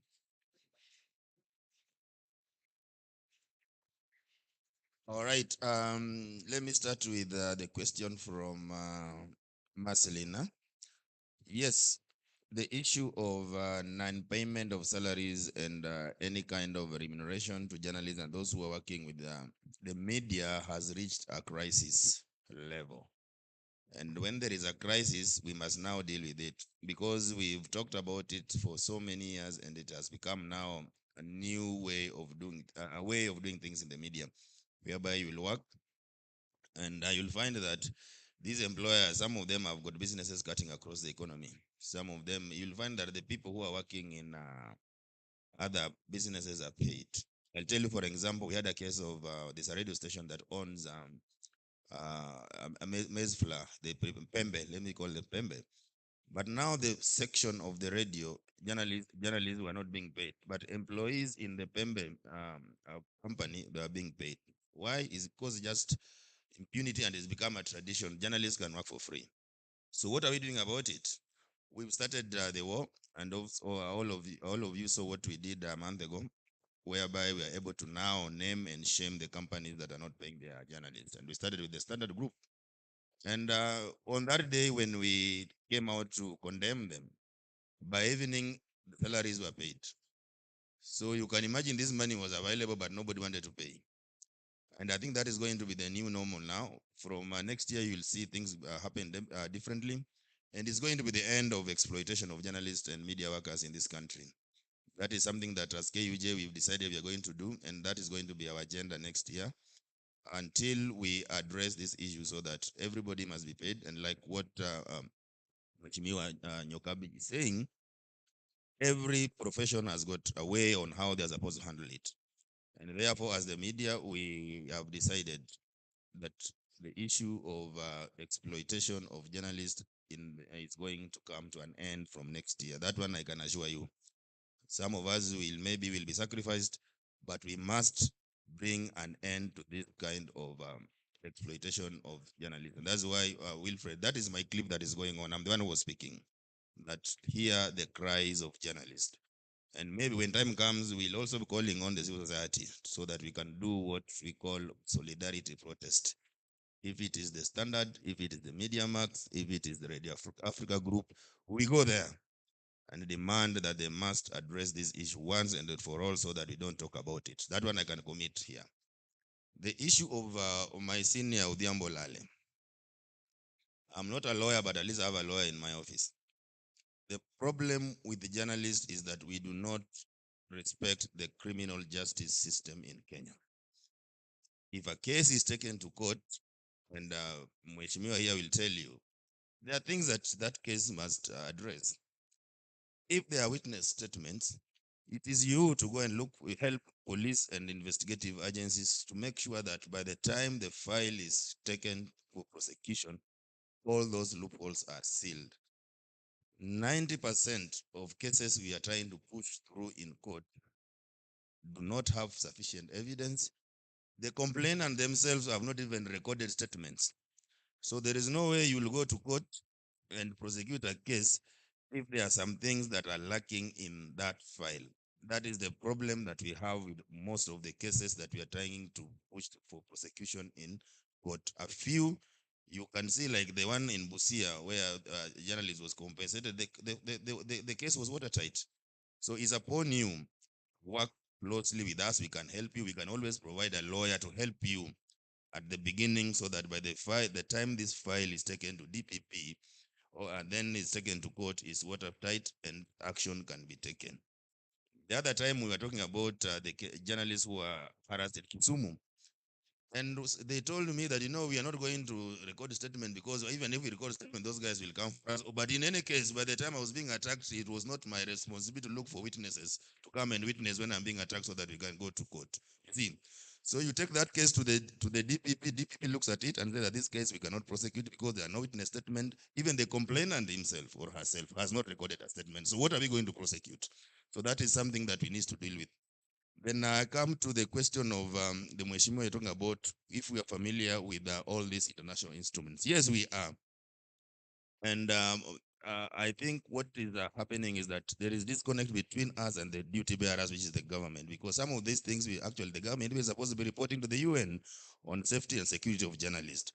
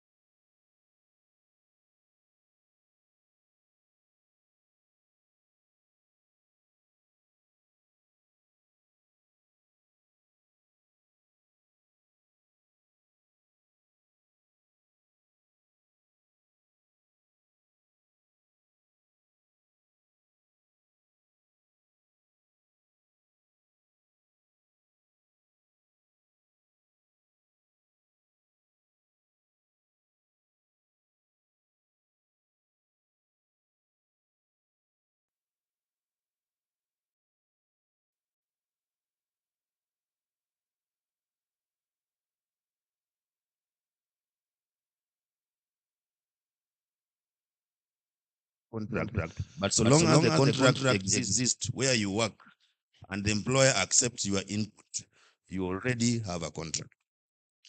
Thank you.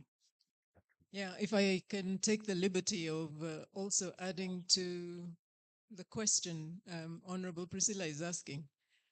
There are a lot of cases involving journalists getting fired for stories, and there's never any follow-up. And yet, usually if you follow it, the story was true, but the journalist has been punished. Sometimes they reach some agreement out of court, some settlement.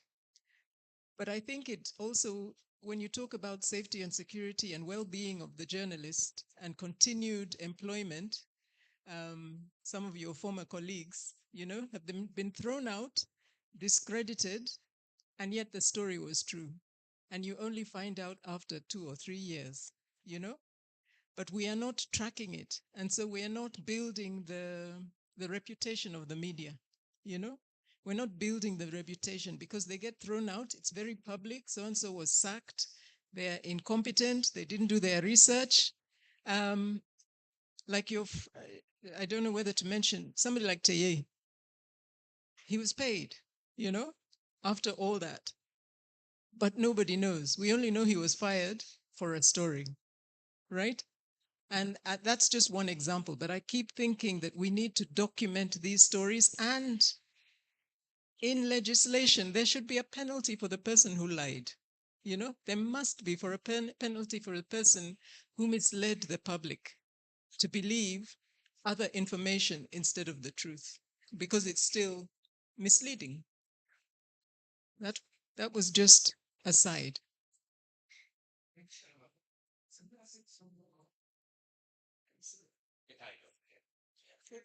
Can we go through these and then come back and I think open up the discussion, and I'll give it to. I wanted to add to something that SG was talking about. The issue of salaries. I think one big issue which has been there is the segmentation of journalists. And Mheshimiwa was asking, why is it that when something happens with the lawyers, and then the manner in which it's handled shows you some seriousness in the unity that they have.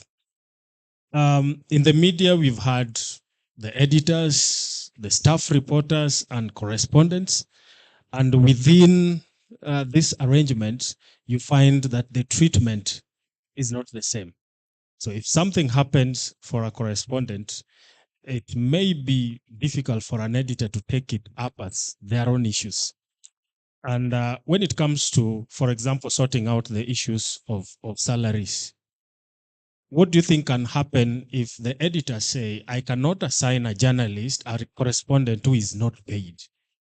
And it starts from the top level. Let's say, I will not assign and I will not ask them to submit stories because I know they are not paid. And we are all journalists. I think there is the media sector working group, which is doing some work.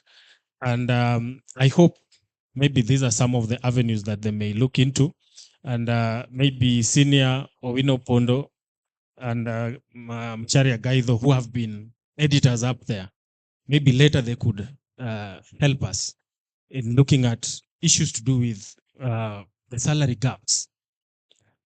They may not share how much they were earning and how much their correspondents were earning, but just have an overview of if such things can be sorted so that the equality within the media begins to be seen. Then there was a question on to what journalists and the civil society can do. I think you threw the question.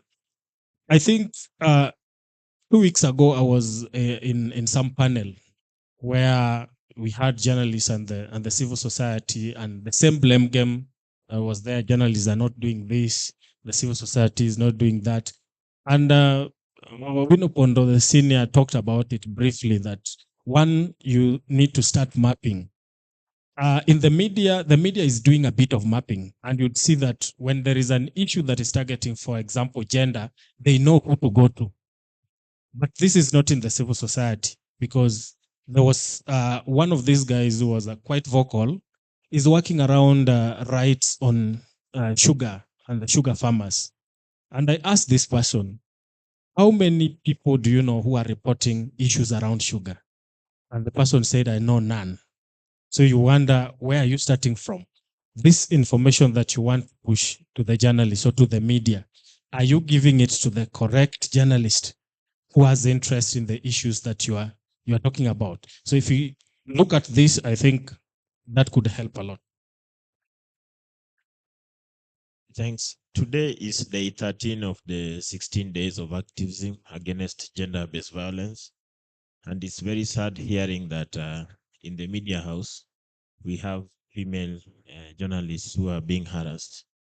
I want to first appreciate the person who came out and said that, because it's important that all form of gender-based violence must be dealt with. I request that, we need to stand up and say, this is enough. You have that option for the sake of other other female journalists, someone must stand up and say this is enough and expose the predators. Or I can see Mildred here, I can see Winnie. You can give us that information kama unaogopa kazi. Sisi tutakusaidia ku-expose so long as kuwe na true information. Ama aje Mildred? Yeah, don't stay somewhere where you are being harassed na umekaa tu ati unangojea mshahara. Journalists also deserve dignity. Journalists, media houses must be safe spaces for every journalist, every person who is working there. So, usinyamaze. Kuna mtu ameongea kuhusu lawyers. Lawyers wamejipanga. Tusipojipanga, tutapangwa. Wadosi wetu wa media wakiguzwa kidogo unaona wote wamepanga line. Wanaita press conference. All of them wakiguzwa, kampuni zao zikiguzwa kidogo. What about the journalists? Wanapigwa tear gas, wanashikwa, mnapigwa na polisi. You are silent. You have to stand up for your rights, comrades. That's why I said you are human rights defenders. So if your salaries should, hiyo ni kitu mimi nashangaa sana. Unafanya kazi na hujalipwa na unaendelea tu na mfanyi kitu, unangojea huyu SG akuje aongee. Hiyo ni mambo ya kungojea SG kweli? See, we paralyze that media house. Na utuite sisi ni tunapenda maandamano sana. Tuta stand in solidarity. So don't stay somewhere aulipwi, unaangamizwa, the sexual harassment, you are just there that I might lose my job. Stand out, be a warrior. You will live a very good life if you are courageous. It is the best life. Ati ukinikanyaga nitaamka niseme umenikanyaga and it's not right. That is freedom. Lakini ukinikanyaga, huyu ni boss wangu, acha ninyamaze. You will continue suffering. So that is my advice. You have to stand up. And we are willing to work together with journalists, especially grassroots journalists. Wale hawana mahali, wakuje tufanye kazi kwa community. Tutoe community stories, tuandike. We will find a way. So don't just stay. Let's collaborate. This country right now needs collaboration. And I know we will make it. Asante. Go ahead, Patience. Wakiandamana na sisi tuna wajoin. Yeah, ndio nilivyosema. Well, so my colleagues have said a lot, and I really don't have the liberty to repeat everything that they've said, but let me add a few things to say, just to emphasize that addressing all the concerns that have been raised here will require a multifaceted approach, which of course will involve the media organizations, the media owners. Most of the time, we're having conversations without the media owners in place. That is always a dangerous space to be in, because we can have a conversation for a whole day, 2 days, 3 days, but if we don't bring the media owners in the space, then we are talking to ourselves. Government agencies, civil society, international bodies, to really all of us have a conversation around creating a safer and more inclusive environment for journalists and women journalists in Kenya. And this convening today is really an excellent opportunity for us to continue charting a way forward. The things that we also need to do is really continuous skills development, providing specialized training for women journalists on safety measures, conflict reporting, digital security to enhance the ability to navigate the challenging situations. We are already experiencing a lot of concerns around digital spaces, but well, it's an emerging issue. It's an emerging trend. And the more it becomes a normal, then of course there will be other issues that will be coming. Are we prepared for those? When we talk about media organizations, news outlets need to actively promote gender equality and be deliberate about it. Diversity, inclusion within the organizations. And then let me emphasize on the importance of joining professional organizations. Many media organizations are business entities, really commercialized entities. And therefore, you as a journalist, you're on your way, you're on your own. Unless you've joined, organizations like the KCA, Kenya Correspondents Association, Kenya Freelancers Organization, we have Association of Media Women in Kenya. Where are you? Who gives you the cushioning when the media house has laid you off? So what we're trying to do is to really try and continuous creating awareness and sensitization to see that everybody appreciates the importance of joining professional organizations. And we have them across regionally. In Tanzania, I see my colleagues here from Tanzania. TAMA is one of the organizations that we work with, Tanzania Association of Media Women. And then we also have in Uganda, UMO. So they are there. But then the question is, have journalists joined these professional organizations? So support networks, building support within the media industry and partnering with organizations that specialize in the safety of journalists is crucial. And this are not just local organizations. Some of them are also global organizations with global concerns. So I think we really have to be deliberate about our inclusion and being in those spaces. Thank you. Thank you. I think let's give everybody a round of applause. And I think I'm going to hand back to Patrick and beseech him. Mheshimiwa had something to say, just one thing to say. Just a very, very small one, just to wrap up on this conversation. I think two things for Arm Week. On this question of sexual harassment matter, is making sure that all the media houses have sexual harassment policies with reporting mechanisms, and you could actually track and just see which ones they have. But for all of the media people, the employment court is now available. So for the civil society people here, helping the media to do cases in the employment court and public interest litigation. Payment of salary is a basic right for every employee, and that's what we pay to the owners of industries and owners of and captains of industry. So we don't have sufficient case law on media as a profession and protection of the employment court. And they know the employment court is an employee's court. In fact, any employee who's gone to the employment court has walked away with their judgment. And I think that's it. As early as tomorrow, I think these media houses that are not paying should just be sued so that they quickly pay. In fact, if you sue them en masse, we even call it intention to sue. Tomorrow you release an intention to sue. Within 14 days, if you do not pay salary, within 14 days, your media house will be sued, and everybody knows that the employment court is a court for employees. Then the salaries will be paid. And it should continuously be like that, so that employment rights are covered and many partners are helping each other on employment rights. Thank you very much. Media today, you have a lot of supporters. And you know she can provide legal services for even that 14-day letter. So hii barua mnaweza toka nayo hapa. Don't hesitate. Those who have not been paid, please consult. And I'm sure she will waive that fee. This will happen pro bono, so you guys are lucky. Yeah, so this has been very intense afternoon. I know afternoons are very difficult, but there is just one little thing we need to do. This workshop has had a rapporteur who has been capturing the conversations that we have been having. And because we want to do something about these things, I think it's important for us to recap that and make some commitments. Because I think one of the things we've been doing as media and civil society is we meet, we talk, but we fail to make very specific commitments about what we want to do with all the information that we have gathered together. And so there was two magnificent rapporteurs there. I want to give them just 3 minutes to, if you said 5 and you are here, it would be 5. If you say 5 and you're still there, it's 2.5. Yeah, but as they prepare, I have also been sort of capturing some of the discussions that have been going on. And I do agree. I think all of us are saying that between media, civil society, and government, there are different moments. There are moments when our interests diverge. And there are also moments when our interests converge. But there are moments when I think we need to mutually hinder each other because somebody is doing something that is inimical to our best interest. And I don't think we should try to be nice during those moments. And there are perhaps also moments when there's mutual suspicion. You know, government wakes up and says they're coming up with a digital ID. They didn't talk to anyone. You are the one who is supposed to supply your biometrics for them to do their digital ID.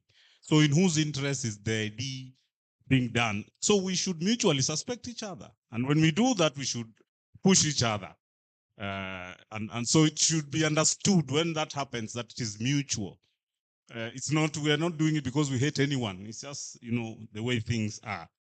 And so all those relationships require some form of agreement. When we are having mutual suspicion, how do we relate? When we're having mutual divergence, how do we relate?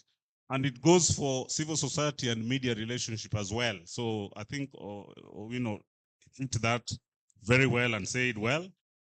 We don't know each other. Everybody has their own idea of who the other is.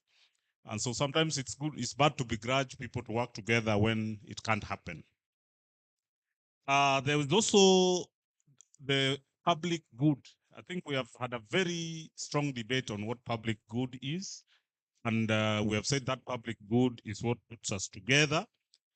But when we think about public good, I think, friends, let's be honest with each other.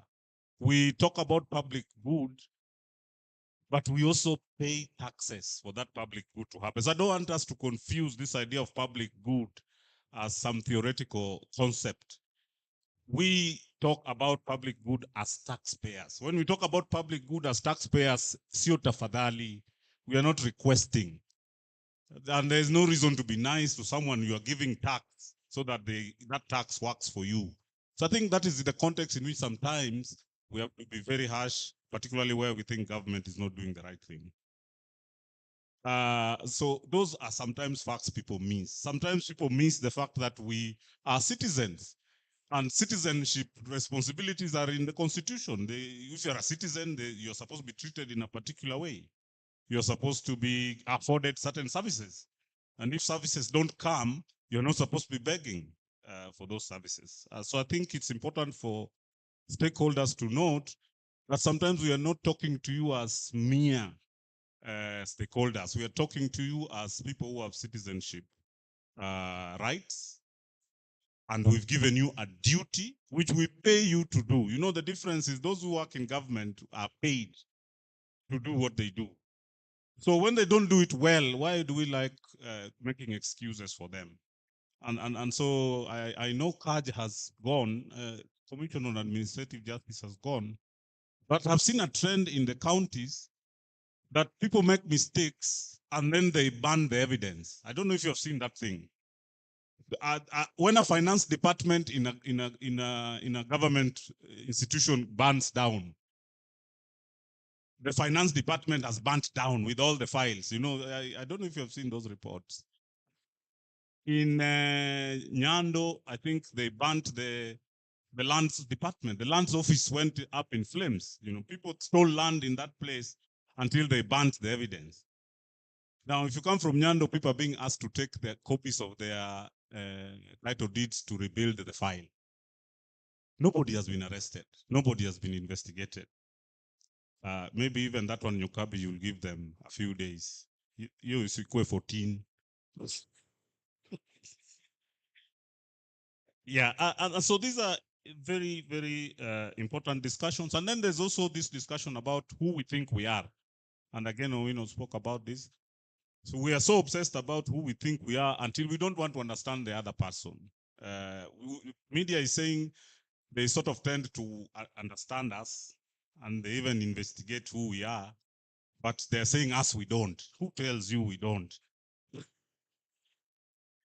So I think it's important for us to do more there so that we understand each other better. But let's stop being romantic about who we are, because I think that's where we're having a problem. People are very romantic about who they are until they don't want to be told something truthful about them. So let's learn from with each other and from each other.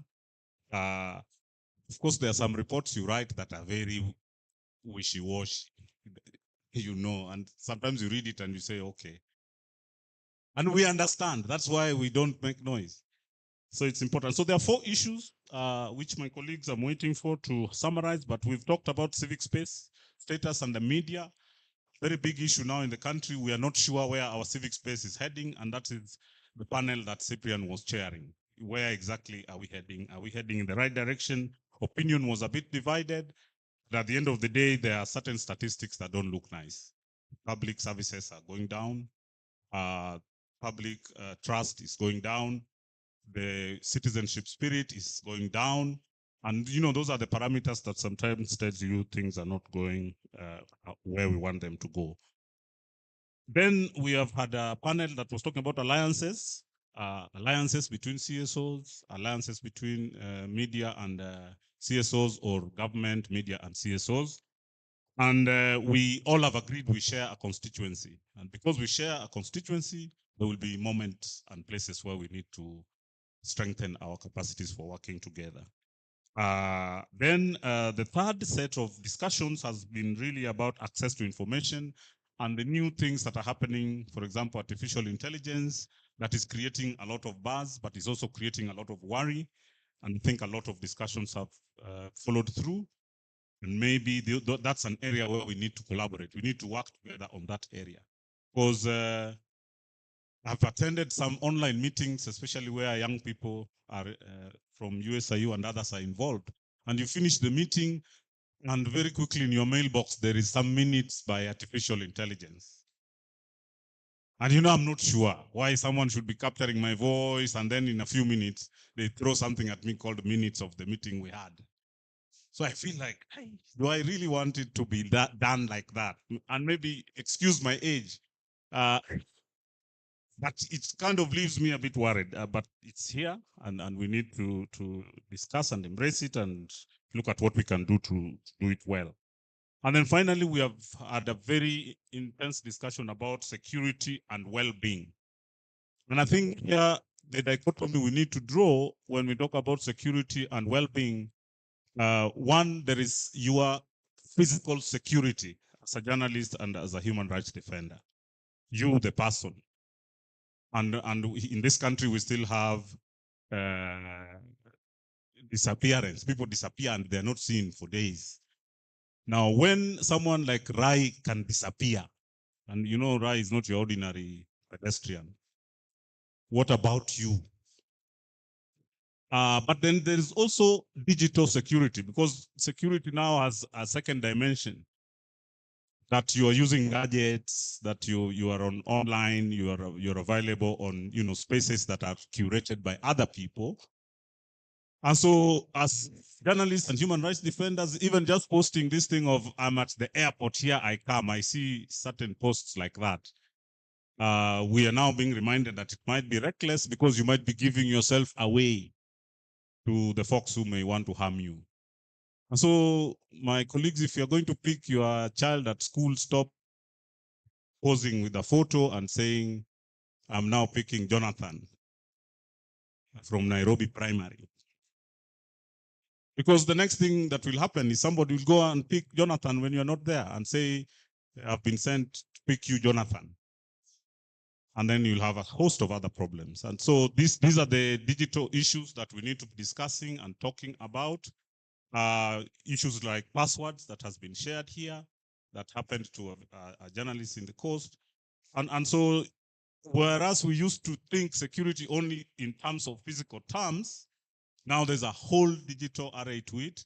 And this involves even the people close to you, your friends, your family, and so on and so forth. And they can be stalked because of the work that you do. So it's so important that we talk about that. Then I think Patience has discussed something very critical here, that we need to join these professional associations and the unions. I think we need to make this emphasis. Unions were created to defend, the rights of workers. And so we need to strengthen these unions. SG will not be strong if it doesn't have members. And I know there are media houses that are new when they are told to sign a recognition agreement so that they can enter into a partnership, so the union begins to negotiate on their behalf, they hesitate. And some of your employers cheat you that you're a supervisor. You're a supervisor. You're not supposed to be in a union. But you're a supervisor who is earning just one of those other salaries down there. So please, let's be specific about this. Let's join unions, because if we strengthen unions, then we have also collective voice, that can always come and fight for us. But a lot of us are shying away from unions because we've been cheated that we are supervisors. I think it's important for us to recognize that. So those were some of the things I was able to capture as I was running around in the room here.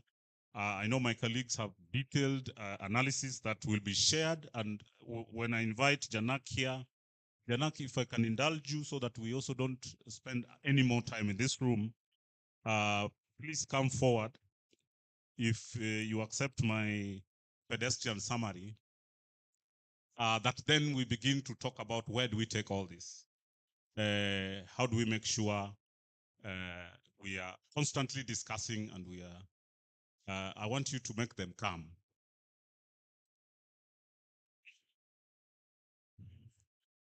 Yeah, we have no more time. So if you guys can come and do this now. Okay, so they are making me ad lib, which is a bad thing. Now, the other thing that I also saw coming through really well, and I think we need to do more, is really in terms of content. I think our content is really getting narrower and narrower. And Mwalimu, I don't know what we can do. Is it how we teach them? Is it the practice? Is it what the consumers want? Because a lot of people can't problematize. And this forum, people tried to problematize. And there was very rich discussions around what the problem is.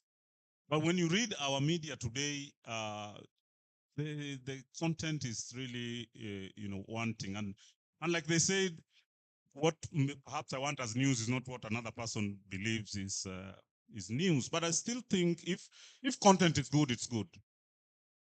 If it's shallow, it's shallow. If it's bad, it's bad. And so there's also our generation that just wants to flip through pictures. I don't know whether that's any debates happen in the media about these things, but we've now nurtured a generation that doesn't want to read. It wants just pictures and videos. And really, in 1 minute, there's no way you can tell the truth. The truth can't be told like that. But I leave it to Mwalimu here and Owino and others to continue discussing, please. Let's get a summary of what has been discussed a bit more clearly. Good afternoon, everyone. My name is Santana Simiu, and I was one of the rapporteurs together with Hilda. So based on the conference had today, the following are the resolutions adopted. So we sectioned them according to the different panel discussions. So the first panel discussion was on the overview of civic space status and media freedoms in Kenya. And the moderator questions were on, since the passage of the Constitution of Kenya 2010, how are CSOs enjoying their rights? And okay, how are we, what's the progress made? Are we in the right direction or in the wrong direction? The second question was on whether civil society in Kenya is living up to the expectations of the citizenry, and how should the media in the current regime operate in order to secure civic space? So the following were the resolutions or takeaways. So the first one is that the government the government is government and Wanjiku is Wanjiku. So government will be government and Wanjiku will be Wanjiku. So the two should not be personalized, but further we should learn how to engage with the government. And the second one, there was a lot of concern around chapter 6. So it was stated that it's important to use the media effectively towards selecting the right leaders to be part of government. And then also there was the discussion on civic agency. So the question was around how do we build civic agency in this country? We must build the civic agency in the country because it's very crucial. And the fourth one, there was a discussions on partnership with various stakeholders, basically tripartite alliances, that's with the media, the civil society, and the government. And then there's also a discussion on reengineering and reorganizing the processes of mobilizing the youth in order to participate in civil society. So there was a question around, are we still using the same script that civil society several years ago used? So that's why the discussion on reengineering came up. And then there was also a resolution on re-strategizing towards resource mobilization and funding to support the protection of the civic space, because it was said that if you don't have money, then you can't be free. So it's also important that we re-strategize on getting resources for the civic space. And then there was also a discussion on engaging government because it was said that civil society often looks at government, as not an ally. It's always a very adversarial sort of relationship, but then civil society needs to engage government more and be more tactful in the engagement of government. And then there was also a major point on public good. So the country is in an ideological age vis-a-vis neoliberal agenda. So in this regard, an ideological shift is required. On the second panel, which the topic of discussion was building alliances between civil society, media, and government, the question asked by the moderator was, must we collaborate given different mandates that we pursue? Should we not just engage in conflict and build something from there? So the following were the resolutions: that we serve the same constituency, which gives us reason to collaborate. And then also we need to appreciate that each stakeholder understands the other from their own lenses. So we need to map the media, identify and isolate so that we, those who want to engage. So basically identify the ones who want to engage with and isolate those that we don't want to engage with. And then the Council of Governors is now better understood, so there's more need to engage with them. And then there's need for more collaboration and partnership with government agencies in order to promote the public good. And then also the civil society should collaborate with the media in order to have an internal sounding board in the media houses so that their stories can sell. Because the media has the outreach and the CSOs have the technical know-how. So in order for that engagement to work, it's important for civil society to also have a sounding board internally, because remember, there are discussions that sometimes it's very hard to get your story to sell. So it's also important to have the people on the inside who can also explain to the CSOs what sort of story can sell, and also the CSOs can explain their thinking around a story. There's also a resolution around development of an advocacy framework between the media and CSOs to inform interventions towards agitating. I'll move to the next panel discussion that was on access to information and artificial intelligence and other emerging technologies.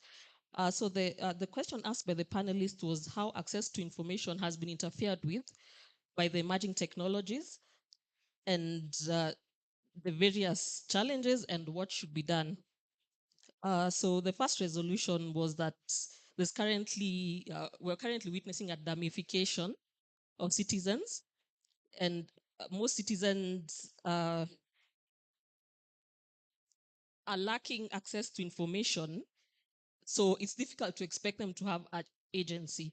So basically, there was a discussion around how do you break down that information so that the citizen can understand, like the example given of the numbers by IBC. So yes, the portal is open, but then is that really access to information? So there's a need to also break down that information so that it's palatable to the common wananchi.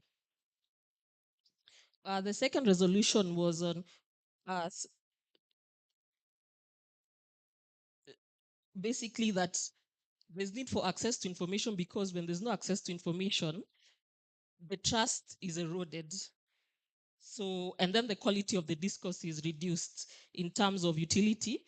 And because people don't know that they have information disorder, they often fall prey to propaganda, which we often see during the election period. The third resolution was on about access to information being hampered when information is provided in digital platforms. So there's also the discussion around the need to counter disinformation, misinformation, hate speech. There's also a resolution on self-dereliction. About it, this is a big reason for failure to access information, as we have been given computers, so we need to apply our critical thinking. And also the importance of using discernment and interrogation.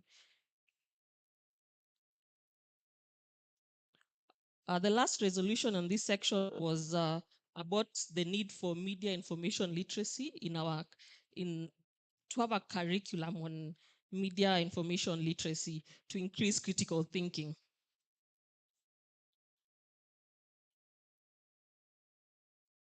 The last panel was about security, well-being, and protection of journalists, whistleblowers, and human rights defenders. And the question here was about security in the context of special interest groups, that is women journalists, media, and civil society. And the resolutions here, the first one was that journalists are human rights defenders. They handle sensitive cases and stories. So there was a question raised on whether they have psychological support, and therefore there's a need to put in place such welfare mechanisms for journalists, for them to get help, because they often sometimes deal with very stories that really affects their mental health. The second one was on engaging organizations that stand and support journalists facing security concerns. So basically, it's important to come together and collaborate in order to develop strategies that will move all parties involved in cohesion towards achieving a common goal. Journalists should be deliberate in joining these support organizations. There's also a resolution around having a multifaceted approach towards specialized trainings to journalists regarding safety concerns. There's also a resolution around safeguarding and securing data and information related to security of journalists. Also, there was one on capacity building of journalists regarding digital literacy, because this is vital to link aspects of safety and security to digital literacy. And then there was a resolution around accountability. Journalists don't have trust in the judicial system in relation to their safety. So how does safety interlink with their support system? Journalists ask if they need to put their lives in danger to cover the stories. So that was like a lingering question. And then there's a resolution around partnership and collaboration, that this should be enhanced amongst all parties involved, that is media, CSOs, and government, with respect to sharing of data and information.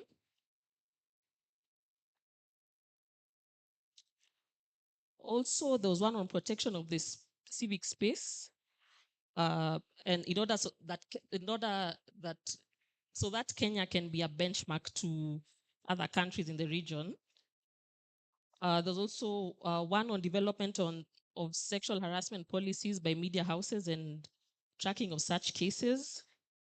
Also, the discussion on use of employment courts in order to address challenges faced by journalists regarding their remuneration.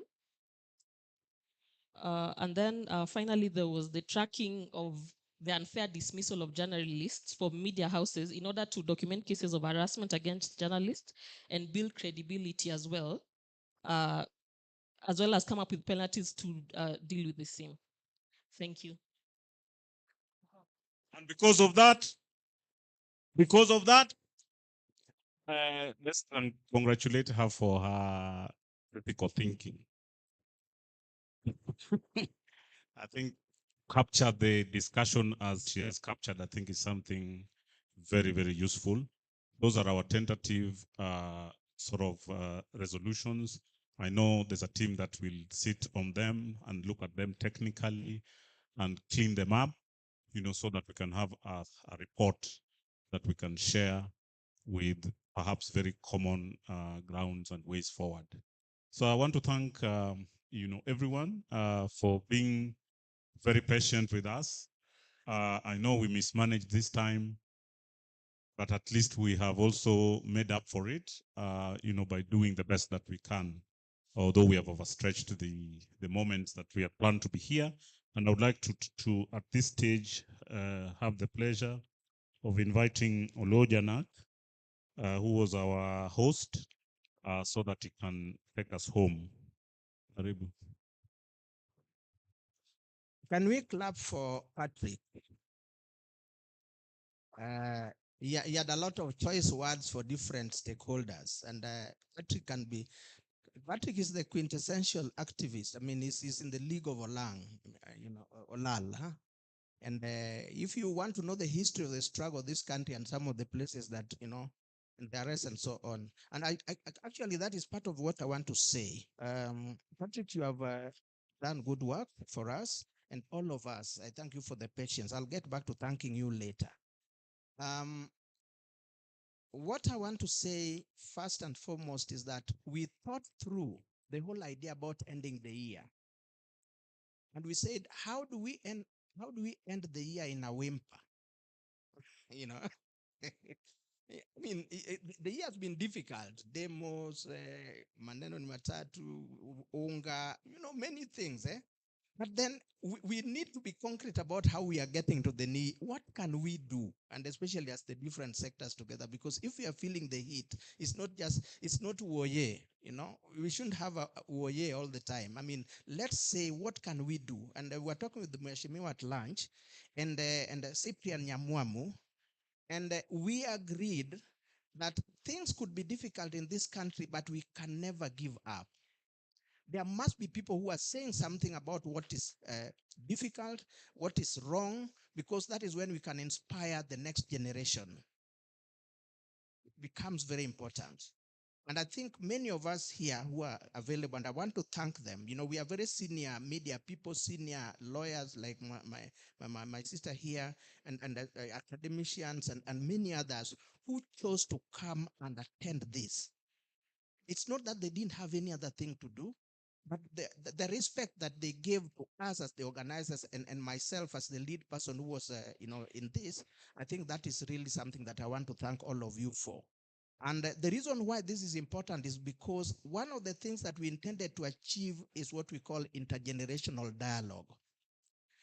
This country is going to get lost if we don't have information being passed from one generation to another.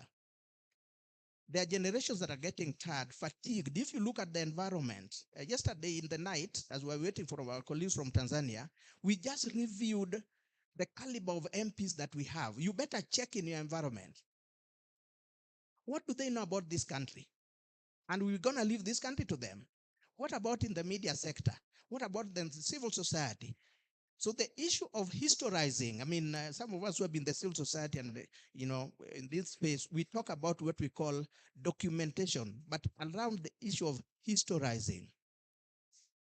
You can never do anything unless you know the background, unless you know the history.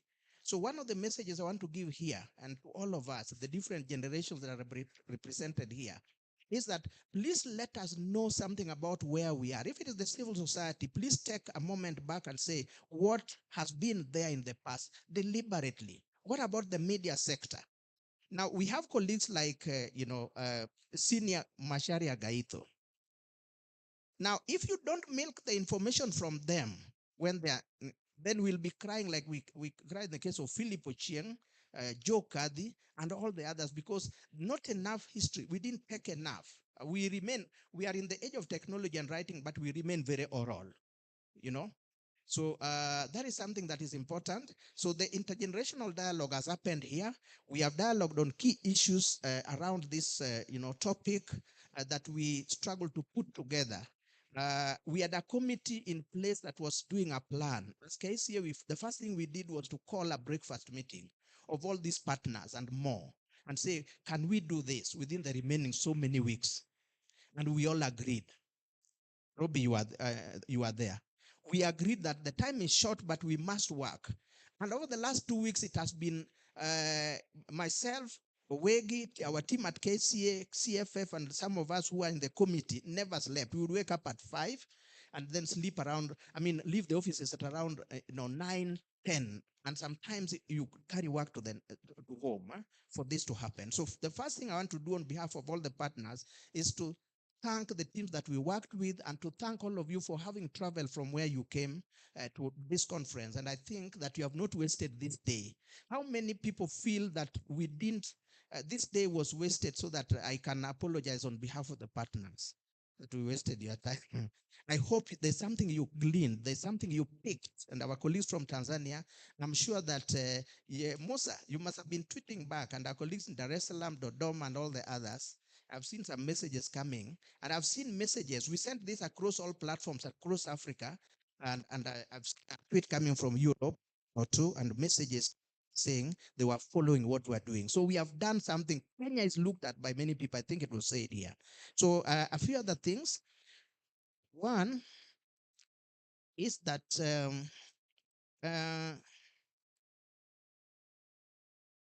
Mheshimiwa here, already Patrick already said many things about her.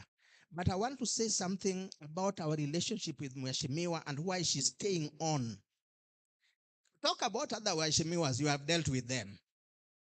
How many have dealt with Mheshimiwas? They have no time for you, not even 5 minutes. Even as you're walking through the door, they don't have any time. We were here with a few of them 3 weeks ago with Kenya National Commission of Youth. They would not even listen. We started working with Priscilla Nyukabi, the lawyer, when she was at ICJ, International Commission of Jurists. And that was around 2007. Yeah, 2006. And when there was the struggle even to get KCA moving at that time, because KCA collapsed, the media houses were fighting KCA and so on, and our initial committee just couldn't work. So my colleagues in the sector said, no, Janak, you are not in the original team, but can you help because you have a passion for this? And I'd quite some energy, which has gone down now. Okay. Now we say, what do we do to revive KCA? We sat with Priscilla Nyukabi and Sisi Fadope of Article 19. There was no Article 19 here. Sisi Fadope was in London. We sat here and said, what do we do? It was the seed money that came from Sisi Fadope in Article 19, and KC was not even registered. It was ICJ that helped us put up. We developed our constitution. They backstop for us, printed a number of materials, got the lawyer that looked through the constitution, the famous lawyer Ongoya. We went to Nanyuki in November 2007. And in a meeting attended by more than 100 journalists across the country, correspondents, we actually passed that constitution, and also they helped us to develop, there's this small booklet on, election reporting guidelines for journalists. That is how far we have come. So it was the office where we were keeping a lot of materials and so on, and any meetings that were going on, they would always involve us. And then we got involved in the access to information. It was called freedom of information. So we did a lot. We went to other countries here and so on.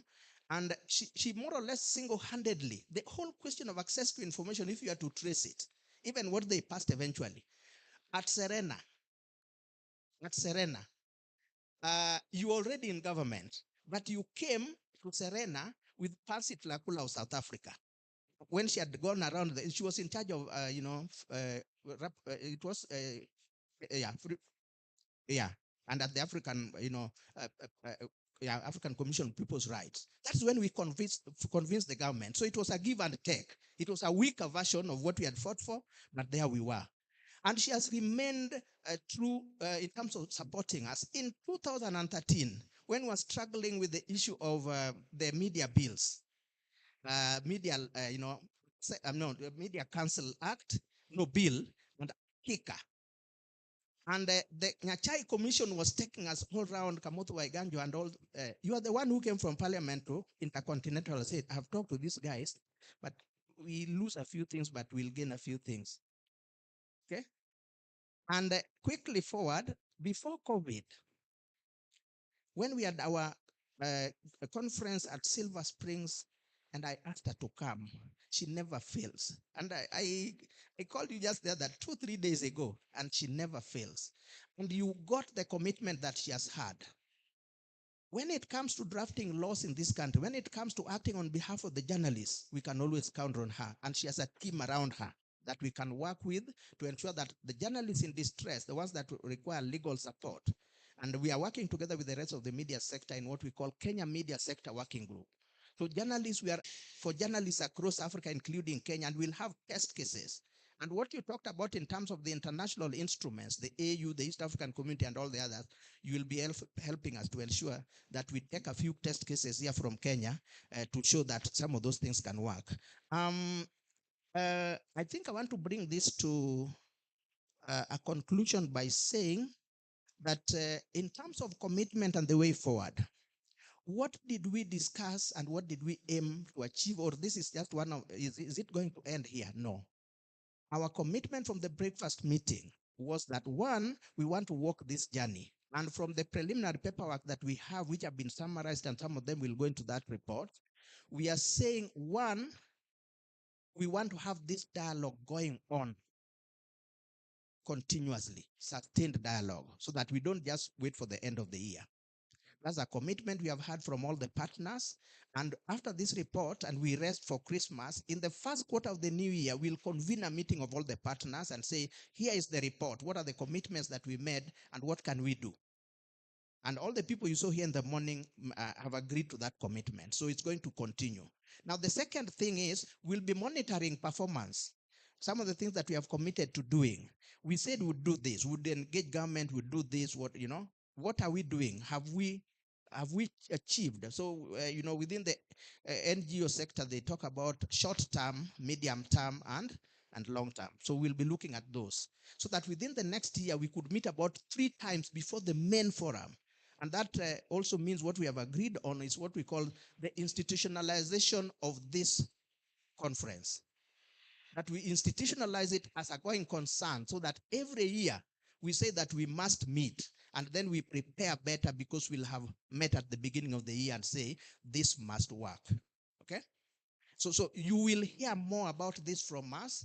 And can I see by a show of hands the people who feel that this is a journey we can all get committed to? Okay? Yeah, I can see that. So the eyes have it, from what I can see. Yeah. So we will all work together. And Nairobi, I like arguing about our colleagues in Nairobi about Nairobi-centric issues. So for us at the Kenya Correspondents Association, we are saying we must do a devolution around this kind of thing. So perhaps next time we're going to have this conference in Mombasa, Nakuru, Kisumu, and so on, if we mobilize enough resources and be prepared to go there, because I thank you for having come at short notice. Now, finally, the engagement with government. I want to indicate that one, we did make a commitment to bring in the media owners.